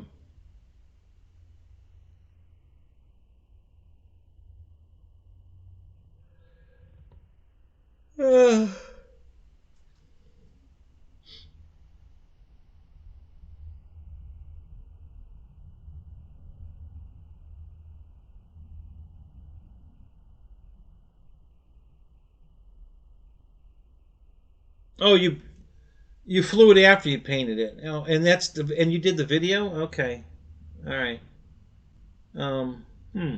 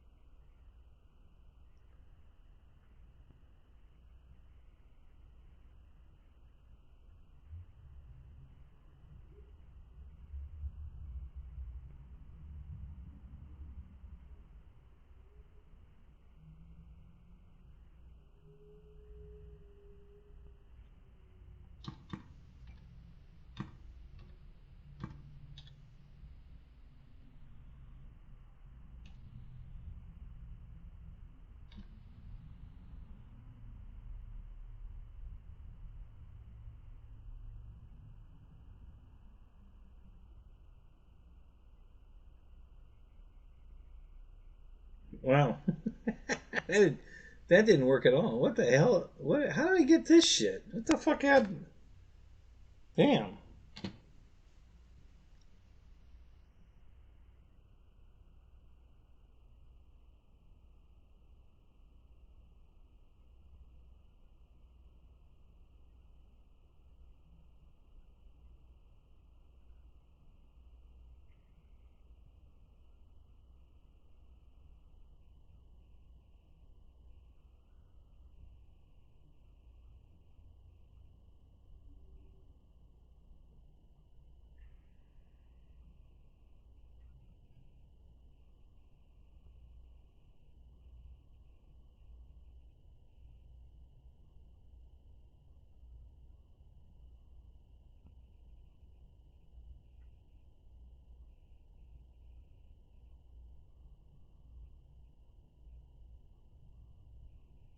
Well, that's really strange. Um,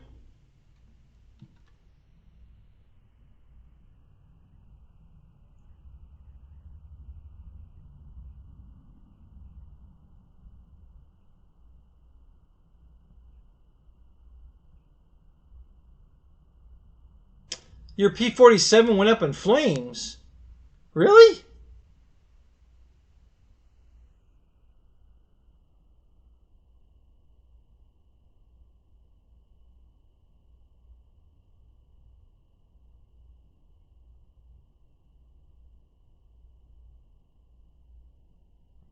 Weren't you talking about painting that back to the original color scheme?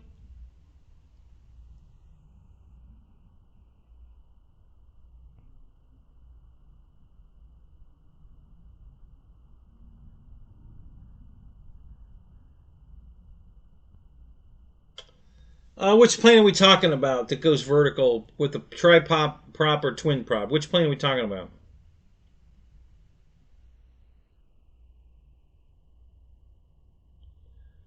Oh, P. All right, let me look for that. Good. Thank you. Appreciate that. Let me look for that.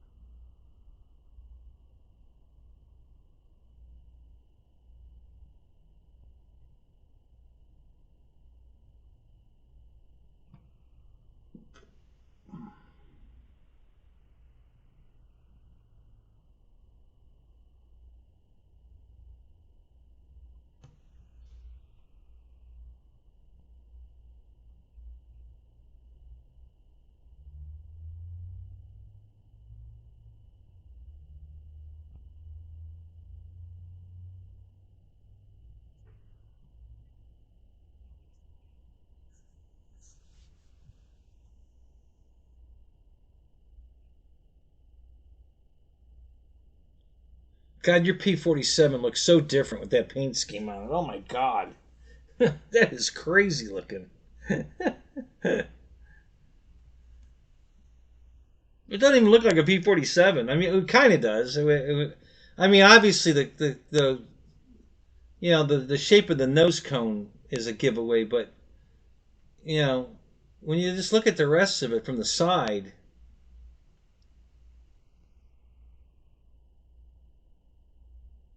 Oh Jesus! The wheel came off. The canopy came off. Oh Christ!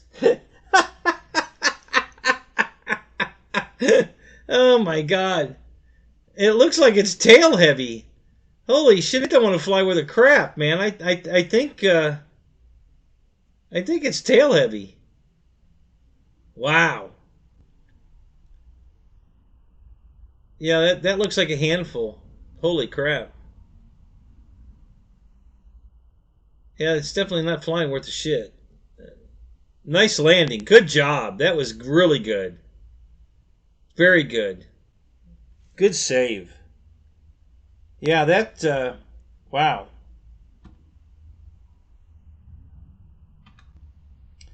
Did you check your CG before you took off?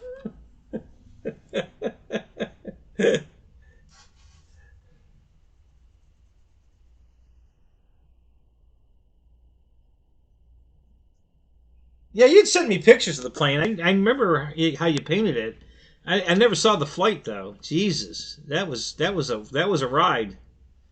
You were butt pucker in that one.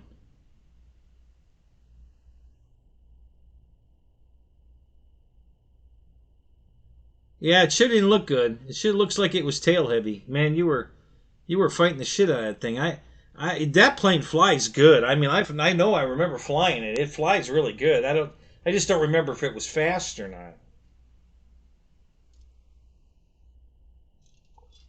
But I know it flies good. That plane's been in two pieces. Well, that sounds bad. I took one of the wings off, and the wing is in the bedroom in the house, leaning up against the fireplace, and the fuselage is laying on the ground or the floor in the other old garage. And it's been that way for years. It's just sitting over there on the floor, and the wing is in the house because I stole the landing gear out of it, the retract, and to put in the Mustang. And I have the retract to replace it. I just never put it in. And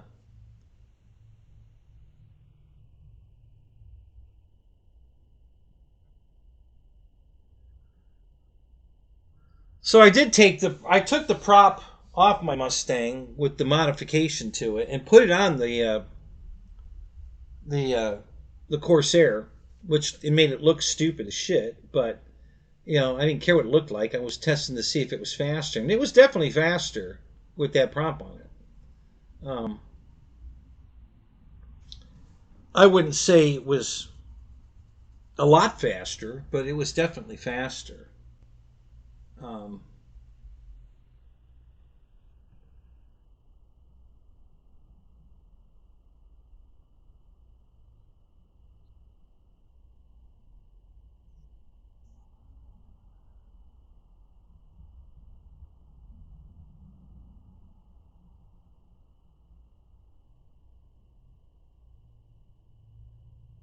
what particular plane are we doing prop testing on, Philip? What are you trying to achieve? Which plane are you working on?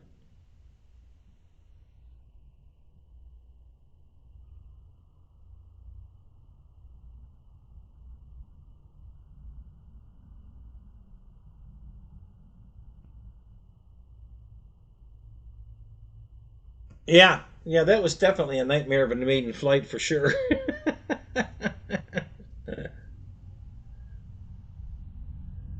the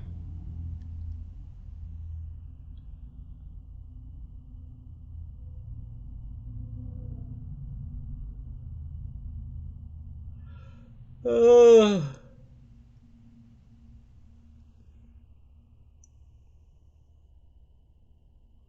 yeah, I remember.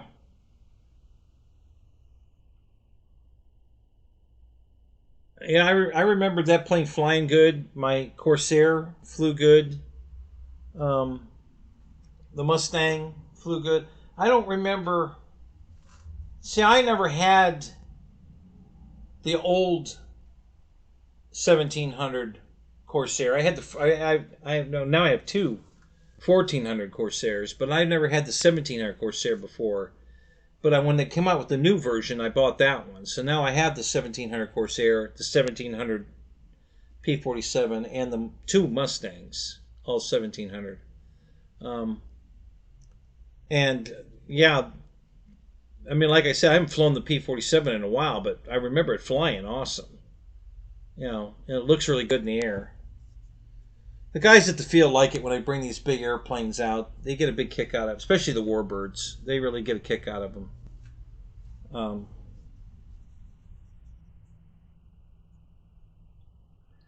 Man, I'll be so glad when the hobby room's done, the garage is done, the new trailer's in, whatever I decide to do with the trailer yet, I'm not sure.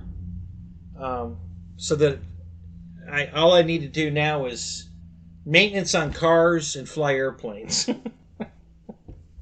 That's when I'm going to be truly retired, when I hit that level, when I'm finally done building this.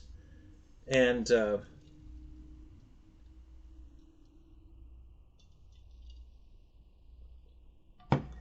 oh, is that right? So the paint was all messed up anyway. That's why you repainted it. Ah, gotcha. Yeah. So are you going to paint it back? Was it I think it was the camo uh, Bonnie paint scheme you had, right? Wasn't that what you said it was? Um, so you're going to try to put it back to that, or are you going to make it silver?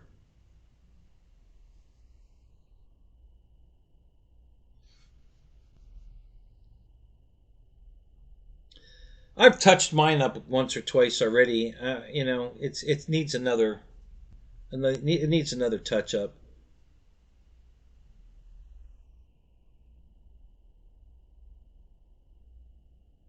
Oh, you're going to do the silver with invasion stripes, yeah? Do you know what scheme you're going to put on it? I'm pretty sure I think mine has invasion stripes on it. I, I can't remember for certain if it does or not. I think it does.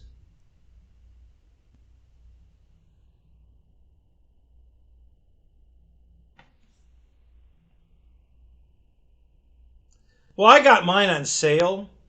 They were running a sale on they wanted to get rid of the camo one. They weren't gonna paint them that color anymore. They were gonna just paint silver ones. And so they were closing them out. And I think it was like $100 off or something. And that's why I bought the Bonnie one, because I mean, I like the camo anyway, because like the P40 is camo. Um, Mine is. You could have bought it green, or the solid green or camo. And yeah, so I like that scheme. Okay, it's you know it's different. Looks good.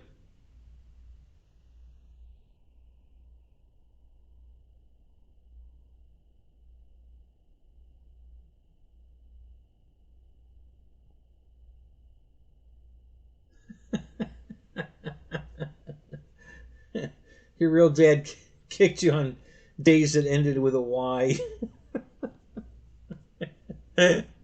Oh God.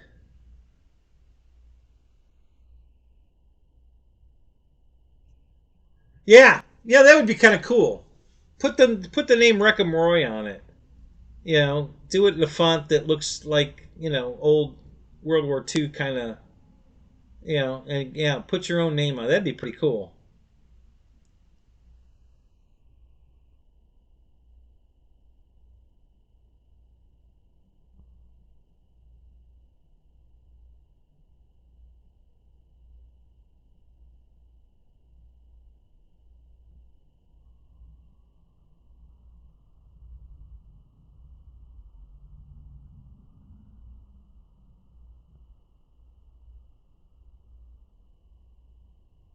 Yeah, that's why I upgraded. You know, I had the original P-47, the Park Zone one, and I sold it to buy the E-Flight one, which was the dark green. You know, that was the silver. What was it called? Balls Out, I think it was the name of that one. I never really liked that name, but yeah, I think it was called Balls Out, and it was silver, and it didn't come with landing gear or flaps or any of that shit. And I sold it for the upgraded version they came out with that same plane in E-Flight with retracts, flaps, um, same airplane, exact same airframe. It just came with all the stuff installed instead of, you had the option on the Balls Out to put retracts in it and cut it and make the flaps work and all that, but it didn't come that way. You had to make it into that, but it was prepared for that. They had already pre-cut, they pre-molded it so that all you had to do was take a knife and cut through the one little strip of foam to make the flap functional. Um, and then there was you could either bolt in the covers or you could bolt in retractable landing gear. It came with fixed gear, but I never put the gear on it on that one or the Corsair. I still have my Park Zone Corsair, and I never put the gear on that one. I just bolted the little covers on that, and everybody thought my plane was super fast, and I was only flying it on a 3-cell, but with no landing gear, it's pretty fast. And everybody else flew theirs with the gear, and with the drag of the landing gear down, not very fast. But boy, if you pull the gear off like I did and put the covers on, it's pretty fast on 3S. Boy, if you put it 4S in it, man, I think it'd be a bullet, And but everybody said, yeah, I changed the motor or did something. I said, no, I don't have any landing gear. Well, that can't be it. Yeah, that's exactly it. You guys don't realize how much drag landing gear is. It's huge. It's a ton of drag, and so yeah. Every time I fly that plane, everybody says I modified it. I said, no, I didn't. I swear to God, I didn't do it.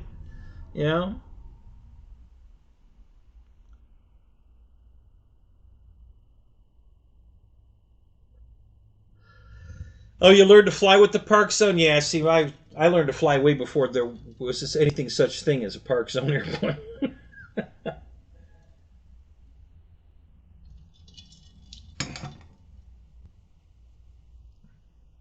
We were just starting in '73. We were just starting to make foam wings. We didn't make foam airplanes, but we were starting to, hot wire cut foam wings out of, that dense foam, not EPO foam, and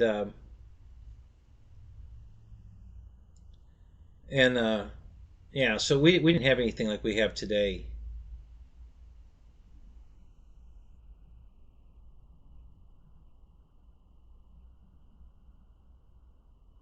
Yeah, I have the dark green one with the checkered nose. Roy, is that the one you're talking about? That's the one I have. Yeah, I love that plane. That was I was so glad I was glad I got the green one. It's kind of sad I got rid of the silver one. I should have kept it. The guy I sold it to ruined it. He repainted it all this awful color, and it just looked terrible after he painted it. I was like, oh, geez, did you really have to do that?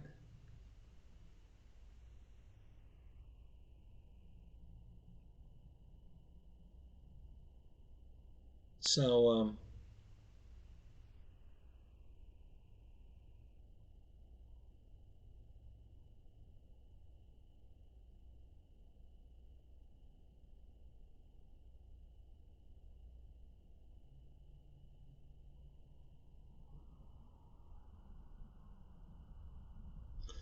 oh my God, you've got 7 siblings. Oh my God, really? Wow. Holy crap.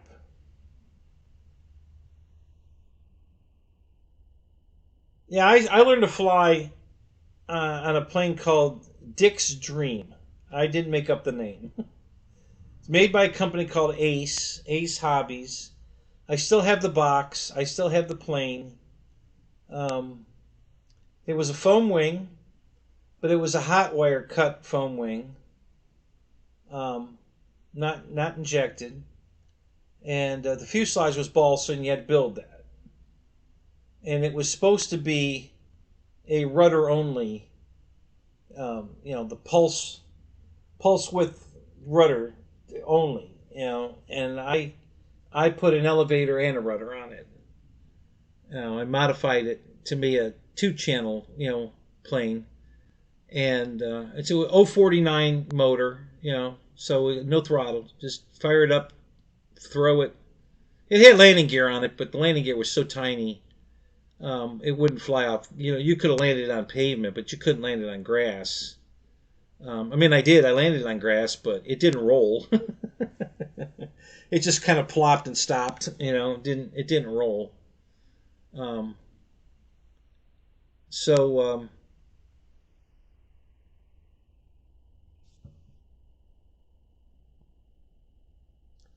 then from there, I built a P-51. I still have it. It's over there on the shelf.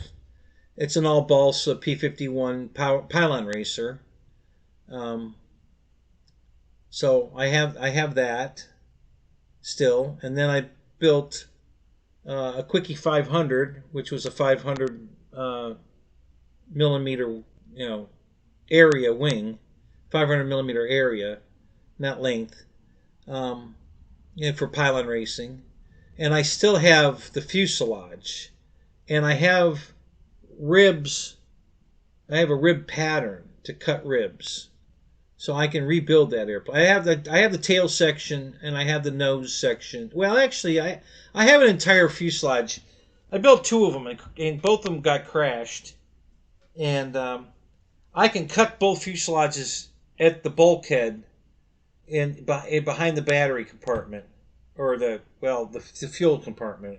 There was these weren't battery powered, and glue the 2 halves together and have a full fuselage.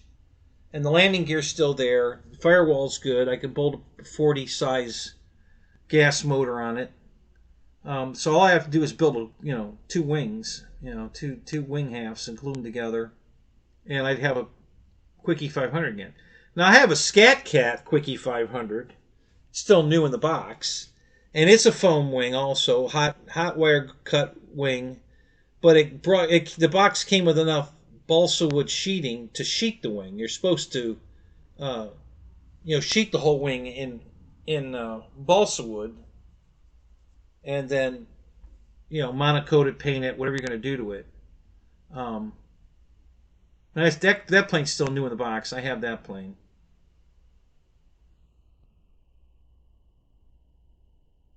Yeah, see, I never had flown control line before I flew RC. I flew RC first, and then after, everybody kept telling me, "Oh, control line's great," blah blah blah. It's like, oh, how can it be great? I can do loops and rolls, and I can do loops. Yeah, but you're going around in circles. All you're going to do is go around and circle the opposite direction.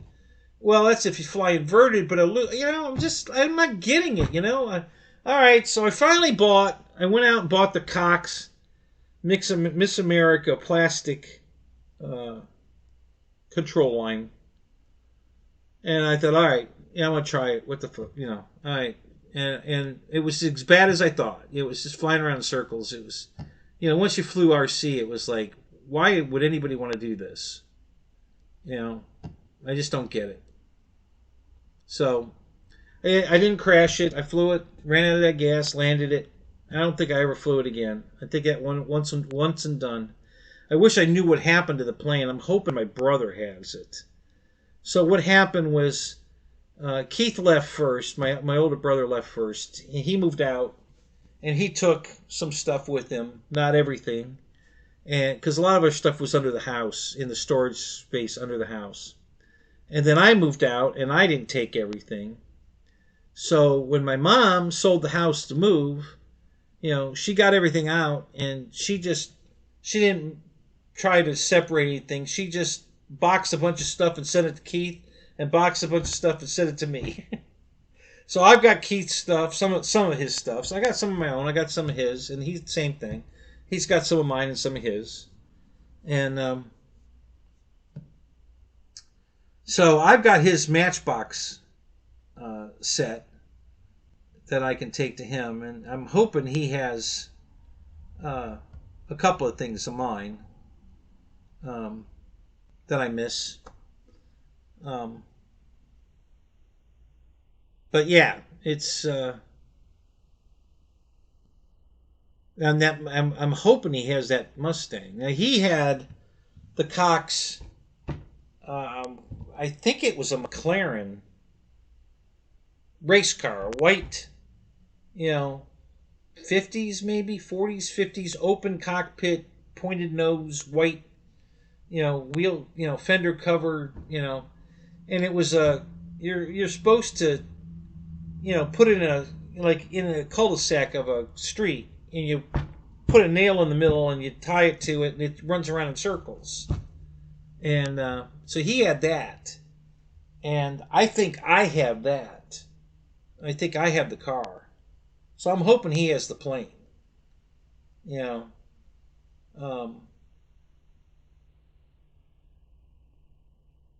Oh no, that wasn't fun at all. I hated trying to get it running.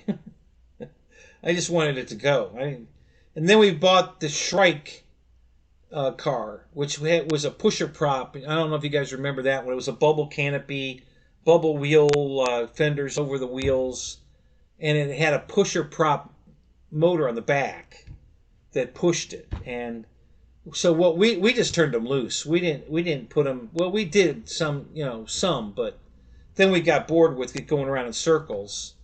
So we just sent it off down the street. Just let it go. And it would always find somebody's driveway where the curb was buckled down to for the car to drive in their driveway, and it would hit one of those and it would launch it into the air. It went skyward, like Dukes of Hazzard, and and that's what we did with them. And the McLaren is in still pretty good shape, actually, considering what we put it through. From what I remember, I think it's here. I think I have it. I haven't seen it in a long time, but there's a lot of stuff still in boxes I haven't unboxed. But I'm hoping he's got the P-51. We'll see. I was hoping he had my Lost in Space robot, too, but he said he didn't see that.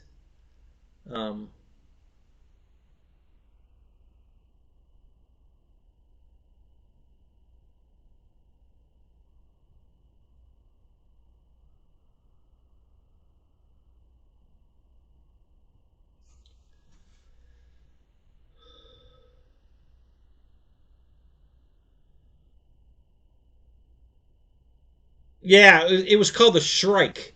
Remember that? The Shrike, pusher prop. Yeah, I don't think we have that. I don't know where that is. If we have it, I don't know where it is. And I have a feeling that Mom didn't ship some of the stuff, just threw it away.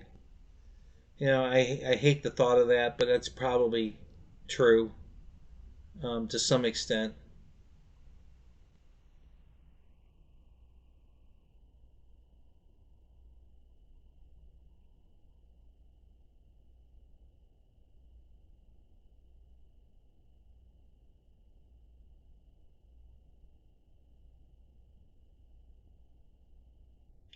Yeah, see, my parents got divorced when I was 12, 13, somewhere around there. And my mom worked. So we had to come home. She would make on the weekend a big pot of spaghetti and meatballs. And then she'd bag it up in Ziploc bags and freeze it. And we'd come home from school and pop it in the microwave. And I have the original microwave we had when I was a kid. And a Manna radar range. You guys remember that one? Yeah, I have that. It's out in the barn. I have the original microwave we had when we were a kid. Yeah, and we would come home, take it out of the freezer, throw it in the microwave, and have dinner. Because she wasn't going to cook when she got home.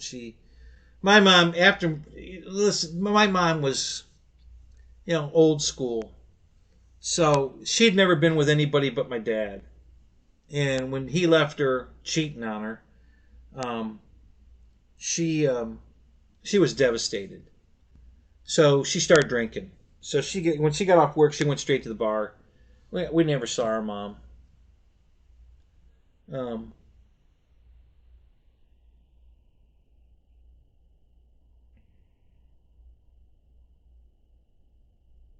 oh, spell check got you on the strike. Yeah. Um, so yeah, um, that's how we grew up. After my dad left. Um,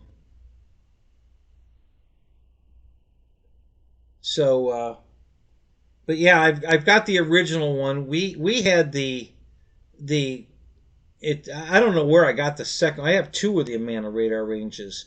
Ours was the dial one, where you set the dial to the time you wanted, and then later on, I got the push button version.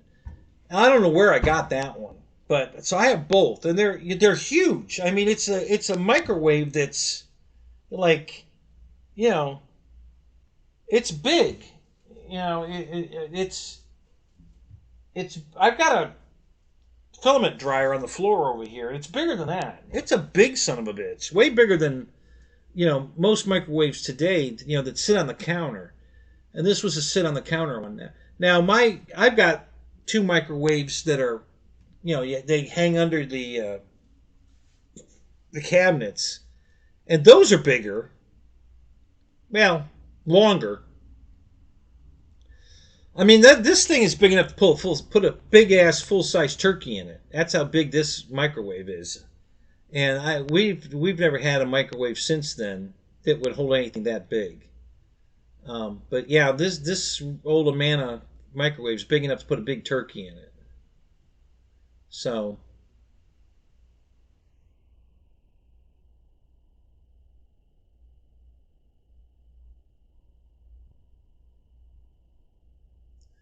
oh, is that right? So,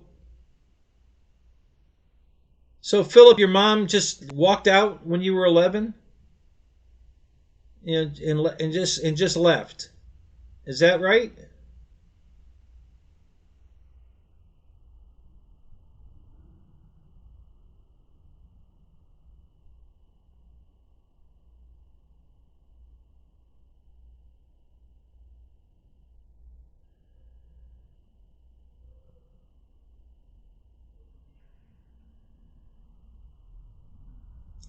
I don't even. Is Amanda still in business anymore? Is that even a is that even a company anymore?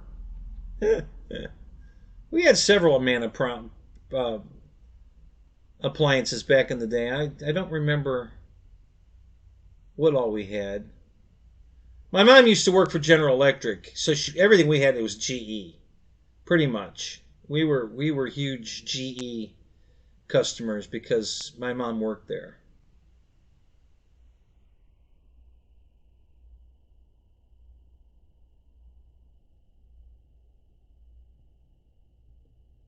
Wow. You never saw it again after that? That was it? Gone forever?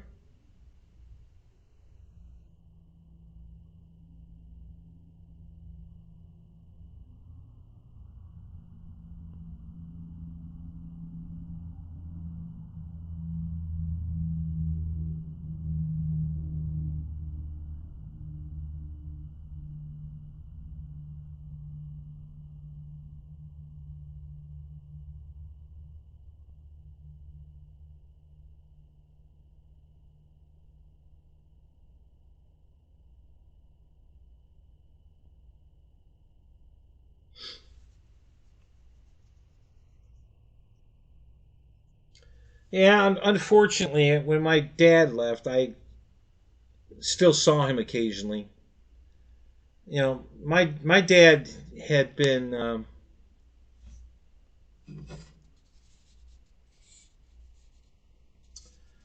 he did everything with my brother. He didn't do anything with me. They went golfing together. He he coached his football team, his baseball team. Um, the love for cars is the only thing my dad and I had in common, but he wouldn't do anything with me with cars. I mean, I'd help him work on his car or whatever, but he just didn't want to be around me for some reason.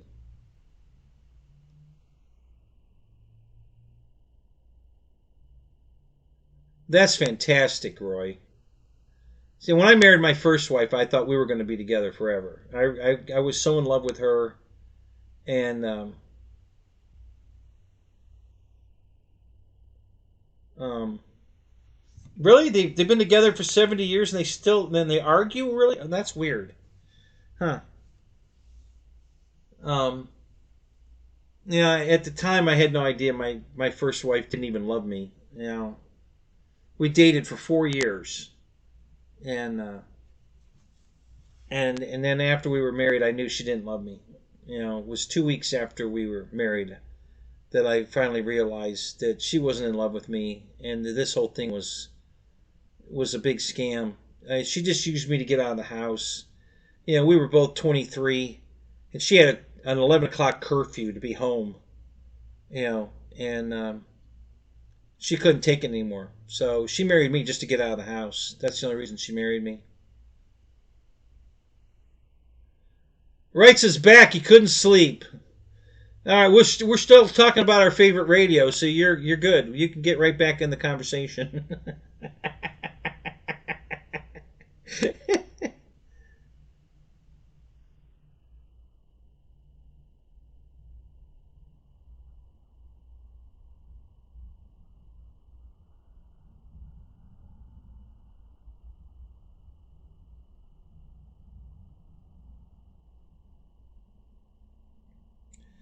So my mom did everything for my dad.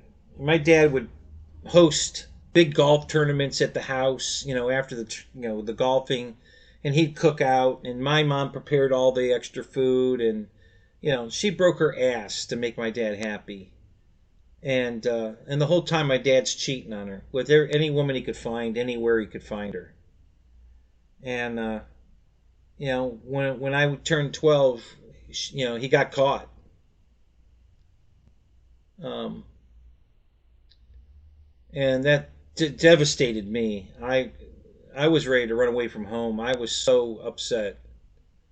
Um, my brother had to calm me down because I was just devastated. And then and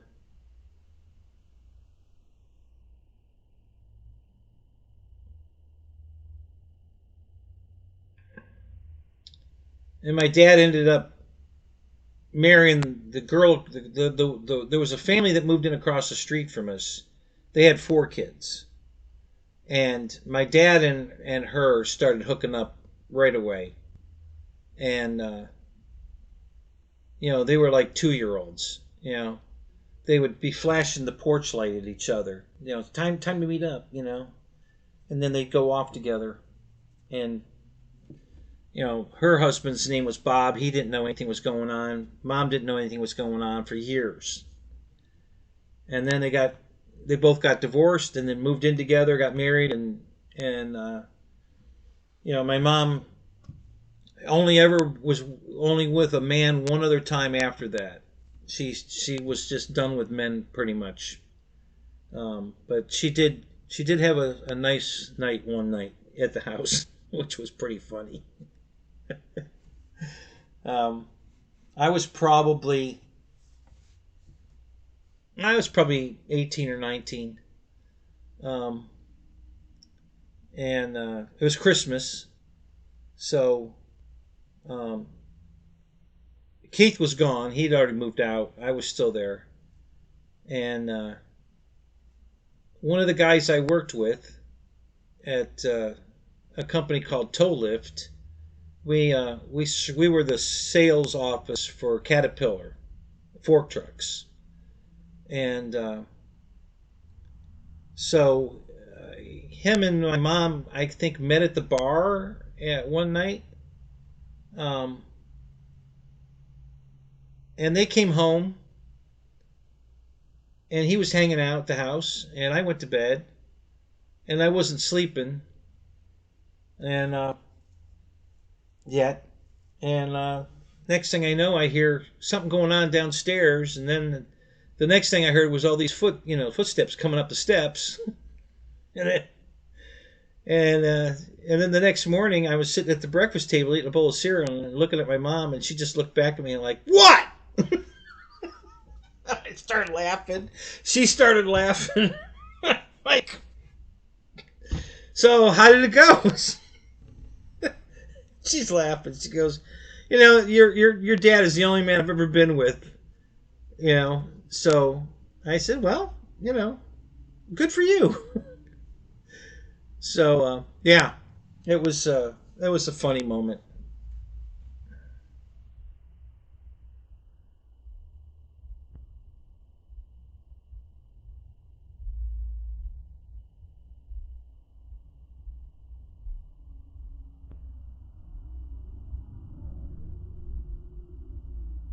So is that your stepmom you're talking about, or your real mom, Roy?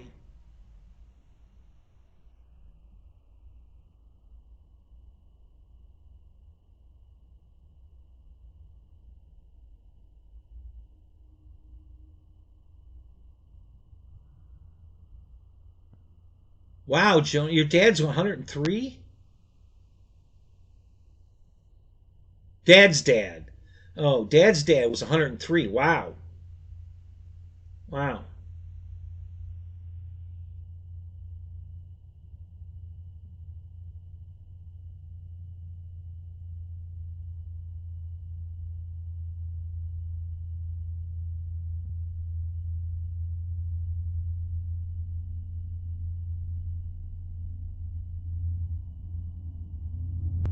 Mother-in-law. Yeah. I My mom died at 85 in my car. My dad died. I think he was 87. Um, and he had his new wife moved him to Pennsylvania, despite my uh, objections, and he died up there. And yeah.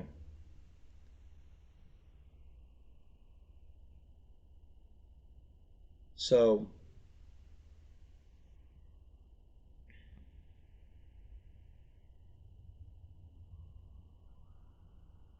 for my first ex-wife lives close by. She's only a few miles away. We never see each other. No hard feelings, no animosity, at least not at my end. And we've talked over the years, not often. We socialize in different circles, so I don't really run into her. But we have occasionally, and it's very civil. There's no problem. Everything's fine. Um,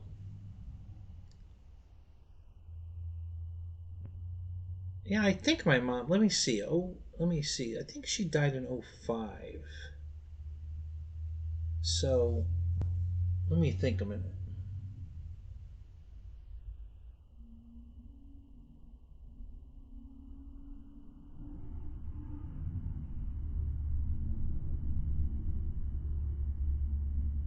No, I think my mom died at 75.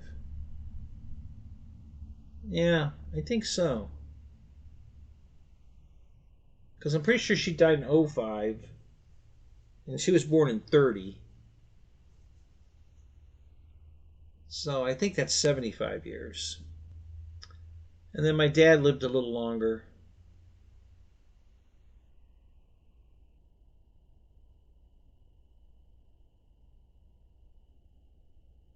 My dad had dementia and Alzheimer's. He was um, not totally out of it at all. He was still had a lot of wits within him, but he would repeat himself. My mother-in-law is going through that right now. She doesn't know who anybody is. My ex-mother-in-law, she don't know who anybody is. She's just completely, practically a vegetable. I mean, she can talk and socialize, but she doesn't know anybody. She doesn't know who anybody is.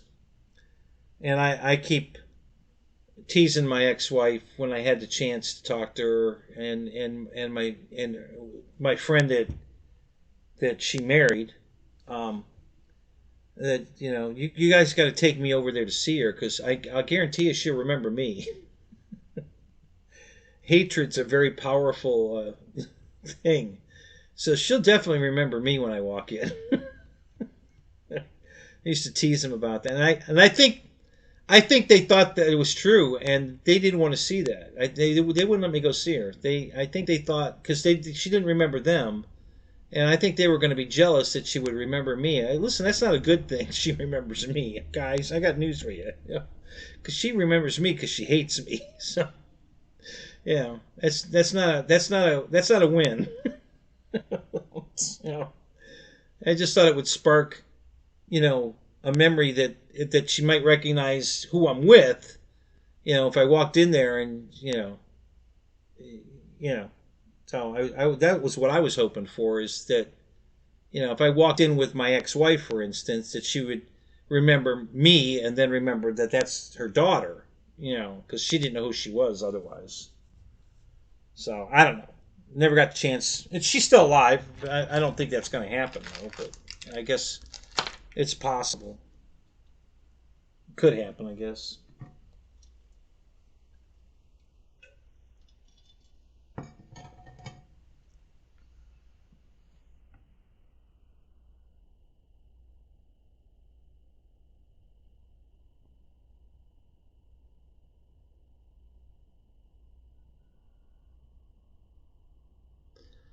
Yeah, Philip, there's a lot of love in this room from all of you guys to all of us. I appreciate all of you guys. I mean, seriously, um, this is a big part of my life right here. You guys, this RC community. Um, I don't know what I'd do without it. Honestly, I think I'd have probably shot myself by now without it. This has been my go-to place, because I don't have a lot of friends in the world. All my friends are either RC guys or car guys. Those are my two forums that Other than that, I don't think I know anybody outside of the two, hobbies I have. My airplanes. I guess I haven't met anybody in person yet. Of course, I haven't met a lot of you guys in person either, so I guess that doesn't really count. I have some 3D printer friends, but nothing like this. We don't have big long 5-hour chats. How long we been going now? Time is it? It's 2:30. Yeah. I don't have that with anybody. Not my car guys. Not Yeah, David, you're still here. Wow, that is the most truest statement forever, guy. That I was blessed to meet you. Absolutely. You have no idea. You were just such the greatest guy to meet. You and your wife. I can't even tell you how much that meeting you was just a great thing. You are such a cool guy. You and your wife are just awesome. I'm surprised you're still here. That's amazing. Yeah, but everybody, it just,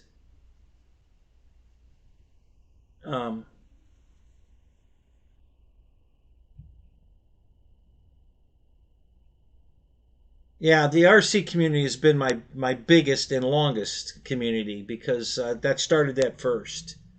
Um, and I have car friends, and we hang out at car events and stuff, but I'm never in a chat room like this with my car friends. We never have a get together online.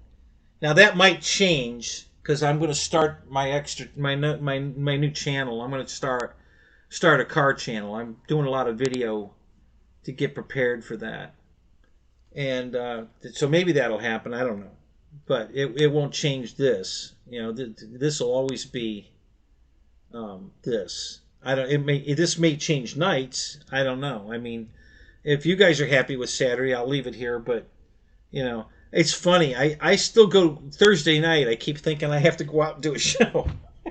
Like, oh crap! I gotta go do. Oh wait, it's Thursday. Oh yeah, I do Saturday nights. I keep forgetting that.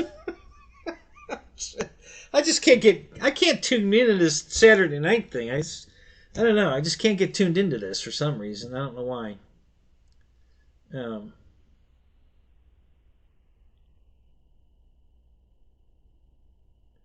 So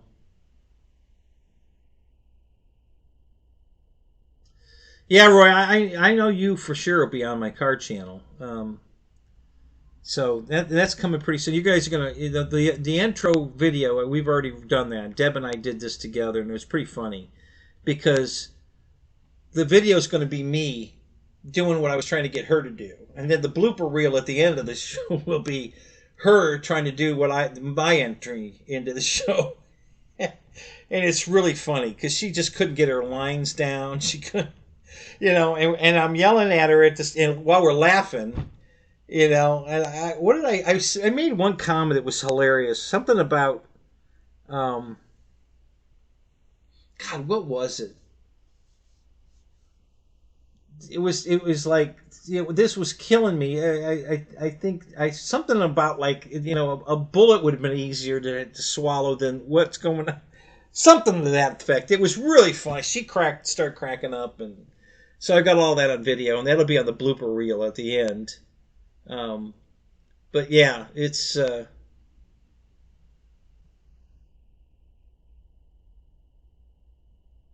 yeah. Yeah, we sometimes go a while. It depends on who's here. As long as everybody is, involved, we'll stay on forever. It's when I start talking to myself, and I'm waiting for somebody to make a comment, and there's nothing going on, and okay, no, is anybody still here listening? And yeah, then it's time to shut it down because I'm talking to myself basically. But yeah, as long as we're still chatting, then I'm good. I don't have any place to be. I'm here for the duration, as long as we got something to talk about. So, but yeah,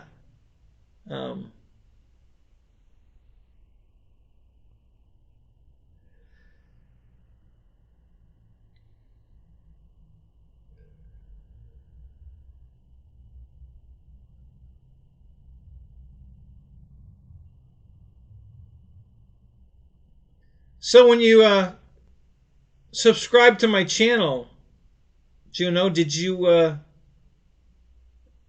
well, you changed your channel because you don't have a wrench anymore. You used to have a wrench. So what did you do? Is this a new channel that you created? Because you may not have subscribed using this channel because you used to have a blue wrench and now you don't. So something changed at your end because I didn't take your wrench away. So I don't know what happened. I'll give it back to you though, but you've changed something at your end. You have another channel, and that's the channel you originally were on. That you had a blue wrench, and the fact that you don't have one anymore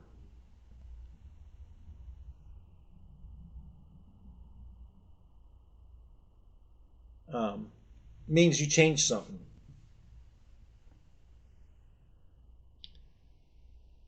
So, okay, that's it. You changed your name number to 350. So you created a new channel. You didn't, you can change the name, but if you change the number, it's a new channel.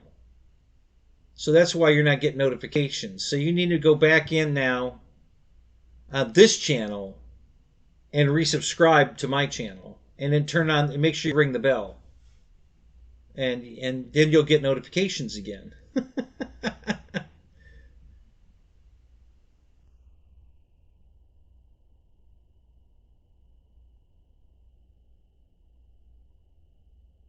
The mother-in-law Christmas is tomorrow already? Holy crap. It's kind of early. All right, Keith. We'll catch you later, man. You have a good night. So I had the good fortune of actually meeting Keith in person. We flew together at Wesley's old field. The band, the band of what is it called? Hang on a second. Band of Buzzards, I think it is. It's an AMA. It's actually an AMA field. They've got an AMA number and everything. Keith came down to Florida for something. He was here in town, and we met up at that field and flew together for a few hours. It's a good time. I had a great time. No, and that's not. Listen, what's my channel number? 3764. No, that's your channel. What's mine? Here, I'll type something and then it'll tell me.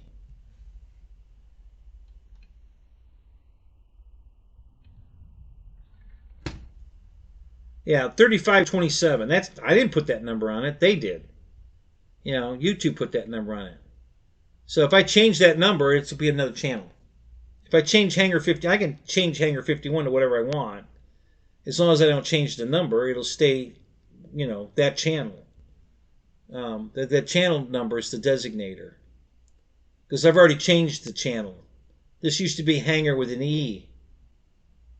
And then I swapped it to Hanger with an A.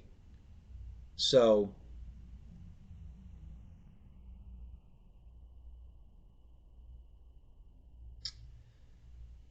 that's why your channel changed, because you changed the number to 350. I don't know why, but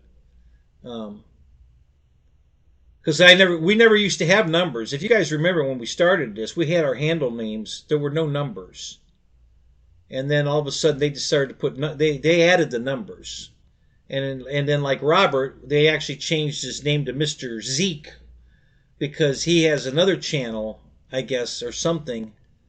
And he probably linked his together. So I purposely did not link my stuff together. And I didn't know this was going to happen, but I'm glad I didn't link my stuff together. I wanted my stuff to be separate. I didn't want it all linked together. Because I didn't know that my channels were going to be intertwined together or not, and I didn't want it to be forced by linking them.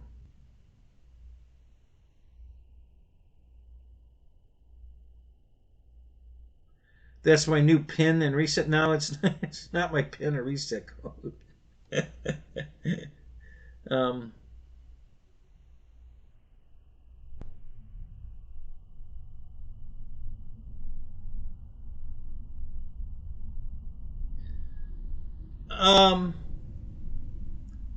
I don't think so anymore, Juno. There aren't a lot of Hanger 51s.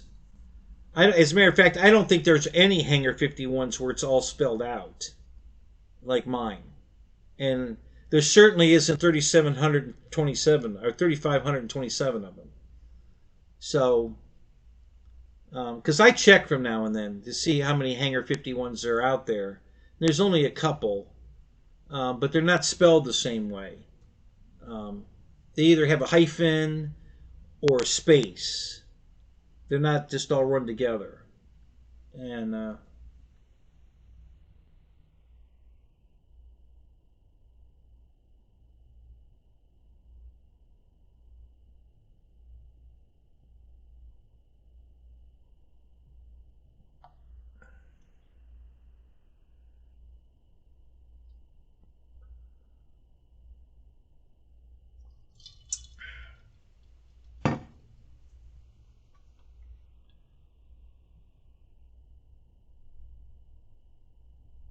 I think I have 5 YouTube channels. I don't post much on any of the other channels. I have posted a few things here and there, but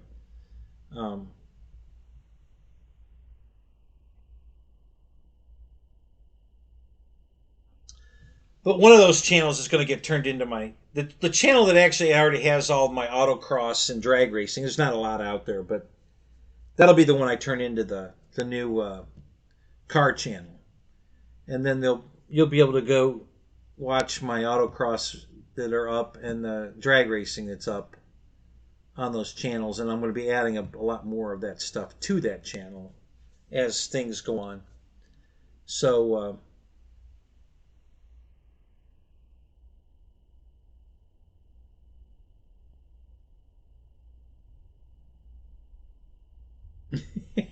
yeah. Yeah, yeah, you need the 10 numbers on the debit card. Then that might mean something. Yeah, or if the account's empty, that's true too. Oh, oh, this is a little interesting tidbit I'll throw out there for you guys. I got a call. So I don't know if I've told you guys this or not.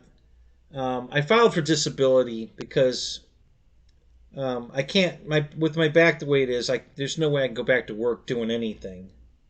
Um, maybe a home tech guy, work from home, possibly. If they want to find me a job, I'll go back to work. That's fine. You get me a job that pays enough to pay for my medical that I'm getting through the government, and I'll go back to work. Get me a job and make sure I make enough.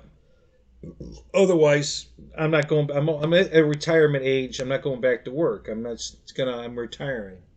So I filed for disability, and my attorneys assured me that they'll have no problem getting my disability. Great. Okay, but it's going to take time. I'm not in a hurry. I ain't going anywhere. Now I hired them. I don't know, maybe a couple months ago. It hasn't been that long. Got a phone call yesterday from a Pakistani, India type person. That voice. And he tells me he's with Social Security, and I'm we've processed your claim, and you're going to be getting $2,600 a month, and we just need your bank information so we can direct deposit the check every month. And I said, really? I said, don't you have to go through my attorney to do this? Don't you have to clear this with them? Talk to them. Oh, you have an attorney? I said, yeah, that's who filed for the disability, was my attorneys. Well, hold on a minute. I just hung up. They didn't call back. My question is for my attorneys Monday is, though, how did they get that information? How does this scam outfit, wherever the hell they are, how did they get that information? How do they know I filed for disability? How in the world did that happen? I'm just like, there's something wrong with this picture. I had a call months before that claiming to be my bank, and that there were some fraudulent charges they weren't sure about, and they wanted to verify. Did I buy something at Best Buy for $600? I said no. Okay, yeah, we thought that we put a block on your card because we thought this was not possibly not you. And then, did you buy gas at a gas station? Blah blah blah. No. Yeah, okay. Well, we blocked that one too. So yeah, So anyway, it came from a restricted number, no phone number. Restricted or whatever. And same thing, a Pakistani voice. And he says, so yeah, we've got so if I could just verify some stuff with you. The last four digits of your card, of course, you can pick up anybody's receipt out of the trash, and it has the last four digits of their card number on the receipt. It's XXXXXXXX3742 or whatever, right? So, and I just said, I'm not giving you anything. I'm not telling you a thing. Oh well, you don't have to verify. You have all. You called me. Remember, you called me. So if you really are who you say you are, you have all my information. You don't need me to verify nothing. I didn't call you. You called me, so you know you're talking to the guy you're trying to talk to. So I'm not telling you anything. As a matter of fact, when I hang up the phone with you, I'm going to call my bank to make sure what's going on here. And he played right along. Okay, well, that's fine. You go ahead and call your bank, and in the meantime, we're gonna put a stop action on your card, and we're gonna issue a new card, and it'll be mailed out to you, and blah blah blah. blah. Okay, thank you, goodbye. And I called my bank. It was all a scam. It was all bullshit. She says, no, you don't have any charges. There's no stop on your card. There's, at our end, everything's fine. Nothing happened. You didn't give me any, information. No, I didn't tell him a thing. I told him flat out I wasn't going to tell him nothing.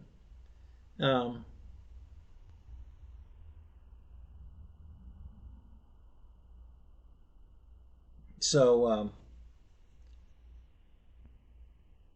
why do you think that, right? So if I'm 63, I'm 65, but why do you think at 63 I'd be better off getting Social Security and Medicare versus what?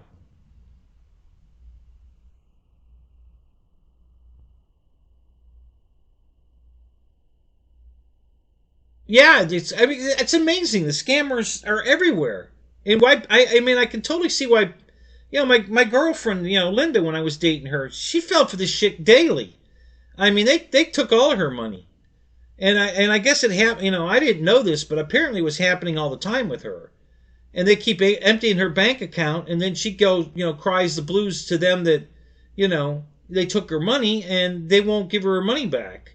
Apparently because she keeps doing this stupid shit, and they're tired of covering her. I don't know. All I know is the only one I experienced, they wouldn't give her money back. It was a total scam. The phone rang. It came up on her phone that it was her bank calling. And everything seemed legit.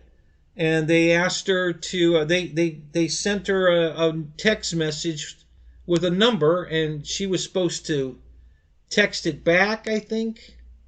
And she did, and that was authorization for them to take the money out of her account. So they did. They took all of her money. And I'm like, and she called the bank and told them that she, they said, well, you authorized it, and she says, well, they scammed me. I mean, I didn't know I was authorizing them to take my money. They just asked me to verify this number, so I did, and I don't know. And anyway, she never got. Luckily, she only had $1,000 in her account, but she needed that $1,000, and they took it. So, yeah, I don't know, but yeah, these scams. I told one guy on the phone, why don't you go get a real job? Why don't you go out and earn an honest living instead of this bullshit scamming people? And of course, he just hung up on me. So.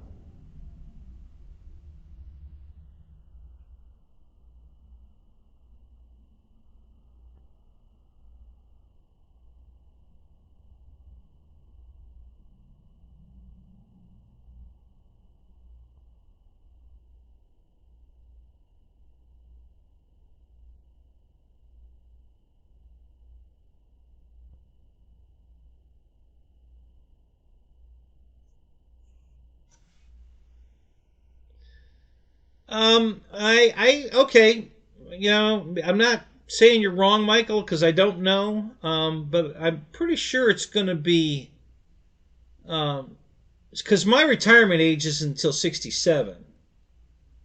My full retirement age, and that's why I filed for disability, because I believe, um,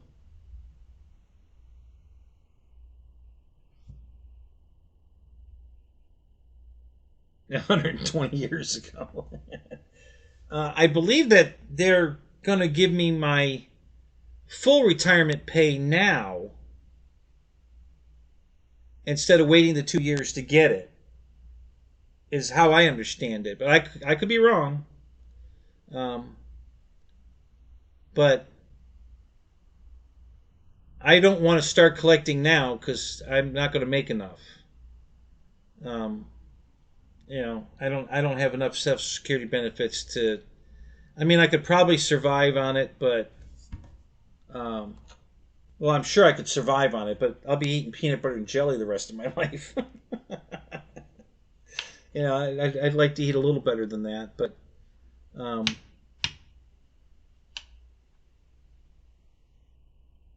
yeah, I that part you got no argument there. I don't know. I mean, they seem to think, um, you know, listen, if that's what they're going to offer me, I'm not going to take it. You know, I'm just going to tell them forget it. You know, forget I applied for Social Security disability. Just shelf it. I'm not doing it. You know. Yeah, yeah. I should turn in my my what do they call that? My you know, whatever I am, citizenship. Yeah, my citizenship papers, and move to Mexico for a year, and then come back as an illegal, and I'll be sitting pretty. I'll get a brand new free phone with with paid, and I'll get credit cards with credit limits that are all paid, and yeah, I'll get all kinds of shit. Um,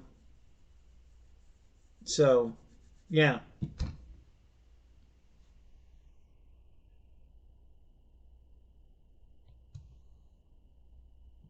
So this last guy that rear-ended me when I went to look at that car, we think he's an illegal. My attorney's pressing him pretty hard. Um, he asked me, "What do you hope to get out of it?" I said, "Just to make him his life miserable. I mean, whatever you can get out of him is fine. Whatever you can do. You know, it's a roofing company." So my attorney just, you know, we're laughing about it because he doesn't have any insurance. This guy, and we don't know if he has anything to take, but we're going to sue him anyway. And my attorney's going to, you know, try to get a free roof out of this guy, and then he'll pay me what he would have paid that guy for the roof. If we can work, he says, if I can work that deal, I'm good with that. And I'm like, well, I'm fine with that. That works for me. Whatever you want to do. He says, but maybe we can, if we can't get any money out of him, maybe we can at least get ISIS to deport him. I was like, perfect. You know, that'll give me plenty of satisfaction just to send him fucking home. You know, yeah. So smoking weed in his truck and runs in the back of mine. You know, and oh, sorry. That's what he could. That's all he could say. Oh, sorry. So yeah.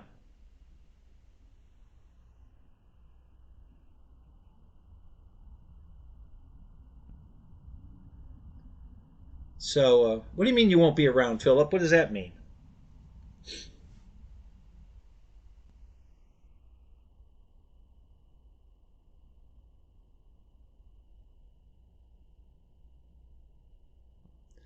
Yeah. So that's another thing, right? So the I applied for um,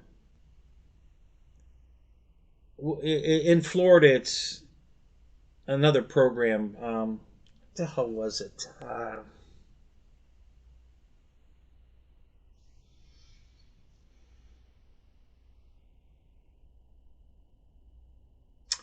Can't remember the name of it, but it's basically what you snap. And I um, I applied for it. It wasn't 65 yet, but I applied for it anyway. And then they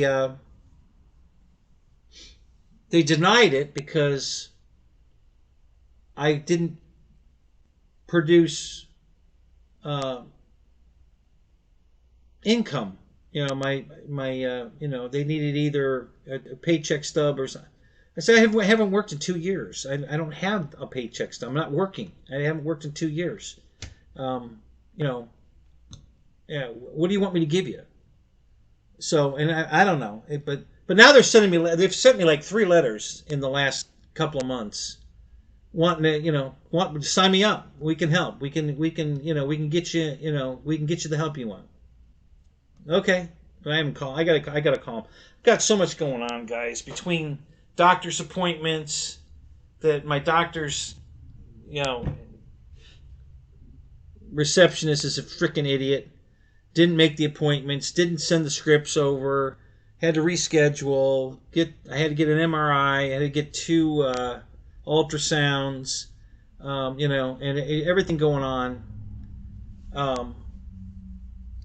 And then I called about the scam, and I called, what else? I mean, I've been on the phone more this month than anything.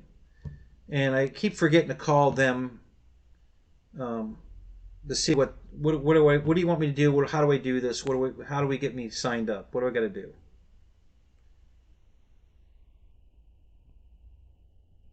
Yeah, I'm going to do it right. So I've got the paper sitting on the couch right next to me. I just have to remember to do it. Um,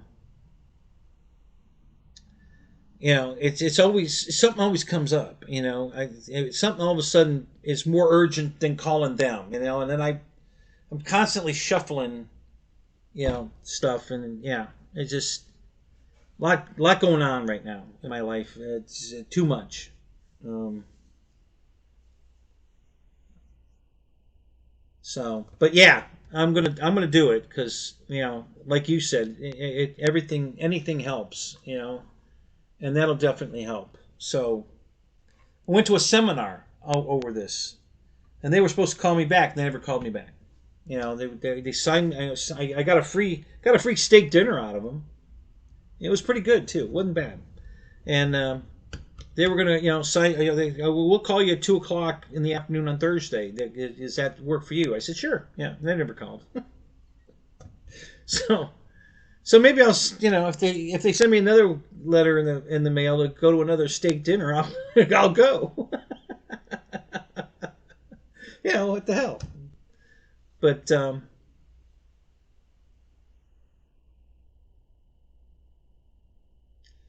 who turned 60? Who we happy birthday into? Where did I miss that?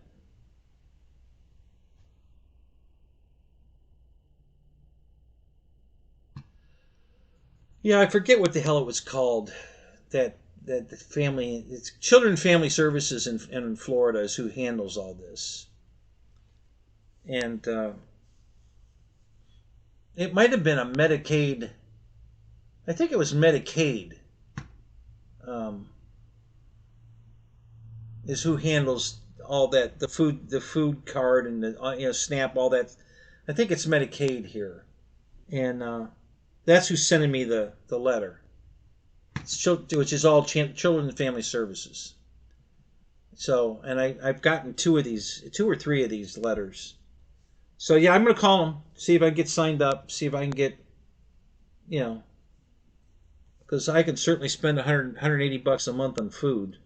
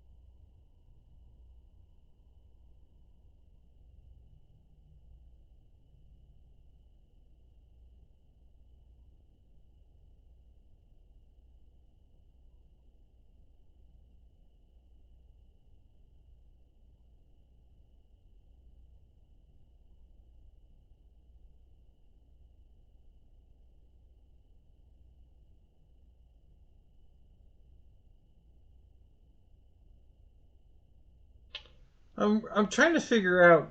I obviously missed something that Philip was talking about, and I don't know what I missed. Um, Philip, what's going on in your life that you're dying? You know, you're saying your numbers up, or what did I miss? I must have missed something here. I just looked back and I can't find it. I don't know what I missed. You know, what's going on with you? Are you all right?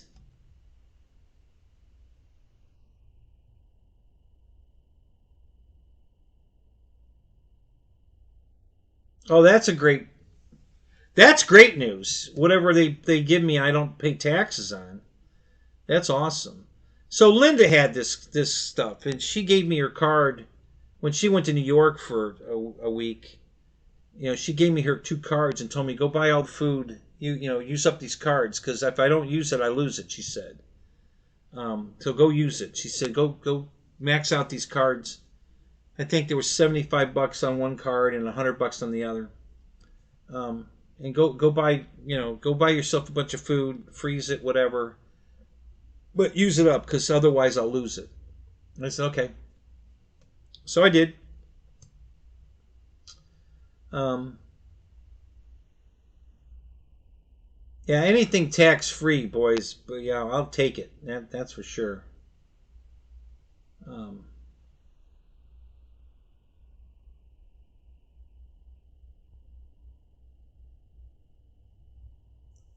yeah. So Roy had said, unless the Lord picks your number, hang in there, Phil. So that now I don't know what I missed. What are we hanging in there for, Phil? What's going on in your life? What am I missing? Um,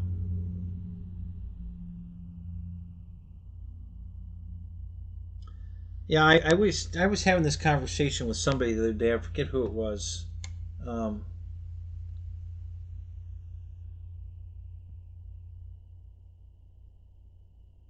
I'm not really at that point right now anymore.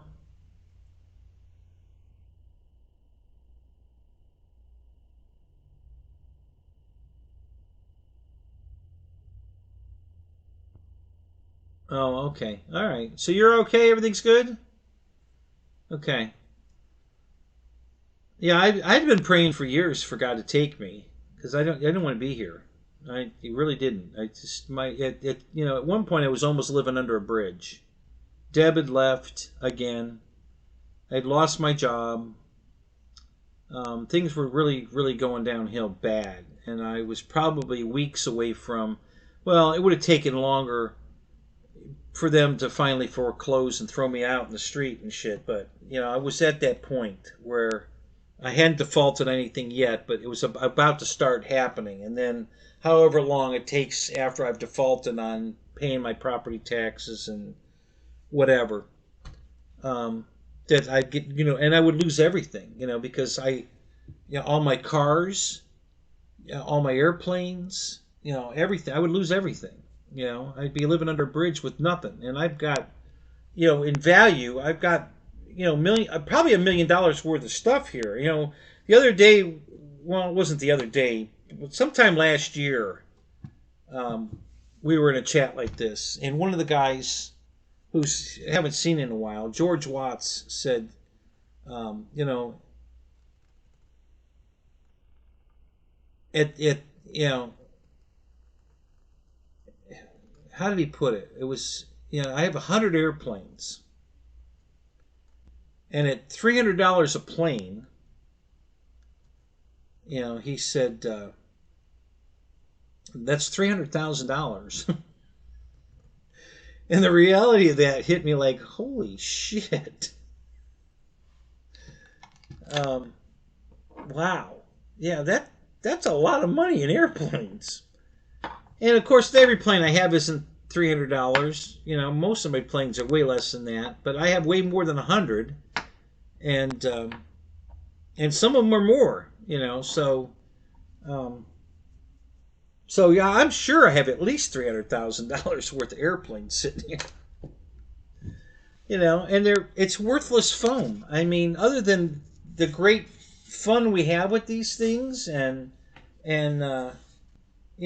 what they mean to us, when it's all said and done, if they kick me out of the house, they're going to throw all this shit in the dumpster. That's $300,000 you just throw in the dumpster, and man, that just hurts. Like, man, did that hurt. Oh, is that right? Have you been actually calling George and no answer? Really?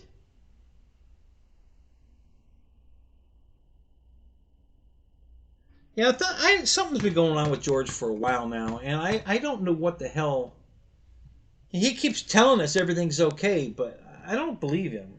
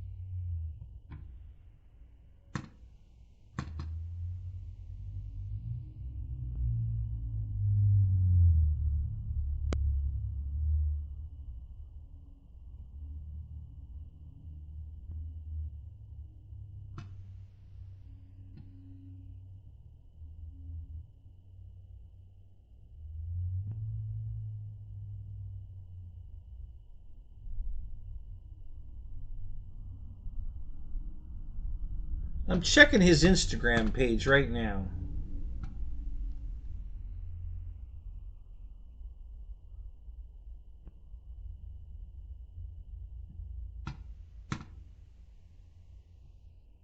Because that's where he posts. If he posts anything, he posts it to his Instagram.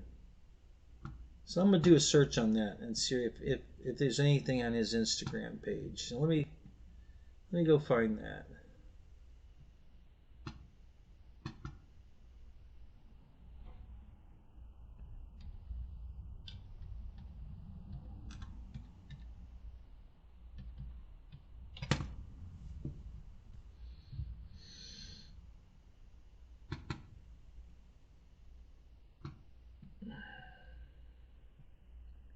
So let's see what the last post. When was his last post?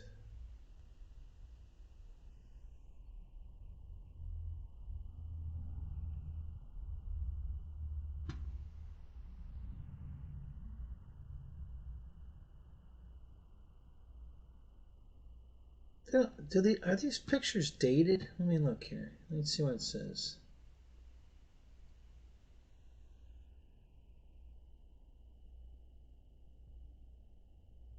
August 21st.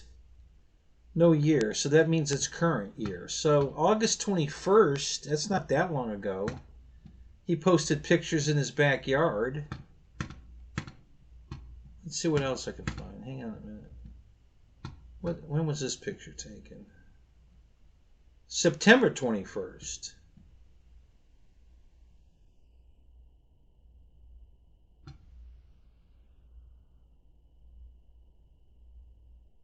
Okay. So September 21st is not that long ago, and he posted, so that's the last picture he posted. So I guess he's still alive, you know, I mean, for what that's worth. But you know, I don't. We haven't seen him in any of the chats or nothing. I don't know what's going on. I don't know why he's you know, if something's bad's going on in life and he's not just don't want to tell us. Oh, I see a crashed car. Uh-oh. That was September 27th of 22. He wrecked or somebody wrecked. It looks like a Ford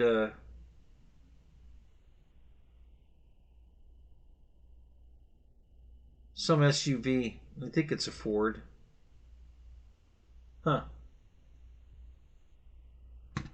All right. Yeah. All right. So he's posted September 21st.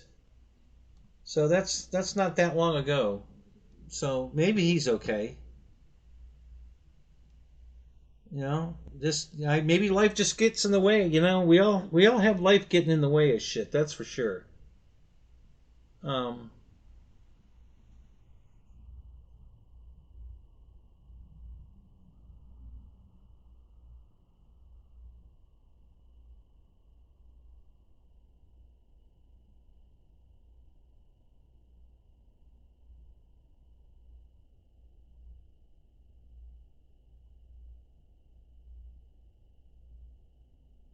Well, yes, you're right. And of course that's what I would have had to do. You're right. I mean, push come to shove, I would certainly have to sell everything off, um, to pay off the house at least, so that I wouldn't be living under a bridge. Um, it hadn't got close enough for me to actually start doing that, but yeah, that's where I was headed.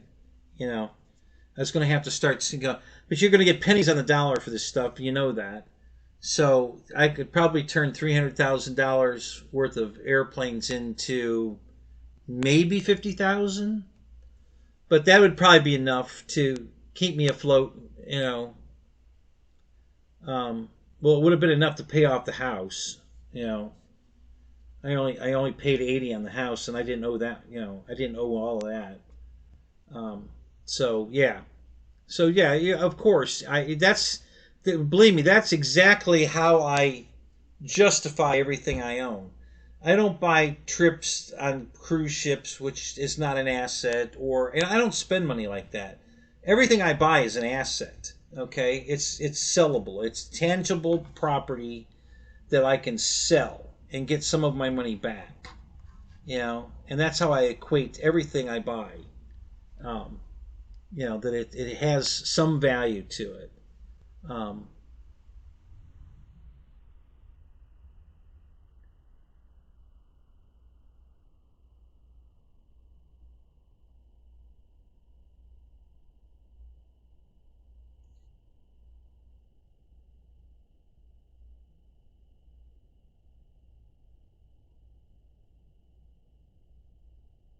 yeah, he's got some beautiful airplanes. Big stuff, big expensive stuff. Um, yeah, George is an awesome guy. We had a big talk one night about financial help. Things probably when I was going through this. George was a big help on. I was getting some financial advice from him because he's a smart guy. Um,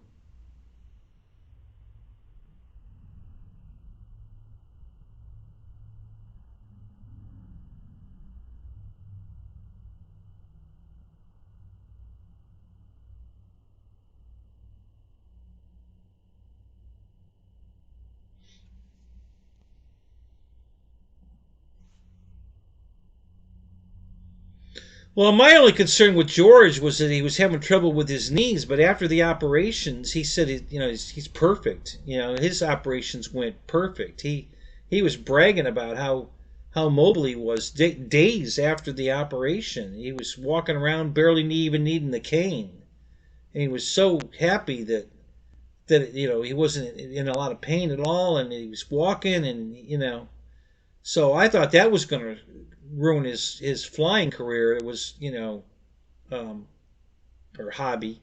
If if his legs didn't get, but his legs came out perfect. So I don't know if he's had some other health issues, but that was the one I was worried about. But he came through that great. Um,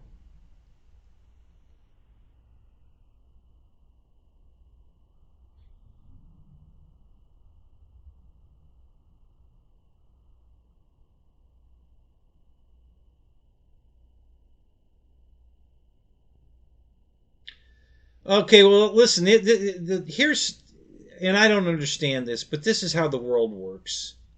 Okay, at least a lot of people in the world.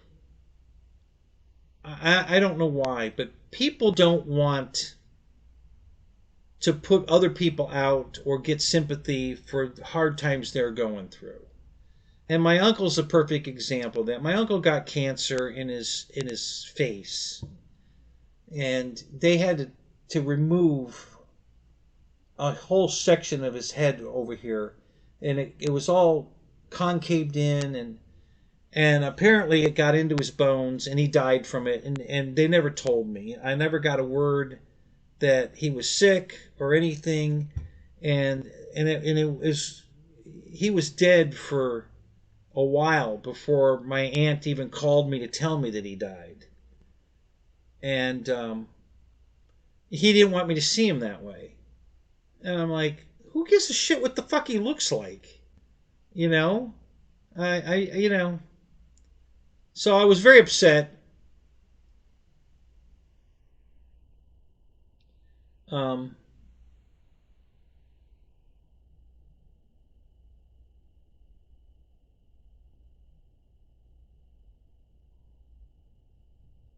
oh, I forgot. You're right, right. So I forgot about that. Yeah, his girlfriend's mother died. I remember that. Um,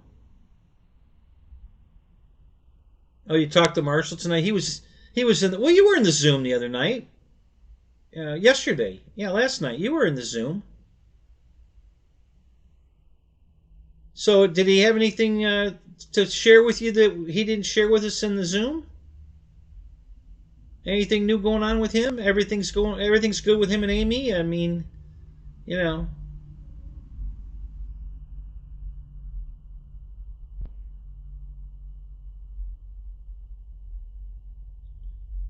Yeah, I'm probably going to give George a call tomorrow and see if he'll talk to me. Not that I have anything over you, Michael. Maybe just something about what you're going through. He doesn't want to pile on what he's going through. I don't know. Who knows? Like I said, my aunt and uncle decided not to tell me that my uncle was dying. Why? I don't know. So I don't know that. The same thing with nobody had heard from Rich Baker either. I finally called him the other day. Oh, I sent him a text message. Hey, and and he sends back, "Who is this?" So he lost my number. Maybe he got a new phone. Who knows? So I told him who I was, and he was like, "Oh, hey," and so he started immediately telling me about the field and how far he's gotten, and then we're having a big work on the field day coming up on the 20th, and we're going to lay down the geotech runway, and I'm sure Jerry McGee will be there, and I'm sure Wes will be there, and um, some other people we know. I'm sure I'll be there helping him, and I drove up there with my trailer one day a few months ago and spent the day with him. And we were while they were putting up his building, we got talking, and it's the same company that put mine up, put his up. Different crew though. These two guys knew what the hell they were doing. I had like 6 guys on my crew, and I don't think any of them knew what they were doing. So, um,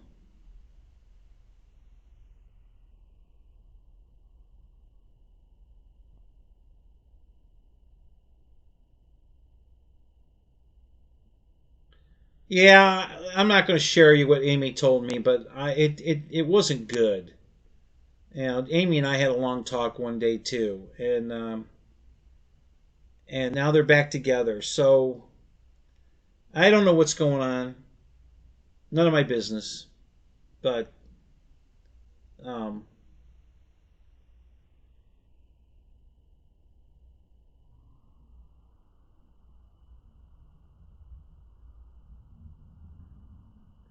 yeah, apparently Dave's doing really good at the new job, and they just bought this house, that he was in during the Zoom, and so that's good to know. I'm glad he's back. He's back in Atlanta, and he's bought a new house, and it's a nice big house.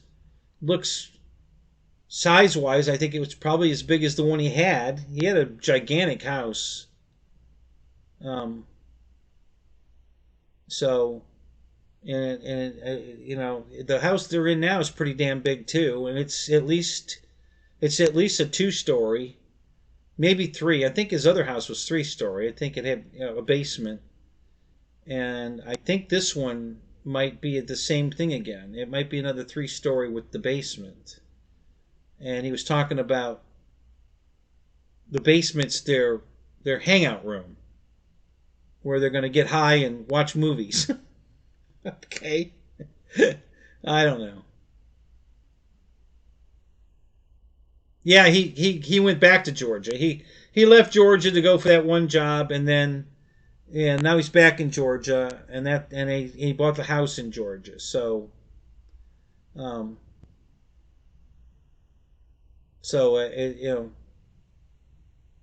I'm not sure what part of Georgia. I don't know if it's back in the northern area, so he can go back to the same flying field he was flying at before. I don't know for sure where. I would think if he had a choice that he would probably try to go back up there to be back at the flying field, or, you know. But maybe there's a better flying field somewhere else in Georgia, and he went there. I don't know, but I would assume he would try to stay close to, you know, the RC, because I don't think he's ready to give that up. I think he enjoys it enough to want to keep doing it. So we'll see. But you know, of course, those two are high all the time, so they always seem like they're in a good mood because they're always high. I mean, you know, I don't. The only time I've ever been high, if you want to call it that, they told me I was high, is when I had my back surgery. They put me on fentanyl while I was having my back surgery done, and I scared the nurse because I'm laying face down, and she's she told me before the surgery that she was going to be talking my head off, asking me all these questions just to make sure I was awake and coherent, but relaxed. And I'm laying there, and she's not talking to me at all. So I finally kidded her. I says, I thought you were going to talk my ear off. You told me you were going to ask me. So yeah, I did tell you that, didn't I? I says, yeah. So how are you? And she kind of made a couple of questions and then shut back up again. And I said, so what are you giving me? What am I on right now? And she said fentanyl, and I said, you're giving me fentanyl? She thought I was mad. I was teasing her. She goes, oh, you're fine, it's okay. You're okay. I'm kidding. I'm not mad. I'm just kidding. She says, oh God. She says, I didn't want you to get upset. No, I'm not upset. I'm just kidding you. I said, but, so then I asked her, I said, am I high right now? Is this what it's like to be high? And she said, yeah, I guess you are high right now. I guess that's, And I was like, why does anybody want to be like this? Because all I felt was, I guess I was calm, but I'm always calm anyway, pretty much. I mean, I get excited about stuff, but not to the point of being out of my calm. I mean, I don't think I'm, spazzing out or anything. I don't know. But anyway, I felt like I was floating in bubbles. That's what I could see visually, even though my eyes were closed. My brain was seeing bubbles, and I was laying in bubbles. No, nothing around. There's nothing but bubbles. That's all I can see is bubbles, and I guess I'm floating in them. I don't know, and totally coherent, but and I was just like, why would anybody want to be like this? It wasn't something I would choose to do. I wouldn't want to be in this state ever again. I mean, unless I had to go under some kind of surgery, and this is how they're going to keep me calm. But it's not something I would want to be in this state. I don't understand the attraction to being like this. So I don't know. Yeah, I mean, that's the only time I've never smoked weed or anything in my life. I've never done no drugs, no alcohol, no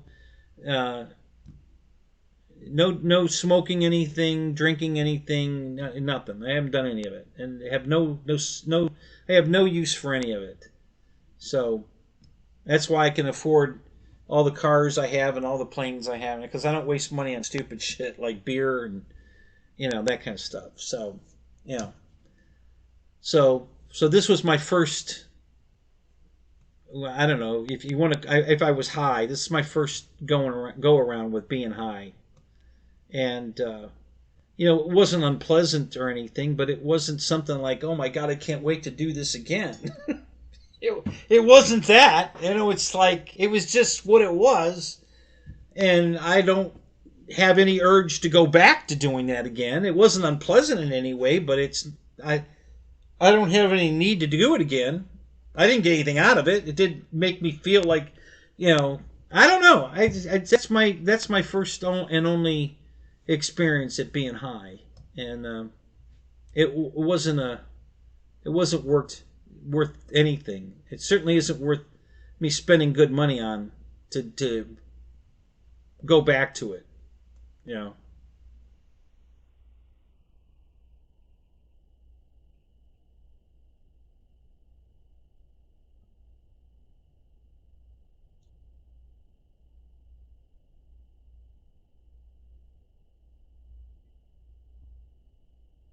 So when you say it makes you forget about negative things, like what? I mean, in what way does it make you forget? Because you're so relaxed you don't give a shit, or I mean, fill me in, Roy, because I have no idea. I have never been high, other than my fentanyl trip, which was nothing.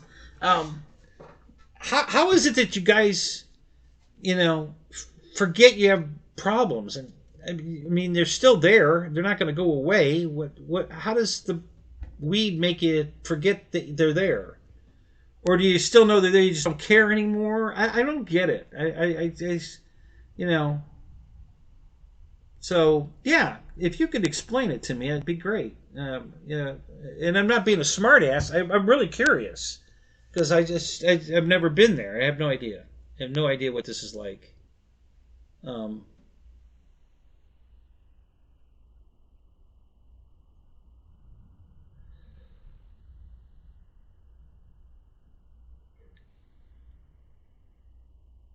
Wake and bake, Ken. Yeah, I really don't. That's a term that I don't understand either. Since I've never been there, I don't know what that. I mean, I know what you guys mean by saying that, but I have no idea what that means.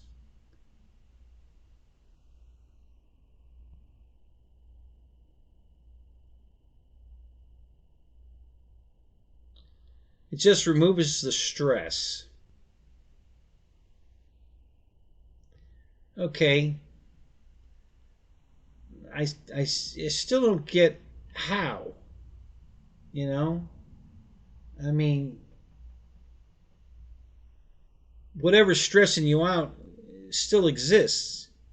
So how does it make you remove it? Um, yeah, see, this is like that episode of Star Trek where Data's trying to explain to Geordi that he felt mad, and they keep and he was angry, and he does Data doesn't have emotion. Okay, he doesn't have an emotion chip. He doesn't have emotion, and every time they're explaining what it is to be angry, it was another emotion. So he can't comprehend what they're saying because he can't experience all the other emotions that they're saying it's like, and so that's not a frame of reference he can. So that's where I'm at. I don't have a frame of reference to equate to what you're telling me. It's like alcohol. Again, I don't have a frame of reference, and I know this makes it very difficult to explain. So I get that, but at the same time, that's why I'm explaining to you, since I've never done any of these things. I don't know what it's like to be drunk. I don't know what it's like to be high. Well, a fentanyl high, but that was not pleasurable. It was nothing. It was just what it was. It's not something I would pay money to do again in any way, shape, or form. I'd go buy an airplane before I'd pay money to do that again. And, you know, so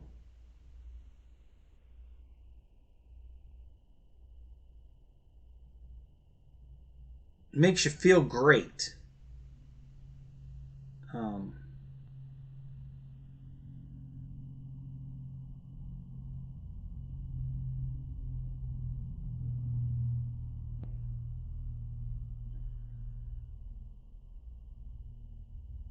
See that since I was 13 when I started flying these airplanes. You know, I was just getting into the age where kids were experimenting with marijuana, smoking cigarettes. You know, that was a big thing when I was growing up. And you know, and when they would try to get me to try it or whatever, I would just look at them and go, well. And then in my head, I'm thinking, airplane parts, fuel, you know, because we were flying nitro. We didn't have electric, you know, planes. Nitro for my planes, cigarettes.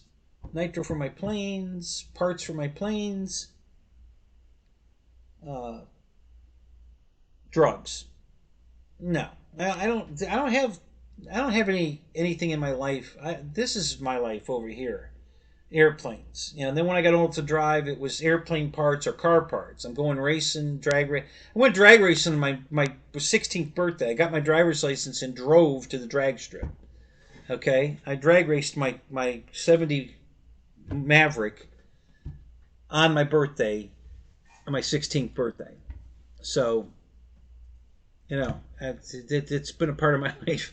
You know, so everything has been wrapped around that, and nothing's really ever. You know, I mean, I did go from RC airplanes to RC cars for a while. You know, and I was racing them professionally. I had a sponsor, and I was, you know, was on the cover of Car Action magazine. Well, I wasn't. My car was. You know, so it's always been the RC life, mostly airplanes in the beginning, and then I went to cars for a few years, and then back to planes, and then racing cars. You know, autocross, drag racing. You know, and that's where my money goes. Like right now, I just missed a sale too. I'm so pissed. Tire Rack had tires on sale. You buy a four set of tires, you get $100 off, and the sale ended. And so I don't need tires this minute. Not a big deal. I'll just wait for the next sale. It's not. It wasn't a crucial. You know, I'm not desperate for tires or anything. I was just gonna. I bought some used wheels. And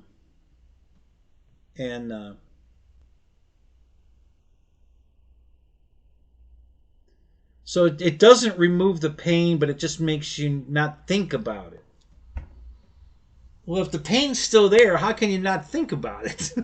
You know, it's got it. I mean, if your back hurts, the brain's telling you, "Hey, my back hurts." You know, I mean, you know.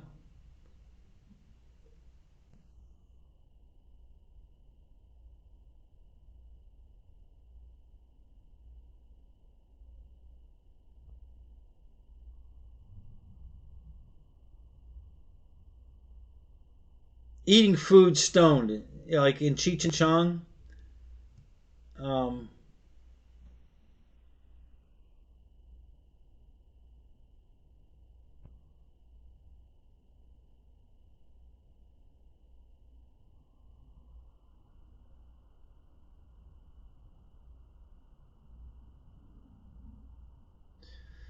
yeah, right. So that's the big thing. Okay, so yes, I've been around this my whole life. Not a lot of weed. Most of the friends I have don't smoke it, at least not out in public. They do it in the privacy of their home. But everybody drinks. You know, it's a social thing to drink with your buds. Okay, and they all know I don't drink, and it's not a problem. Everybody drinks in front of me. I don't have a problem with it. Doesn't bother me in the least. What did bother me is a couple of my friends would get drunk and fall down drunk. My one buddy, Rodney, was a fall down drunk. He never knew when to stop, and he's face planting himself until we finally picked him up and put him in a chair. You know, and he's so drunk that he's not even coherent of, you know, what he's doing.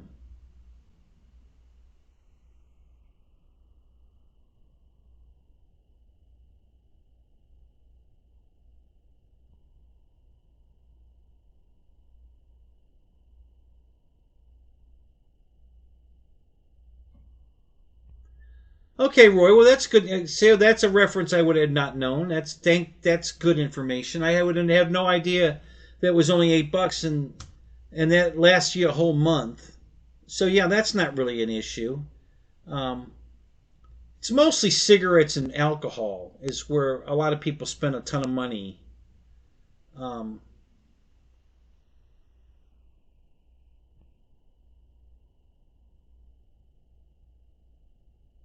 yeah, there you go. Maybe I'll call John Force and say, hey, I want to be your next driver at 65 years old. Yeah, that might go over well. Um,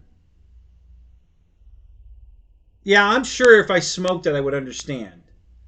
Um, yeah, and without a frame of reference to something similar, it's very hard for you guys to explain it to me because I don't have. Just like Data was trying to, his emotion of angry. How without a frame of reference, you can't compare it to something else.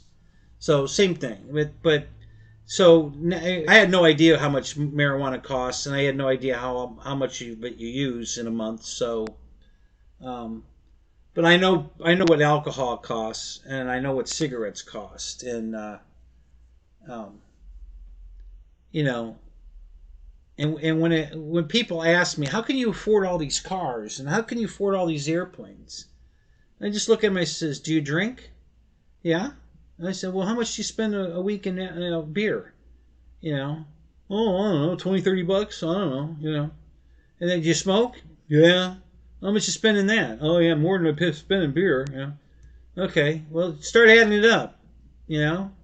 And then the big question is, you got any kids? Yeah. Yeah. I said, okay, we're done talking now.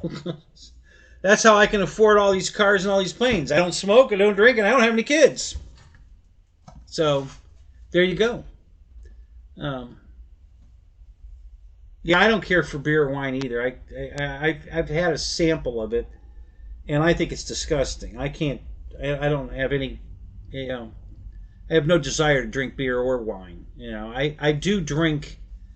Um, so I've got a bottle of wine in my refrigerator. It's been in there for years, and I'm trying to be healthy. And they say a little bit of wine helps your digestive system. It's good for your kidneys and your liver and stuff. So I tried to drink a shot glass of wine with dinner, and I just chug it like it's cough syrup to get it over with. And but I can't stay with it. I can't remember to do it. It's not something I enjoy. I just try to do it for health reasons, and I just can't. So like I said, the bottle of wine's been in there for. I actually bought 2 bottles of wine at the same time. The other bottle I never opened. It's still sitting there, um, and it's been in there for years. So yeah, I just you know um,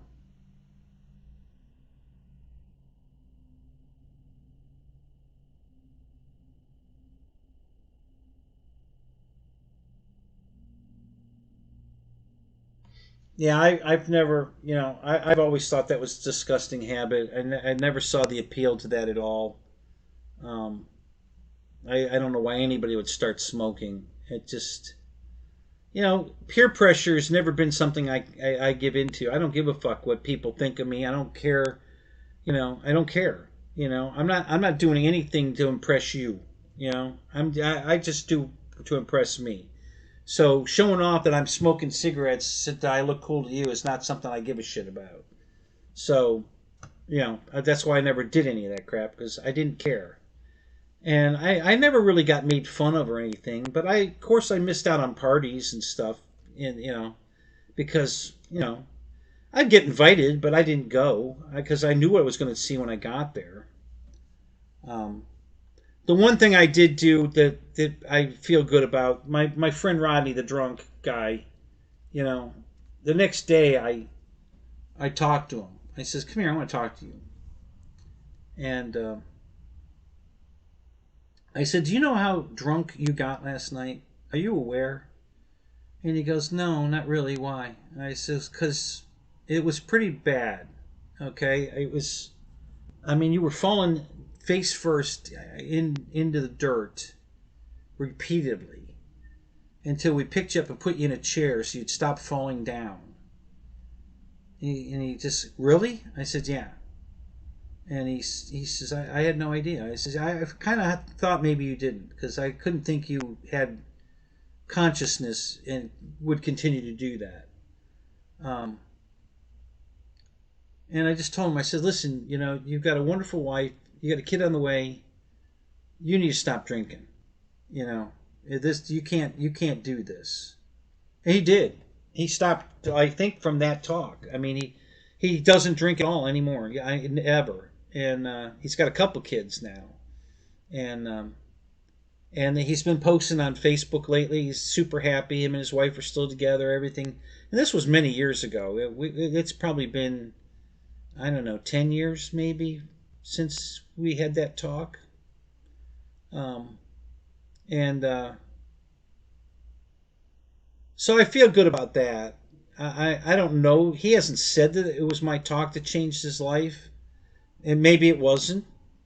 But I kind of feel like I might have had some kind of impact on him.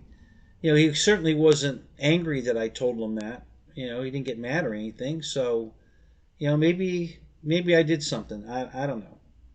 But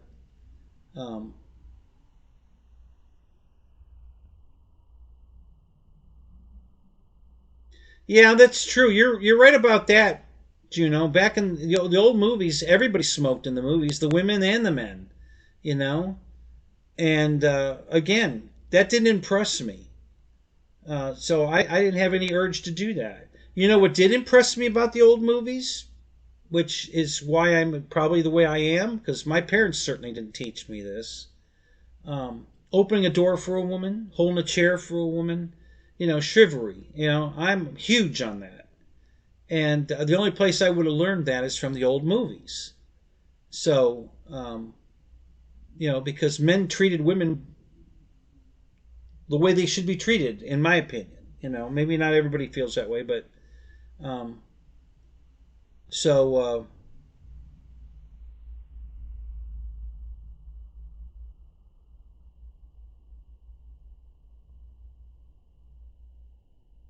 yeah, thank you, Roy. Yeah, I that's how I feel about it. I think maybe he didn't realize, um, and maybe somebody showed him a video that they took with their phone, like hey dude, yeah, this is what you were doing last night, and maybe he got a look at himself and didn't like what he saw.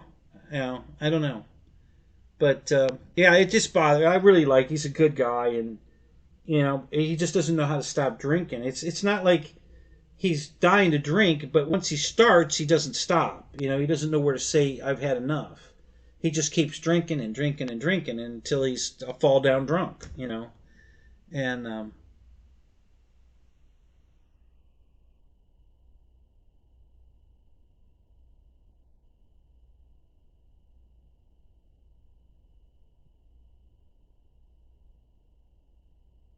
and I know a lot of people smoke marijuana for pain, and I guess if you need that, then I guess that's okay.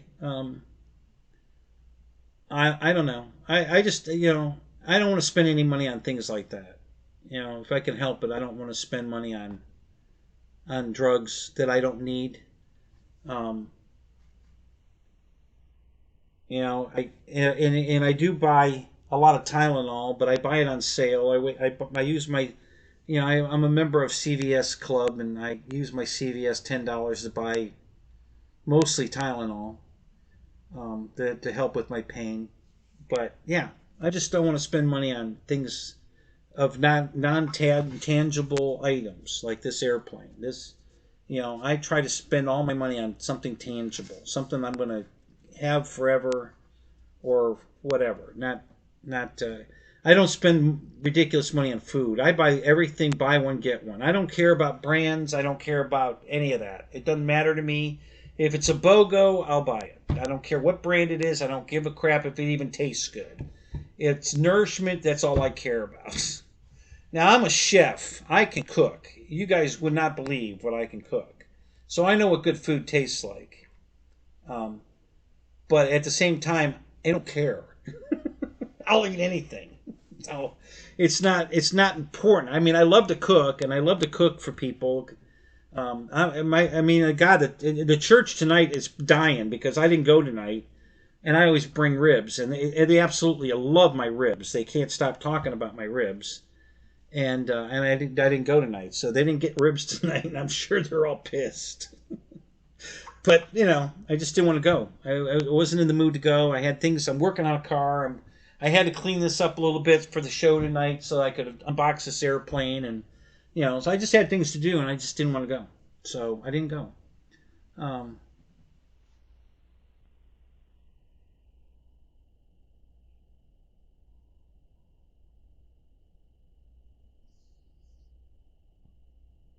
Yeah, so I don't take anything I can get hooked on. They prescribe some pills like that, and I won't take them. No, we're not doing that. I'll suffer with the pain. I'm not getting on anything that's going to be addictive. Um, I've got a very high threshold for pain, so even though I'm in a lot of pain, a lot of times I don't show it. I just suck it up.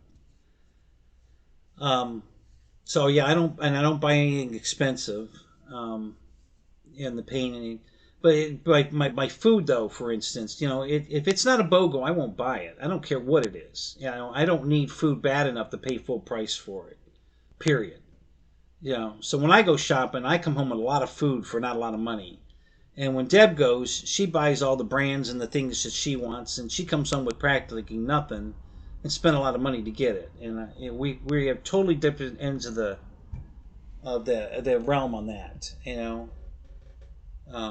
It's just I just shop the BOGOs. I just walk around the store, and if oh, that's a BOGO, yeah, I could eat that. Yeah, throw it in the cart. Um, and something I do want, for instance, like maybe I want some ice cream or something, and I go and it's not on sale, I ain't buying it. I'll just do without. I can do without it. I don't need it that bad. When it goes on sale, I'll buy it. It goes on a BOGO, I'll buy it. I'm not going to buy it at full price. I don't pay for full price for it. I don't pay full price for airplanes. I don't pay full price for food. I don't pay full price for anything. I mean, I even get discounts on my gasoline for my car. Right? I'm all about the coupons and saving money. So,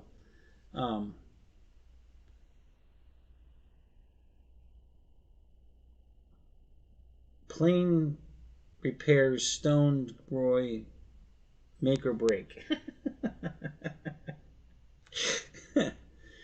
uh, so anyway, yeah, that's my whole existence, really. I just don't waste money on anything. I really don't. I buy an occasional. If the lottery's up to 56 million or 615 million, I'll buy a lottery ticket. And I only buy one. Listen, if God wants me to win the lottery, I only need one ticket. It's in God's hands. Okay, I'm a firm believer in that. So if I'm supposed to win, I just need one ticket. And if I'm not supposed to win, then I just like buying this Pontiac I'm trying to buy, the crash car. If he sells it to somebody else, then I wasn't meant to have it. Just like that B-25 that I just re-looked up to see if I could buy it. I wasn't meant to have it. All right, it's gone. It wasn't for me. If God wanted me to have it, it'd still be for sale, and I would have bought it. But obviously, it wasn't meant to be. So, and that's just how I go through life thinking. That if it's if I didn't get it, oh well, I guess I wasn't supposed to have it. Time to move on. And the only reason I'm thinking maybe I'm supposed to have this Pontiac is because it is still available. God hasn't taken that away from me yet. That option. I still have the option to buy it. Normally when there's something that I'm not supposed to have, God takes that option away from me. Oh, somebody bought that, it's gone. Oh well, okay. And that's how I look at it. So, but yeah.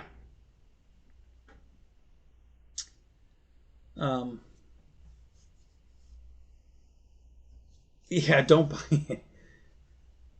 Yeah, you don't want that Pontiac. Well, I listen, Roy. If the motor's good, I could. If I had worst case scenario, let's say I get the car home and it really is a piece of garbage. I can sell the motor and training, I think, for $6,000 easy. You know, everybody wants that motor. You know, so I'd have no problem getting my money back and even making a little money. And then the rest of the car, I don't know if I just junk it or maybe part it out. You know, I do have room here to take a car apart and just leave it laying all over the yard in pieces. You know, I have room for that, so I could do that and sell it off in pieces. You know, um, so I haven't ruled out buying it, but I've pretty much ruled out paying more than $4,000 for it, and I don't think he's going to sell it to me for that. So, um, but yeah, you're right. I mean, I'm more leaning toward the Cadillac station wagon that's in beautiful condition than buying his car. You know, and another part of the problem is that it's so far away I can't go look at it. You know, I mean I can, but I don't want to drive all the way down there to look at a piece of shit. I did that once already. I don't want to do that again. So yeah, if it was close by and I could go look at it, that'd be different. But I don't have that luxury. So you know, I'm kind of um, boy. Somebody did a bad job putting these decals on. I just realized this one decal is crooked as shit. I mean, really crooked. Holy crap! Who the hell put that on there? Look at the RF number here. Okay, and the 06 above it. I mean, that's horrible looking. I don't know who the hell did that, but that's not how it's supposed to look. You know, that's 06 is way out of line. It is on this one too, but not as bad. And I think it's going the opposite direction. Is it leaning back too? Are they both leaning back? Well, they are both leaning back. Maybe it is supposed to look like that. It doesn't look like it's right though.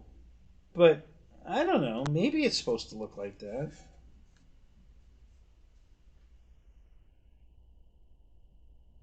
The wing underneath it's not the same either. That's off.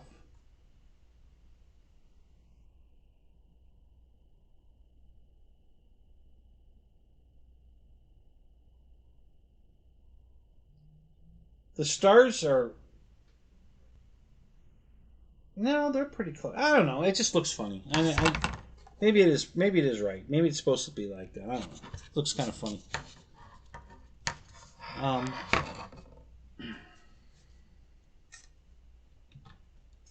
oops. Let's go here. There we go.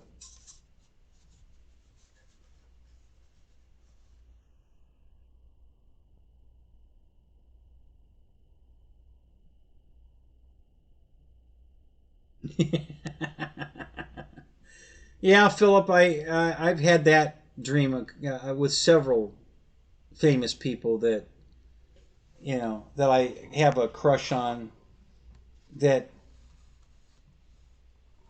on talk shows say they're not happy. So I have this dream that I'm the one that could make them happy. Hey, I can dream. There's no law against it, right? So so I'll just keep dreaming. Nobody's super famous, like not Sarah Paulson for one. I really like Sarah Paulson. I think she's funny. She's cute. Um, she's not a top movie star, but she is. But she's not like crazy famous. But I just like her, and I think I got my crush on her when she was on Craig Ferguson's show, and she's a big flirt, and so is he, and so am I, and they're flirting together and just having so much fun, and she's being so hilariously funny about it, and I just think she's cute, so I've had a crush on her for a long time, and let's see, who else famous do I have a crush on? Emily Blunt, but I have a bigger crush on Sarah Paulson than Emily Blunt. But I like Emily Blunt too. I think she's pretty special. Um, just something about them. Um, Tracy Lords. I don't know who that is. I might know her under, if you told me what she played in or something, but by her name, I don't know her. Can we finally talk about favorite radios? Yeah, absolutely. Let's do that. Why don't you start us off, Michael? What's your favorite radio, and why?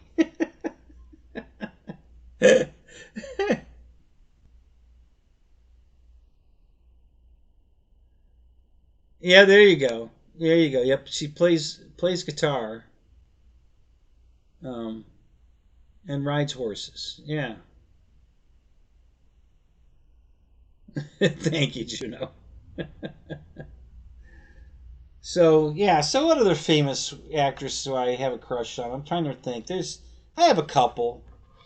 Sally Fields. That's a pretty big name one that I have a crush on. I just you know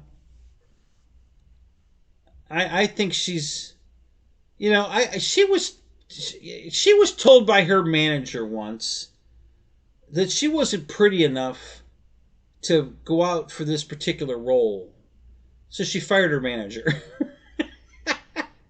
I just love that about her. I think, you know, I think that's that's what she should have said. I mean, you don't tell her she's not pretty enough for that. What are you thinking? You know. So yeah, but since I've kind of grown up with her, she's my age, and actually I think she's older than me. Um, yeah, I think she's like 10 years older than me, maybe. Um, but yeah, I really like her. Um, Dawn Wells, I had a crush on her. Unfortunately, she died during the COVID crap, and that really sucked. But I thought she was pretty wonderful. Um, Trying to think who else. There's only a few. I don't have a big list. You know, I'm really not a fan of Jennifer Aniston. Not I mean I don't hate her or anything, but I don't have an attraction to her. You know, if I was going to pick anybody on Friends, it'd be Courtney Cox, not Jennifer Aniston. I did have a crush on Courtney Cox. Let's see, who else? I just thought of somebody and it slipped away. I was thinking. Um,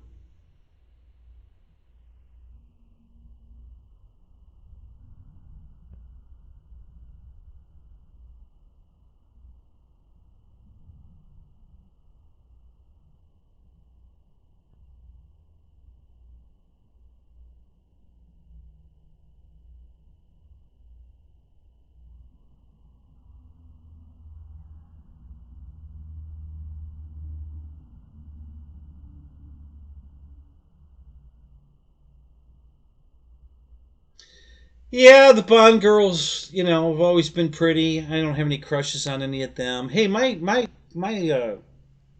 chiropractor is a beautiful woman. Oh my God, she's got hair, just this incredible amount of hair on her head, and she's a really pretty girl. I don't have a crush on her or anything, but she's very attractive, and her office assistant is also very attractive. She's full of, I'm not a fan of tattoos. It's kind of a turn off. And last week when I went in there, I kind of she's got a whole sleeve, and it's clocks, and I think she's got like seven of them. And I just okay. So what's the story behind all this? What is that? And she said, oh, these are for every one of my kids. So I guess the clock has a date, the time they were born, and the date on the clock. And I thought, well, that's kind of neat. Yeah, that's a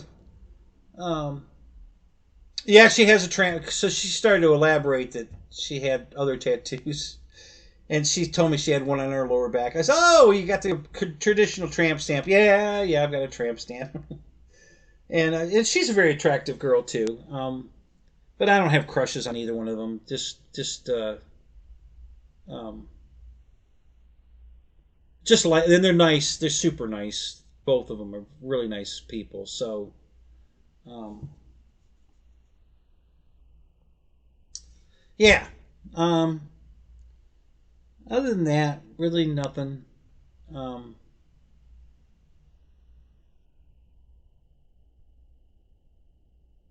yeah, I thought that was interesting. You know, because I really hate tattoos, and I hate what worse than that is a girl that's got a ring in her nose. Oh my god! And my niece has a ring in her nose. Oh god! Ugh. That's just disgusting. I don't know what the piercing stuff is just way out there for me. The tattooing, depending on what it is and how much of it, is tolerable to an extent, but man, not the piercings. Oh God, no. Um, who are we talking about? Attractive in what way? Who are you referring to, Philip?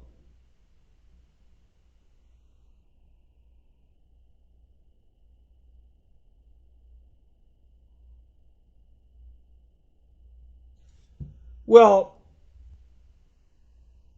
I said it in a jokingly way. I wasn't being disrespectful. She said she had one on her lower, she had one on her shoulder and one on her lower back, and I just jokingly said, "Oh, you got a tramp stamp," and she just laughed. Yeah, yeah, I have a tramp stamp, and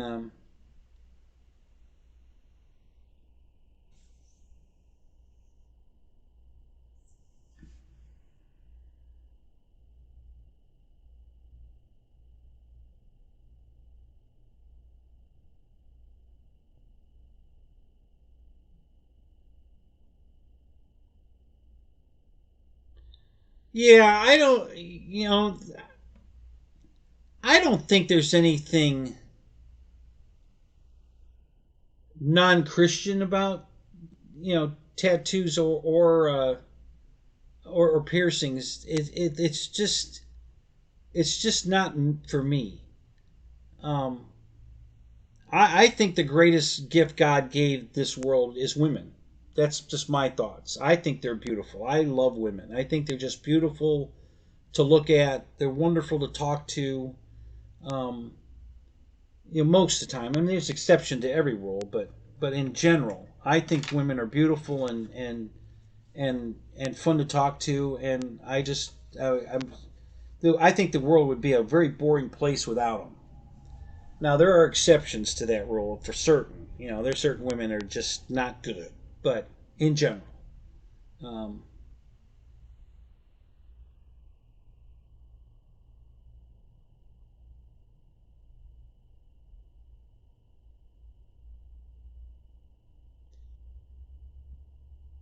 is that right, Philip?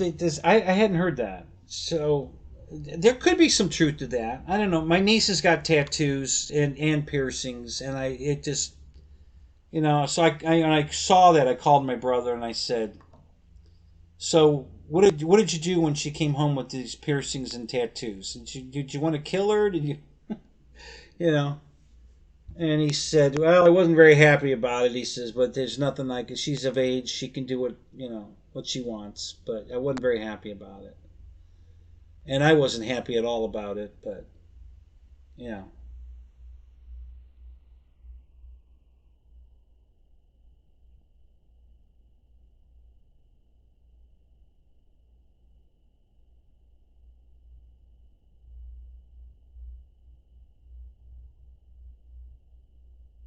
oh God, Russian. Oh my God, Russian girls. Ugh. I had a waitress at Perkins one night that was Russian. Oh God, gorgeous, and that accent. Oh yeah, just man, I was just melting all over the table. Holy crap. Oh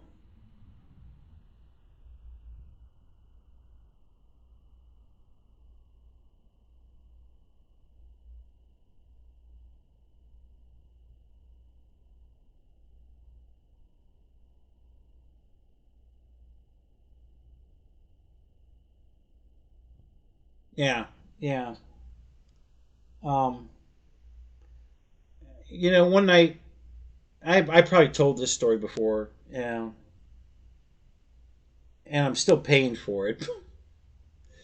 We were at a car show, and all my pal and brethren's guys were there. We were all parked together, and this girl, this beautiful girl, drives up in a Camaro, and she says, can I park there? I say, oh, absolutely, help yourself. Absolutely, you can hang out with us. So she parks there and gets out, and we're just chit chatting, and she tells us she's a doctor. And I'm like, wow, really? Um,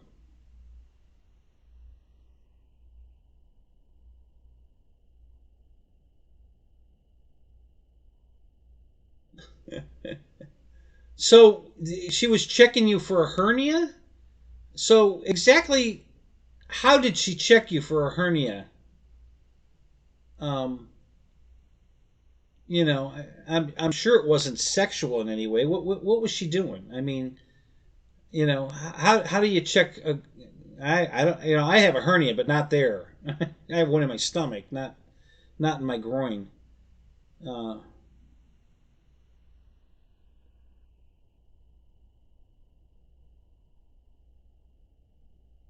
I'm surprised too that a woman would be checking you for hernia. Although I would rather have a woman checking me than a man, if I had to say that. Yeah, I would definitely, as a guy, I would rather have a woman checking me for a hernia than a man. I think women are just the opposite. They don't want a man checking them their for whatever. They want a woman. So we both agree. Let's have women check us. Sorry, guys, but you're out. We want the women taking care of us. Both men and women want women taking care of them. So anyway, so she's parked there and talking to us and tells us she's a doctor, and I'm really impressed because she's very beautiful. And then she tells us that she takes her car to the drag strip, and I'm like, really? I said, you like drag race? Oh yeah, I love it. It's a lot of fun. She says, yeah. Um, the cars, my car's got headers on it and turnouts, and you know, and when I take it to the track, I uncap the turnouts, and I'm like, you flip a switch in the dash to open them, or no, they're I have to unbolt them. There, I looked at her. I said, "You crawl under your car and unbolt your turnouts?" And she says, "Yeah." And I just looked at her and I said, "Now my at the time we were still married. Deb's right there." And I just looked at her and I said, "Oh my God, will you marry me?" Deb goes, "Hey!" And I said, "Shut up! I'm working on something here." And all the guys are cracking up. And I just did it to be funny. I certainly wasn't serious about asking her to marry me. I just thought it was funny because, to find a woman that's that beautiful, that's a doctor, and is willing to crawl under her car to unbolt her caps on her headers, that's a find, guys. I don't know about you, but that is the find of the century. I don't think I'll ever find another woman in my life that would fit that whole thing. A doctor, gorgeous, races, and crawls under her car yeah, that's a one in a million. So Deb brings that up every chance she can. That I asked that girl to marry her right in front of me. Like, okay, whatever. Get over it. It was a joke. Yeah.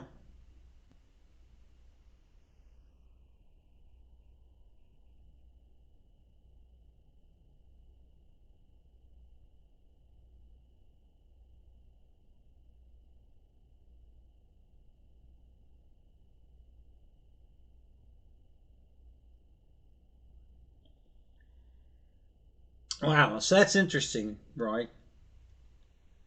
And you didn't start getting a Woody or anything during that examination. You were able to maintain control there.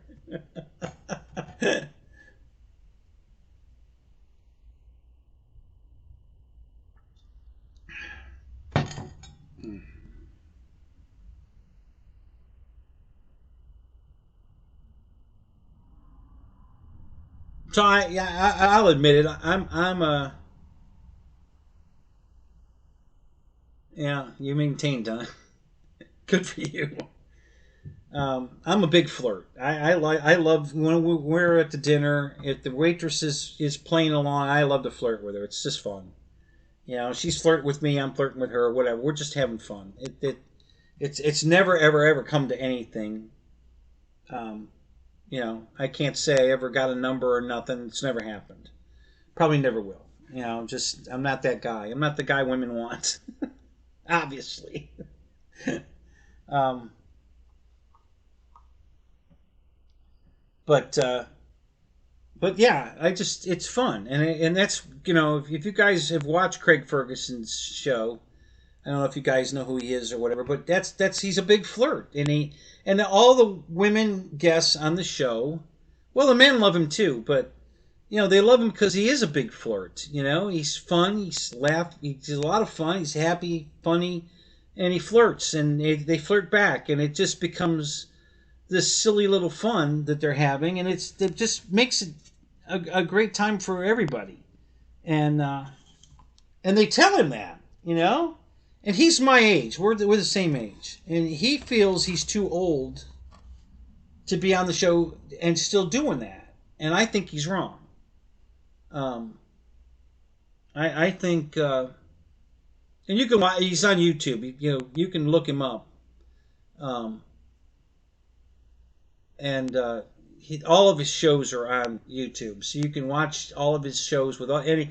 Pick a guest that you want to see him with, an actress that you like, and just search it, and I'm sure it's out there, and then you can just watch him flirt with her. It's hilarious. It's fun. I just love the guy. I wish the hell he'd come back to late night because.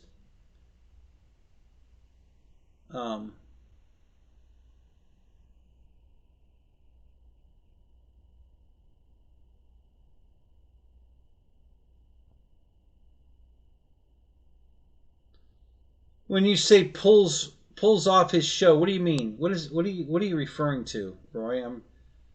I'm not getting it.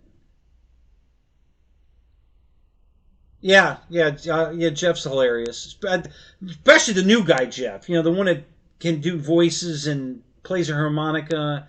That guy's fantastic. Jeff's been a part of his show for a long time, but before he didn't say anything, and then he had some recorded stuff, pre-recorded that he would say, and that's always been funny, and that's why I have my own Jeff. He's over there right now. He's not in here yet. He'll be in here again, but right now he's way over there. But yeah, but yeah, this show's hilarious, and I keep sending him messages. Listen, you need to come back to late night. And he's making a lot of money. They were paying him a lot, and he was the best. I mean, not Conan,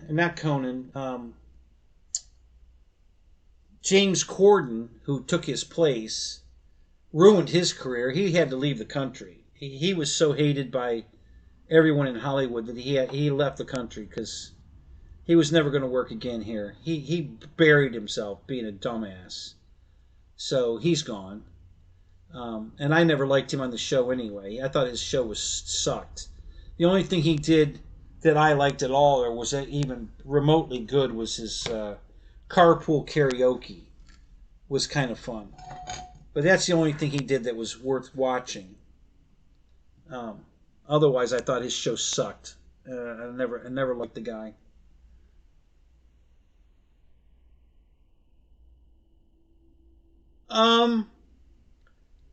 I don't think he has, because he's a gentleman, and I don't think he's ever done that. And one of the women even called him out on it, that she was giving him hints that she wanted him to take her back to his hotel room that night, and he completely missed the and when she talked about it on the show years later, because she was back on the show.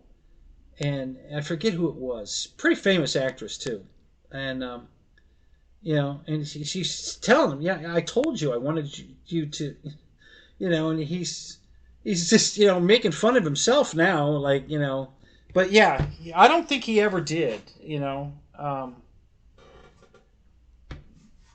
I think he's a lot like me. I think I've been hit on, looking back at my life, more times than I ever thought I had ever been hit on. And now I'm second guessing. Was she hitting on me, or was that, you know? And I think of all the times I passed on because I didn't get it. It didn't occur to me. It never occurred to me a woman was interested in me. So I never took anything anybody said as they were hitting on me. But looking back now, I think there were a few missed opportunities, possibly. Um,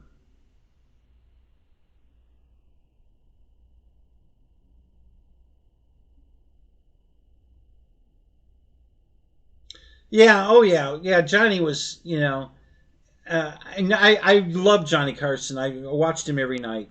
I was always up late watching Johnny, and then David Letterman, and then Tom Snyder came on even late after him, and I'd watch all those guys all the time. I just loved watching late night TV.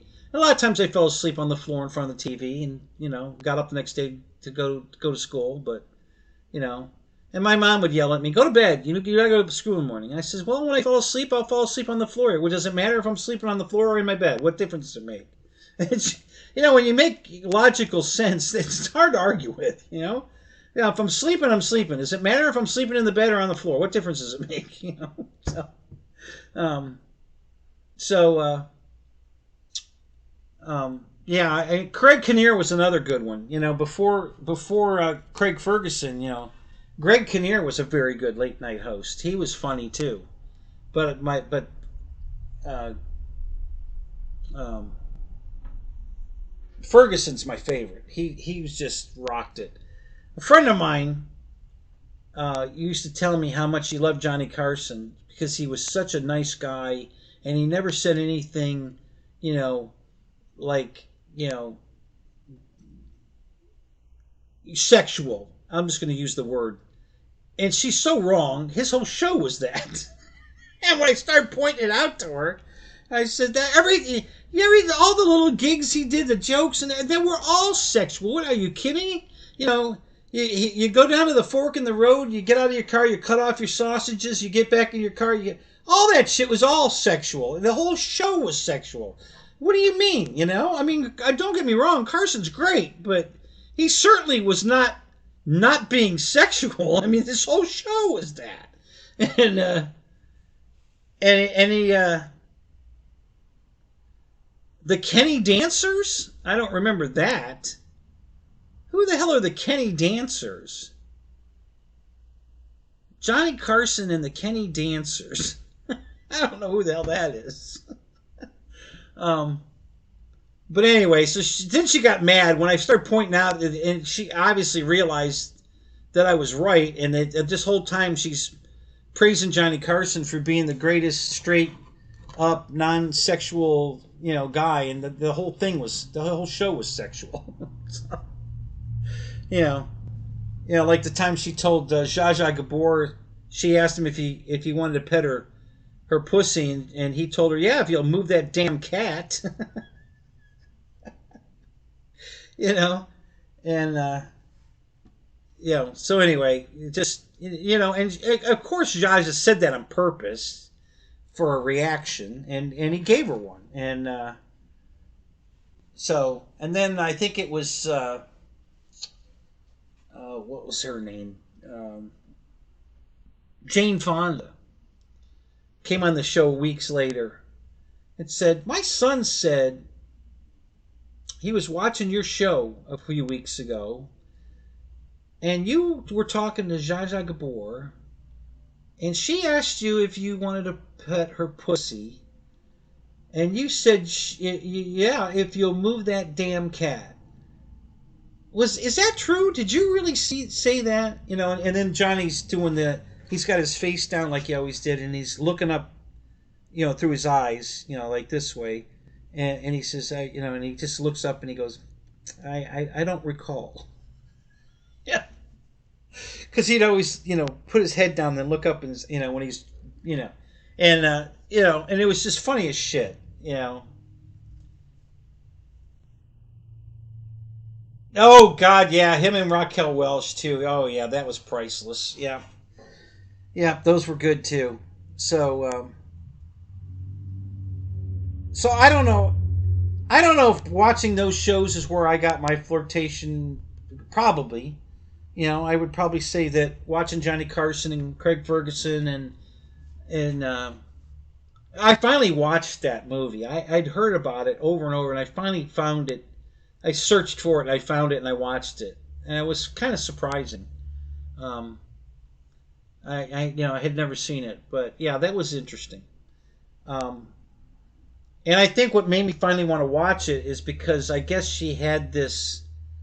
Um, I guess it was a gun with this big stalk on it, and Adam Savage was recreating the gun. He was building the gun on his show. Everything, the wood stock, the barrel, everything. He was recreating the gun. And I'm like, what is this with this damn movie? What? So I finally watched it to see what the hell everybody was talking about. So and I was a little surprised. There was quite a bit of nudity in that for that time. I would have thought, wow, this is kind of for back in that day, that's really like X-rated stuff. There wasn't any sex really. Well, I guess maybe in the background, kind of there was some going on, but nothing. No penetration, nothing, nothing like that. Just and yeah, I was kind of surprised that as old as that movie was, that that was a movie that and I was kind of surprised that she was in it. But anyway, um, I'm thinking that's probably where I picked up my why I flirt is probably because of watching Johnny Carson and Craig Ferguson all those years. I don't remember David Letterman doing much flirting. He wasn't a flirter. I don't think he thought he was attractive enough or enough to be flirty. You know what I mean? I don't think David thought he was that kind of guy. Conan O'Brien, I hated Conan O'Brien, and he was too flirty. He was just a big ass, obnoxious flirt. So I never cared for him at all. And when he got booted off um, the Late Show and went to cable TV, never watched him. Yeah, never went there to watch him. I mean, good riddance. Just never liked Conan O'Brien. He might still be doing it. Do you guys know? Any of you watch Conan O'Brien? Is he still? Does he still have a show? Is he still working, or is he retired? I don't know. I don't follow that guy at all. Never cared for that guy. Um,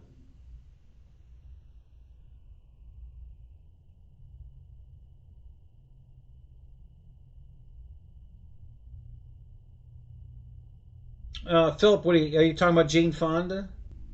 Yeah, I thought she was a very attractive. She's still attractive. I mean, she looks good.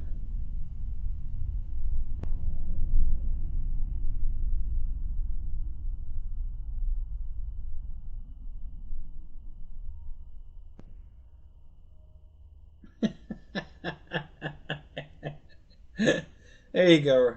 There you go, right? So there you go. She probably said that, you know, in an episode, and it would have he would have got away with it.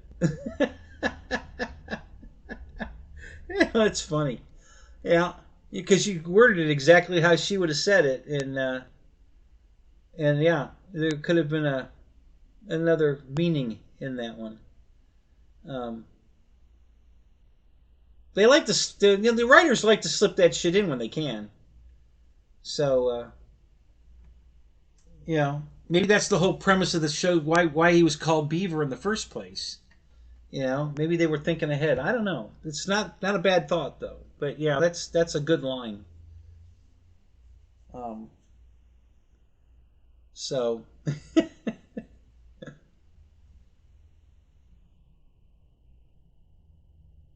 so what's your favorite radio, Michael? Did we ever get back to that?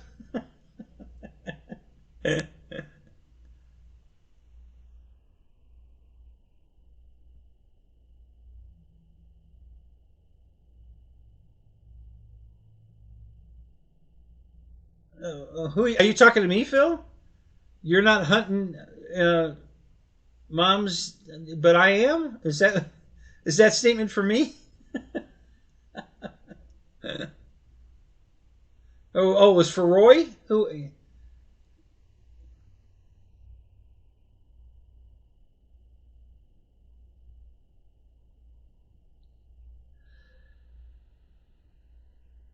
Oh, Wrights is out of here. He doesn't want to talk about his favorite radio.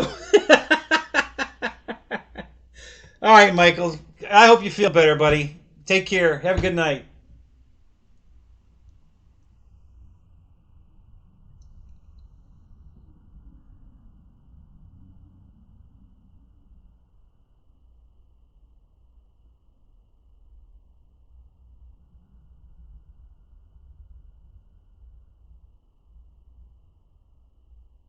All right, Philip. Spill. Have you ever picked up a girl in the grocery store? Has that worked? Did you ask her where, like where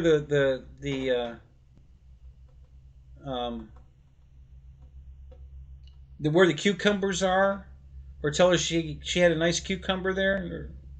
Or, what's your best line? How did it work out for you? Yeah, I was flirting with a girl once in the grocery store. We kept passing in the aisles, like, and the third time I just looked at her and I smiled and I said, "Stop following me." She started laughing. Yeah, that's the best I've ever done in a grocery store.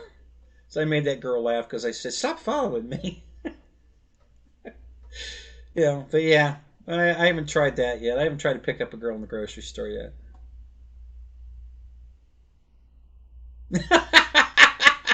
Yeah, it would go much better if your wife wasn't in tow. Yeah, I guess it would.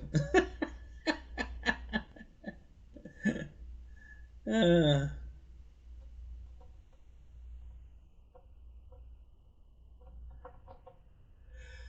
uh,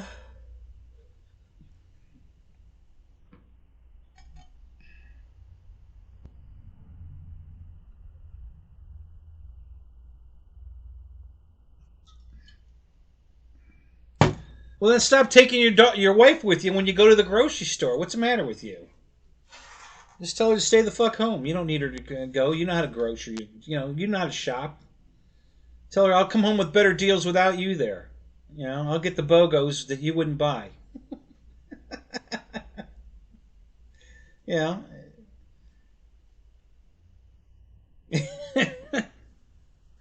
Yeah, because I'm sure she's just like my ex. They want all the good stuff, and I don't buy any of the good stuff. You need to shut the hell up. I mean, I come home with a lot of food for no money. You don't. So,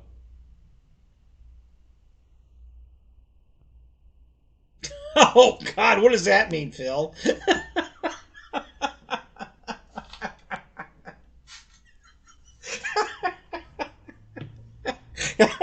How am I supposed to take that? Yeah, are you saying I look better than you, or are you saying you're looking better than me? Which way am I supposed to take that one?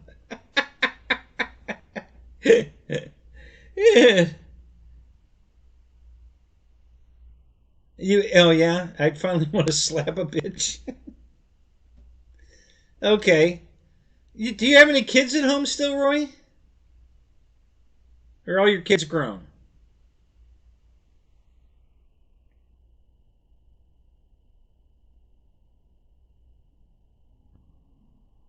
Oh, I'm not going to be offended either way you go with that one, Phil. I was curious what you meant by that, because I don't know what you look like.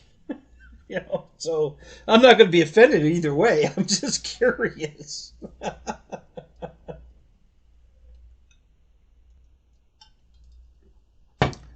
Personally, I don't think I'm very attractive at all. All right, that's just me. I don't think I'm a good-looking guy.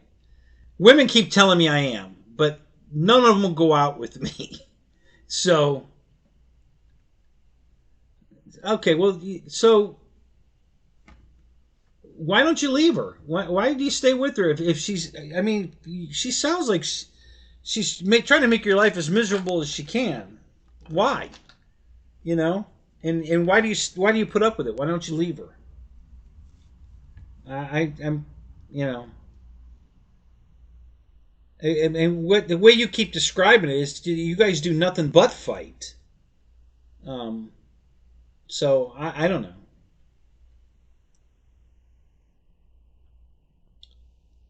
Yeah, my wife, well, my ex-wife Deb has accused me of cheating on her from day one, from our it wasn't our first date, our third date. Okay, our third date, and from every day on, she has done nothing but accuse me of cheating on her constantly. You know, and I'm just like, you know, why do you why do you think women even want me? Why I don't understand. Um,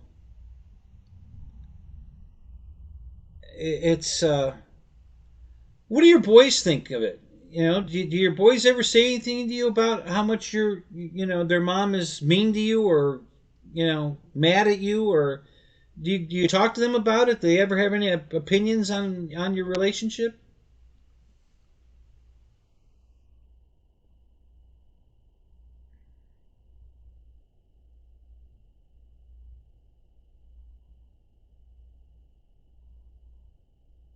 That was my first wife. Okay. Are you with your second wife now, or did you? I'm really confused.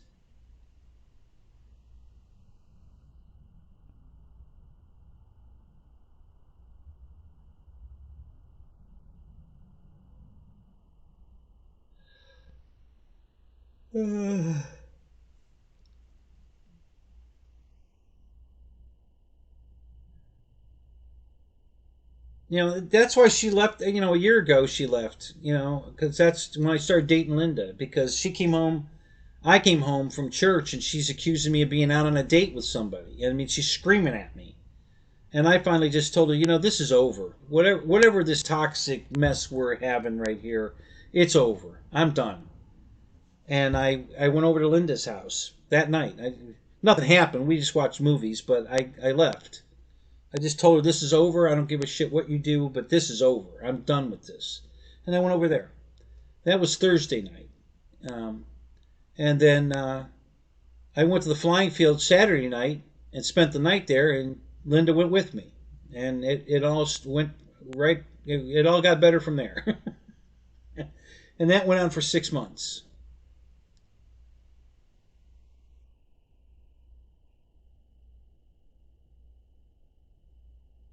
Oh, that's what you meant. Oh, gotcha. Okay, so your first wife, that was your first. Okay, now that makes sense. I got it. All right, I didn't catch that, but now I get it. All right, thank you. That cleared that right up. Okay, so your first wife is like my second wife. She thinks you're cheating on her the whole time, and that's what Deb thinks. She thinks every minute of every day, all I'm doing is fucking some other woman.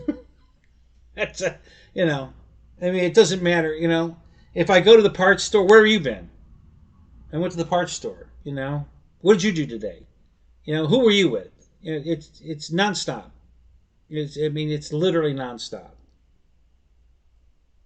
So, um,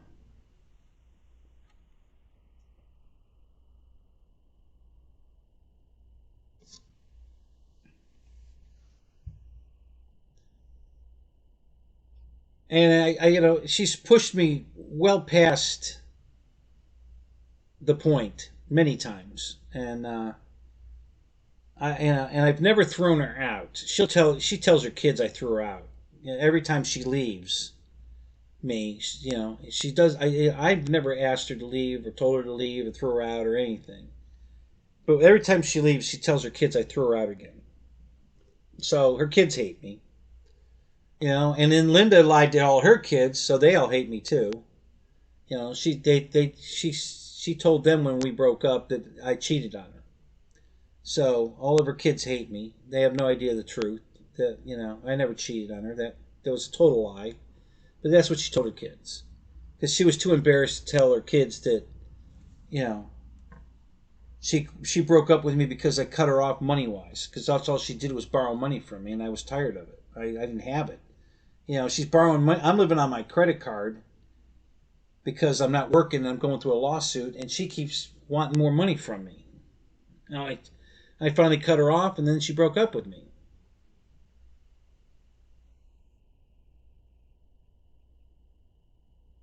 Yeah, that went by fast, huh?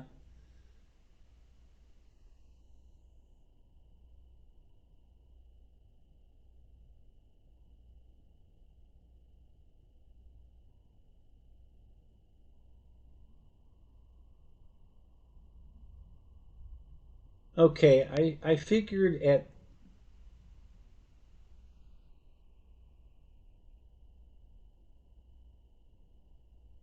okay, so I'm guessing, Phil, I figured at three wives I was doing my best. Tried two more just to make sure. I'm is that what I'm reading, or did I get that wrong? Okay, so that's the way Roy read it too. So you've been married five times?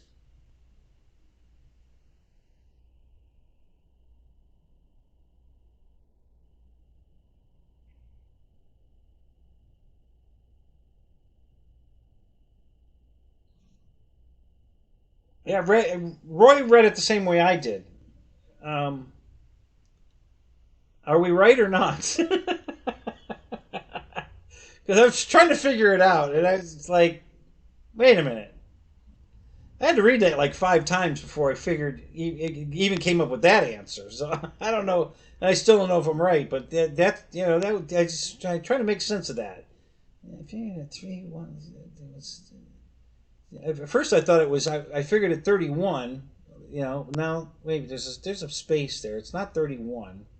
I figured at three I was doing my best. Tried two more. Oh,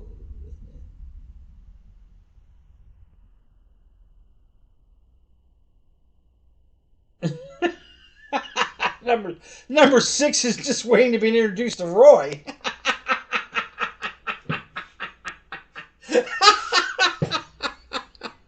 Wait a minute, wait a minute, wait a minute, wait a minute. All right, I need another clarification here now. Are you married the sixth time? Is it? But you're hoping she'll meet Roy and leave you? Is that what you're implying here? Or you're thinking that your sixth possible wife is going to meet Roy first, and you not marry you? I, oh my God, you gotta enlighten me on this one. Oh my God, that's funny.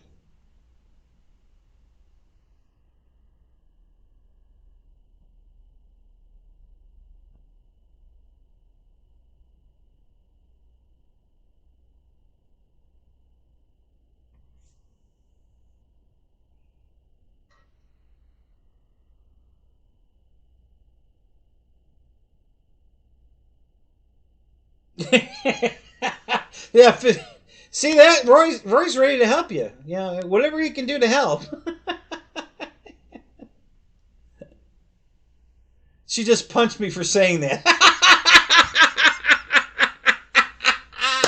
Oh, I love your wife already. Is this number six we're talking about, Phil? Oh God, I love her already. That's my kind of woman right there. Roy's a team player. There you go.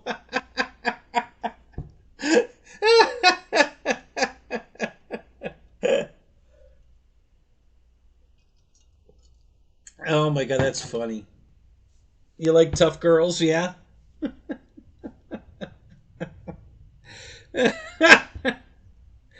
Oh my God, that's so. Wait a minute. What time is it where you are, Phil?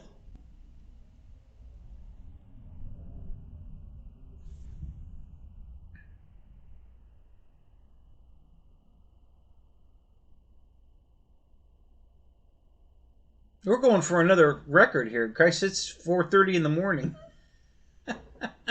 The sun's coming up soon. uh,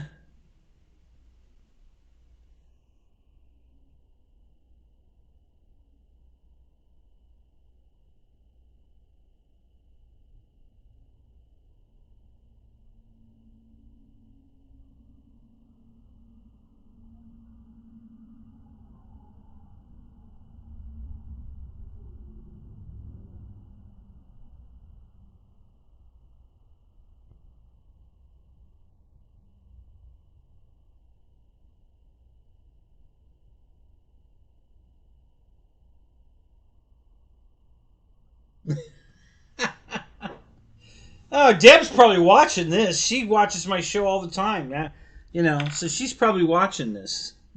Nah, not at 4 in the morning. She's I don't know. She might be here. You know, if she is, she's gonna say something any minute if she is here, because she watches my show. So,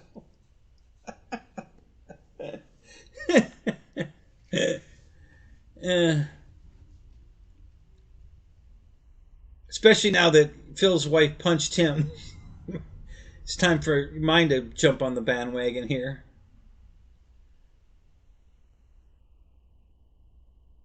Oh, so it's the same time for you as me. We're in the same time zone. Wow. So your wife is awake right next to you, reading this chat at 4:37 in the morning. God, I love her. You've got to keep her there, Phil. I'm telling you. Oh my God. Oh, holy crap, dude.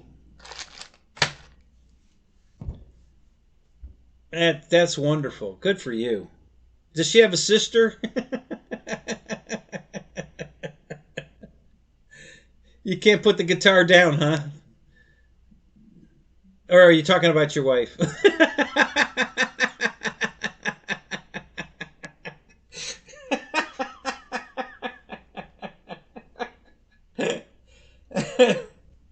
Yeah.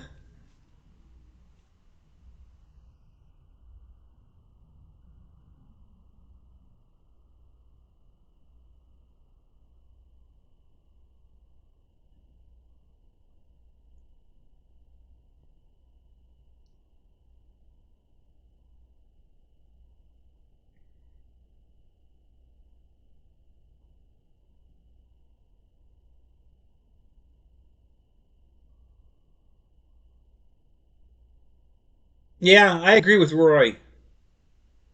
I totally agree with Roy. She seems like a lot more fun than the guitar. I'd be playing her. I'll save the guitar for some other time. I'm just saying.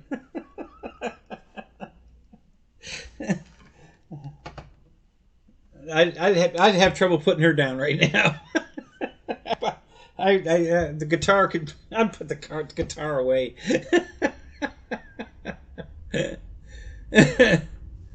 Oh.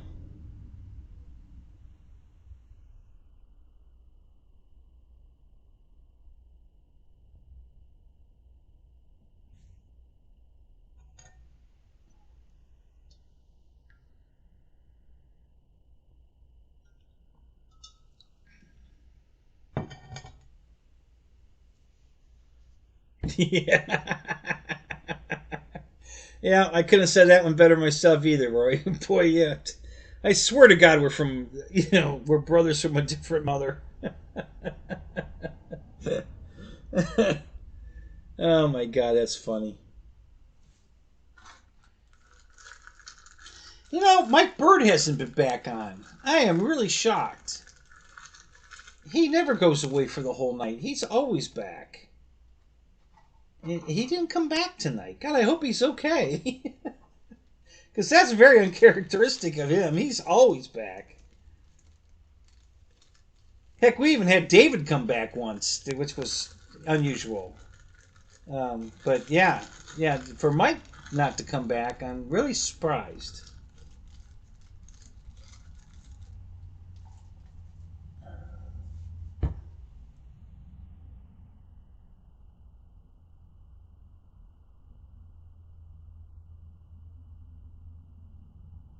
Yeah, yeah. Maybe he's out with Sherman doing something, or he's still sleeping in because he was up late. I don't know. It's a good question. Yeah, he did say he was coming back, but he didn't make it back. I hope he's okay. You know, he's one of my most regular uh, guys. You know, Roy. I think maybe Phil put the guitar down. I think he might be busy now. God, I love that woman. I got to meet her one day. Yeah, wow. Good for him. Six times a charm. Oh, there he is.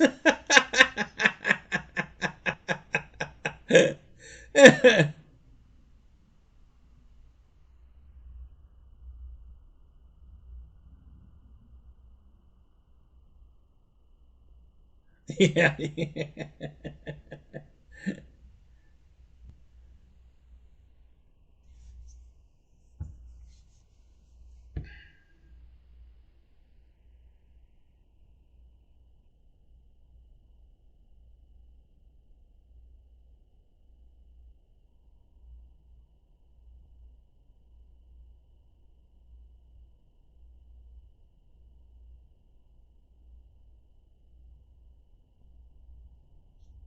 Yeah.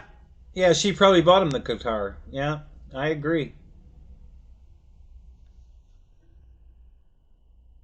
It only took him tries to find the keeper, but I think he's got the keeper now. Sure sounds like it to me.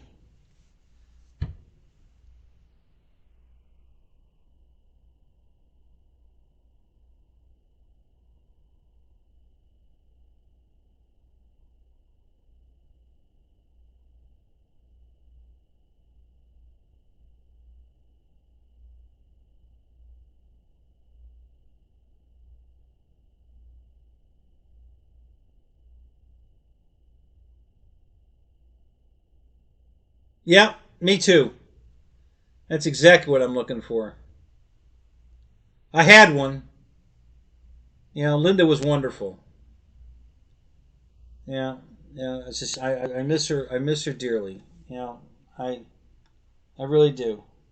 I'm so sorry she died. I really miss her.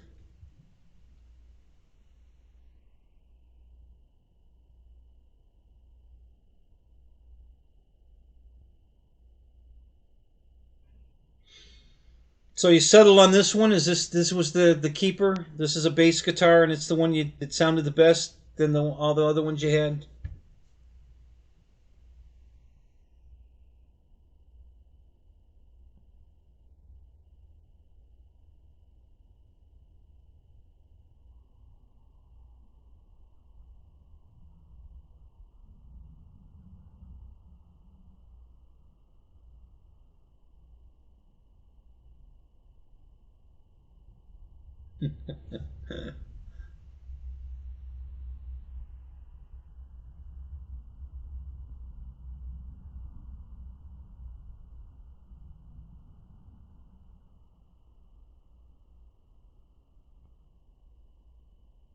So, Juno, is this?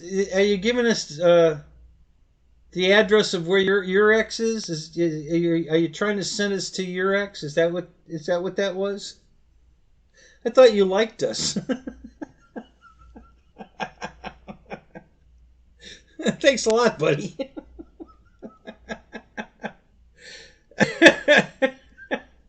Yeah, yeah, boy, what are friends for, huh? Oh God.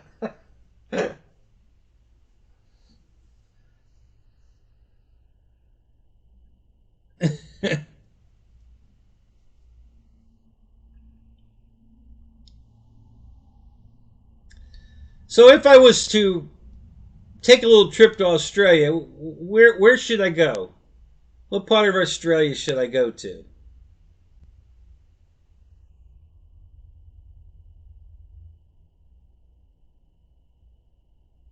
Oh God, I can't wait to watch that video. You got the guitar for free. Wow. Who did your wife have to sleep with to do that?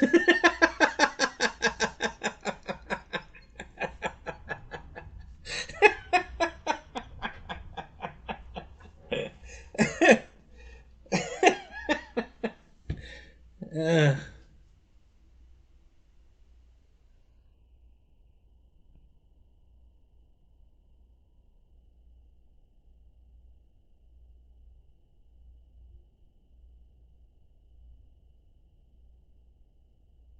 Gold Coast or top end. Okay, well that means a lot of things to Australians, but doesn't mean anything to us here in America.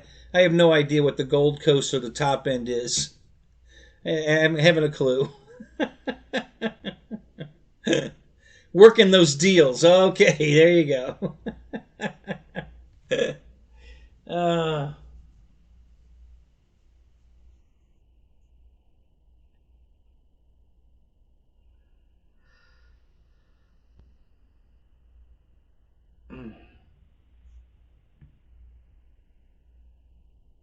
yeah, painting place. Yeah, for sure.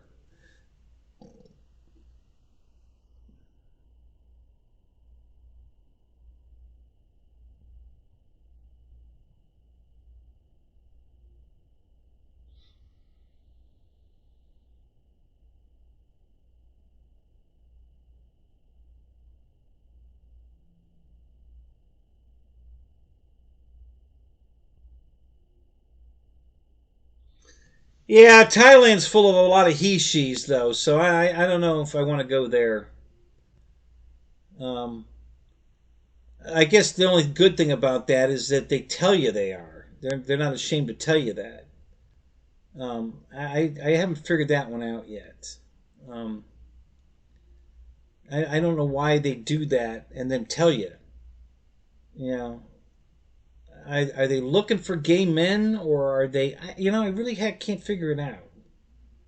Um,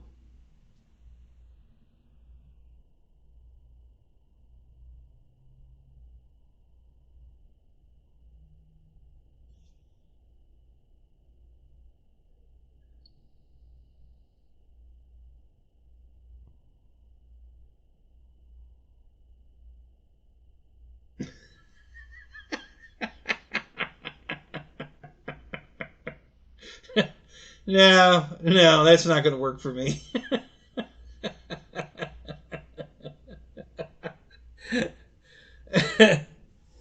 No, no, no, no. That's not going to work for me. Yeah.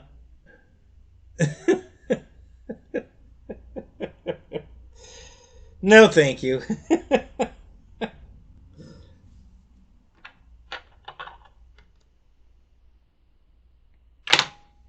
I'll just keep watching YouTube. Thank you very much.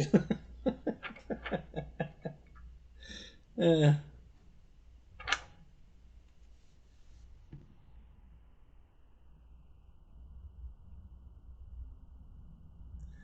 I did ask him, Roy. He refused to tell me. He said, no hard feelings. He said, but I can't tell you. I said, okay, no problem. So, but I did ask him.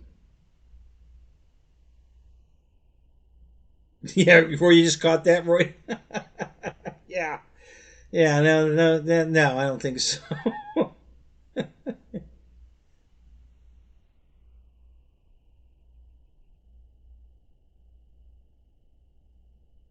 Oh, you didn't say you had a trade in. Okay. All right. That changes the whole aspect of this deal. Okay. Yeah, I didn't know you had a trade in. So,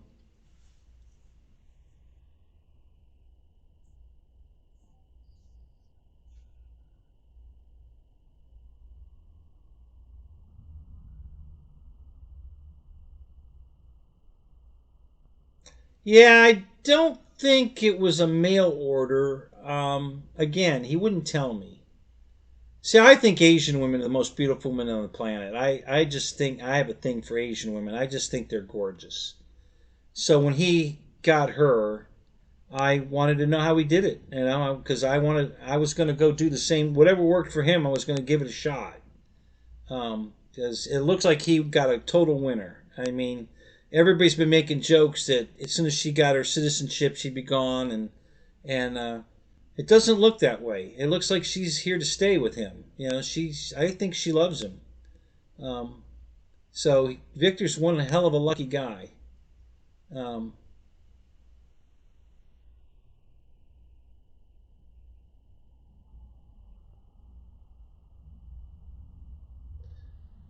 you think so?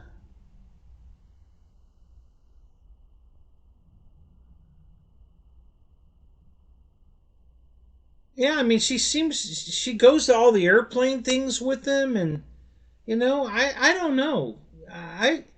For a while there, I was thinking like everybody else that maybe I mean, they seemed happy and everything, but everybody's talking that this has got to be some kind of she'll leave him. She's gonna go as soon as she gets her citizenship, whatever. And I don't think so. I really think she loves him. I mean, Victor's a nice guy. It's not like it's impossible or anything. Um, but she goes to the airplane events with him. She dresses up for him. She takes pictures with him.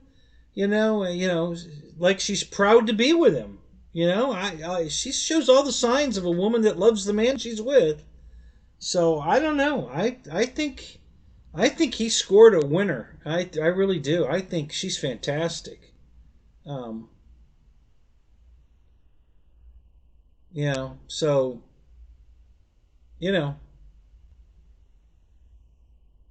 yeah, of course, I've seen Victor. Yeah, he's not a bad-looking guy.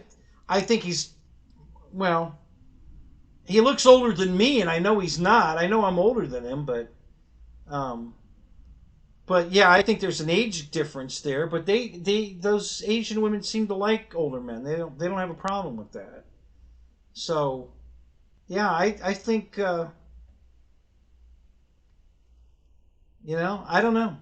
You know, we're all thinking Victor's the lucky one, and maybe she's thinking she's the lucky one to get Victor and come to America. Who knows? But I did ask him. I was talking to Victor one night, and I said, "Listen, if you don't mind me asking, you know, how did you guys meet? How did this come about?" And he wouldn't tell me. He said, I can't tell you. I said, okay, no problem. He says, you're not mad, are you? I said, no, not at all. It's fine. I understand. I just, it just seems like, you did good, and I was, hoping to get a pointer or two. Yeah, he wouldn't tell me. So I don't know what he did. I would say,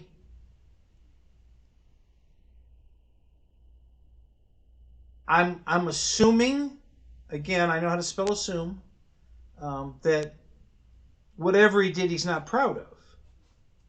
Because I would think if he is proud of what he did to well, I don't want to say land her, to get her, he would share that. So I'm thinking the reason he doesn't want to share it is it's something he's not proud of. Now, what does that mean? What did he do? I have no idea. I have no idea. But that would be, if someone doesn't want to share something as good as what it seems to be, then that would make me think that it's something he's not proud of. Hell, I'd be telling the world if I came home with a woman like that, man, I'd be screaming it from the rooftops. But I don't know.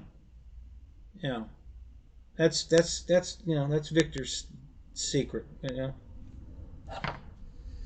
But I asked. I was pretty impressed. She seems like a pretty wonderful girl. She's very pretty. I think she's very pretty. But I think Asian women are pretty. I just think they're really a pretty. They're my favorite looking women. But I like a lot of women, so I'm pretty easy. It doesn't take a lot for me to find attractiveness in a woman. I mean, basically, as long as you're trying to be a woman, I'll find you attractive. It's the women that aren't trying to be women. Um, either because they're too frustrated with men and gave up on trying to look good for them, or I don't know. They just, you know, I don't know if we were dating. We were good friends. We still are. We're good friends. Um, I think she wanted more, and I passed on it because she didn't want to be a girl. You know, she wouldn't put on any. You know, and I'm not talking about a lot of makeup. The less is better, but not better than none. You know, she wouldn't put on any makeup. She wouldn't put on jewelry. She was going. We um, went shopping. She's in her pajama bottoms. I think they were SpongeBob SquarePants pajama bottoms and a T-shirt. You know, this is how she leaves the house, and you know, she just didn't want to be a girl, and you know, and so to get romantic in that situation, it's kind of hard to go. You know, it's you know, and she wasn't a very attractive girl, but could be if she wanted to be, and there's one on Facebook. Oh yeah, somebody you know you've been talking to. What? Yeah, what exactly do you mean? Oh, you posted a picture of your guitar on Facebook. Is that what you meant? Okay, all right. I guess I had to back up and read all of it.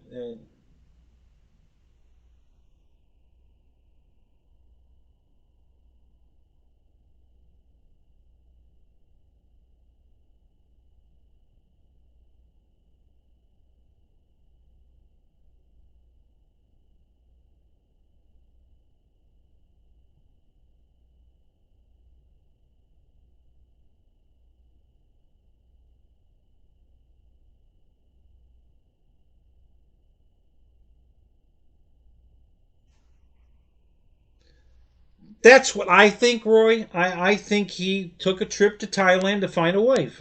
You know, that's, you know, and maybe they had done some pre, you know, maybe he went to a dating site or paid um, a service to introduce him to her, and they talked a little here first, and then he went and met her, or maybe he just took a shot and flew there and, you know, see what he could dredge up. I don't know. That's why I wanted to, you know, that's why I asked. I'm like, how did this work? How did you do this? You know, how did you?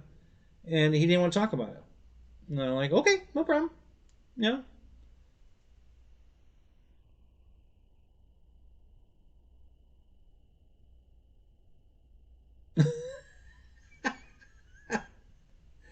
Uh, hey, Wiggs is. Oh no, that's not what you said. Wiggs is Wiggs back? He is back.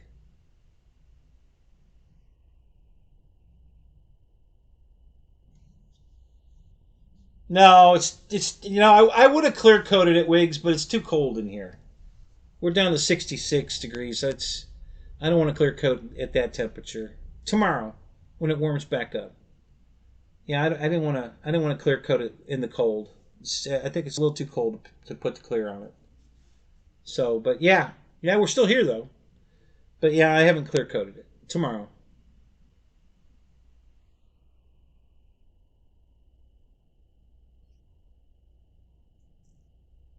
Yeah, we're much too shallow.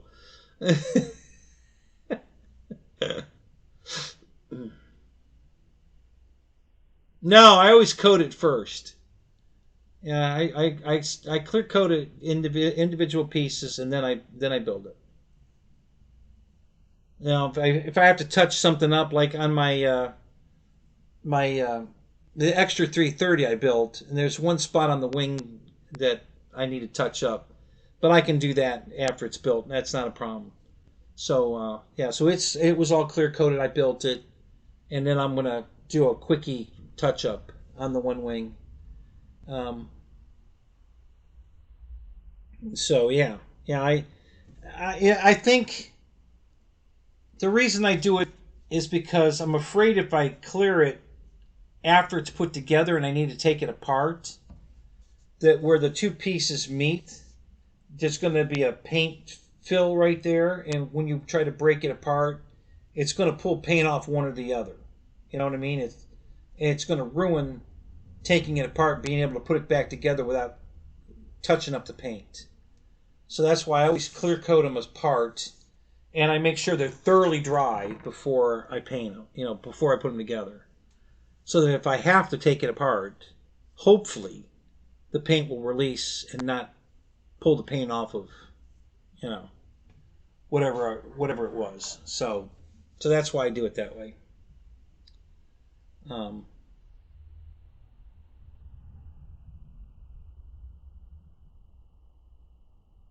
Yeah, it's um,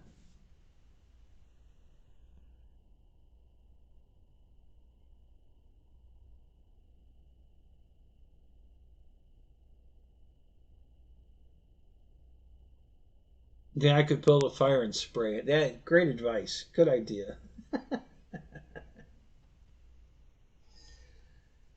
Listen, I watch a lot of YouTube shows and all different kinds of stuff. And I was watching a guy paint a car, and um, his secret to getting a best paint flow was to warm the paint up. He actually, takes the paint and puts it in an oven. And I don't think he gets it hot. I think he just gets a little warmth in it, and which probably makes the paint a little thinner, and it probably flows out better, and lays down smoother. Because he swears that's one of the secrets to getting a great paint job is he heats the paint up before he sprays it. So, I know you're kidding, Wiggs. But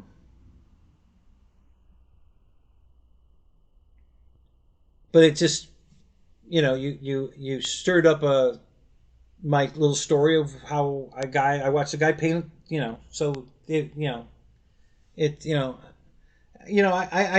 I know you guys are kidding almost all the time. We're rarely serious on this show. Yeah, epoxy, same thing. Although heating up epoxy can sometimes make it kick off faster too. So yeah, there's a fine line between letting it flow out better and having it kick faster. You got to be careful with that. But yeah, glue definitely flows out smoother if it's warm. Um, so yeah.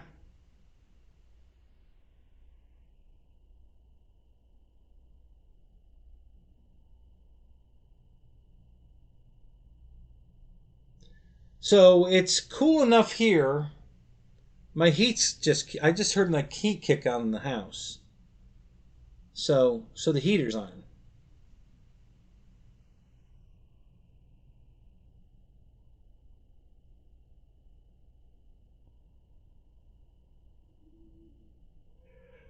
Yeah, I've done that a few times. I've put a can of paint in the toaster oven and warmed it up a little bit before I spray it. I think this clear coat I bought, I think would probably do better if I'd heat that. I might try that on the bottom of the wing. Maybe I might warm that can up and shoot it on here and see if it doesn't do a better job. Um, I don't know.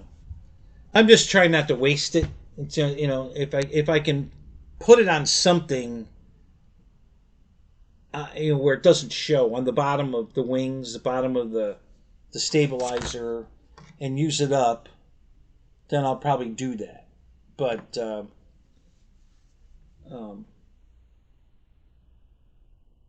I definitely I've done enough Minwax to know it does a much better job than that stuff. It's not even close to the same. Yeah, that's a definite keeper. I definitely like her. Scarlett Johansson's a really pretty girl, very talented. I love her in all of her Black Widow and Iron Man and the Avenger stuff. She's awesome. She was in a movie. God, what was that movie called? I saw it in another movie once when she was younger. It was some kind of. They were on an island in a community. It looked very futuristic. The community, and there was a lottery to get off the island, but you really weren't getting off the island. They just told you that, and it was a random lottery, and then you would disappear, and I think they just took you out back and killed you, in.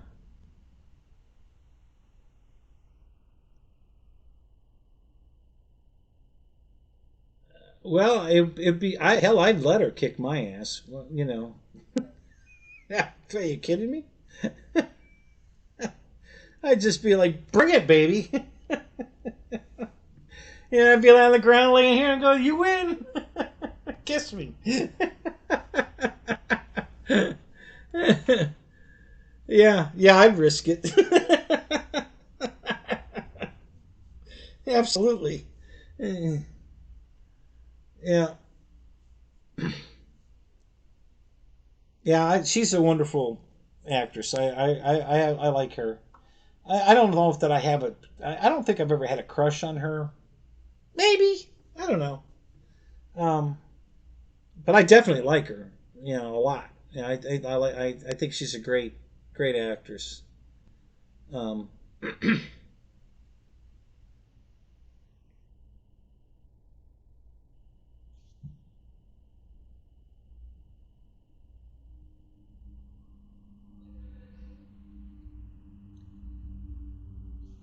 uh,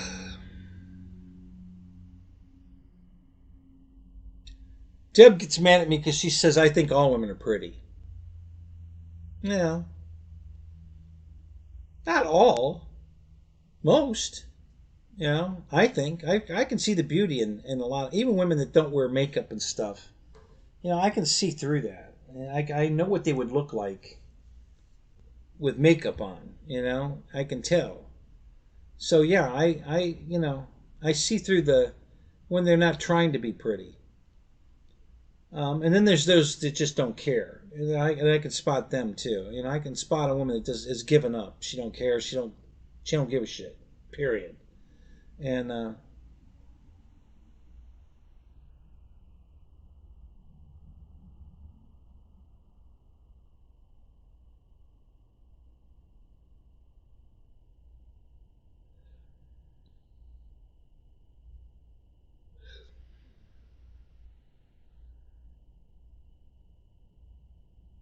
yes, I agree. I like a woman that doesn't require makeup, but doesn't mind putting a little bit on just to enhance the beauty more. Not a lot of makeup. Maybe just a little bit of eyeliner and no blaring lipstick color. A normal, natural looking lipstick color. That's enough. I don't need anything more than that. That's plenty. Um,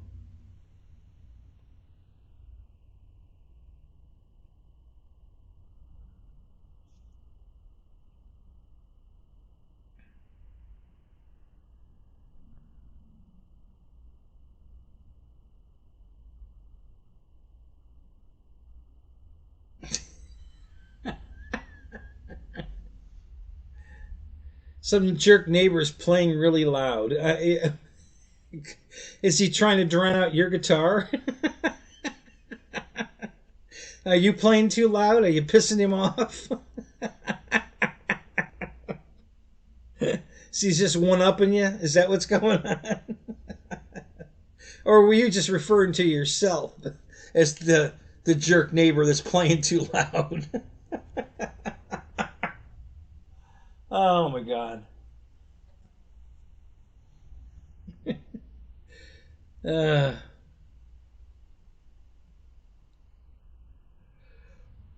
oh, I'm surprised Deb's not out here, wondering why are you not in the house? Why are you still out here? I'm talking to my girlfriend. You want to meet her? Come on over.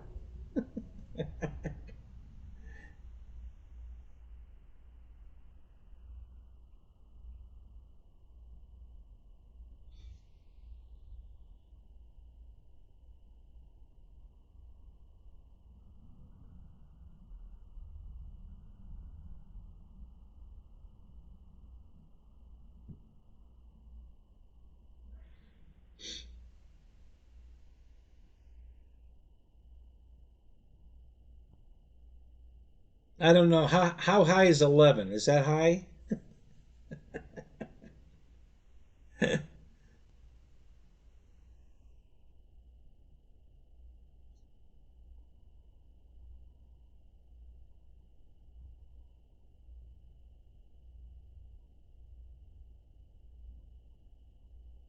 Oh, our amps only go to 11? Is that right? Really?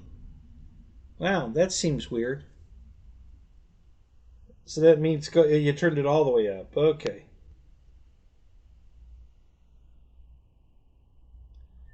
All right, Roy's tapping out. Of course, it's only let's see, is it 5 here? It's 5:30 here. So it's only 2:30 for him. You wuss. So so Deb on work days, Deb takes the dog out at 5:30 to pee. So I wonder if she's gonna. She'll probably be in here in a minute, because I'm not in the house, and she's gonna want to know where the fuck I am, because she thinks I'm out here fucking some girl. So, all right, Roy, have a good night, man. It's good seeing you. We'll talk to you later.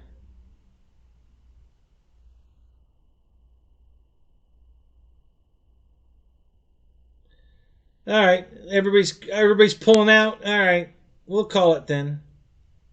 You know, I need to go to the bathroom again anyway, so I guess it's time to call it, because I'm not going to go in and come back out again. So we'll call it. All right. So everybody, thanks for coming. I had a great night. This was fun. Got an airplane out of the box. I can't wait to paint it. I can't wait to go fly it. So that's cool. And yeah, great time, guys. Thank you so much. This was a lot of fun. Um, so we'll catch you guys, if not before, next Saturday. You never know when I might pop up with a show. So I've been accused of going every night of the week.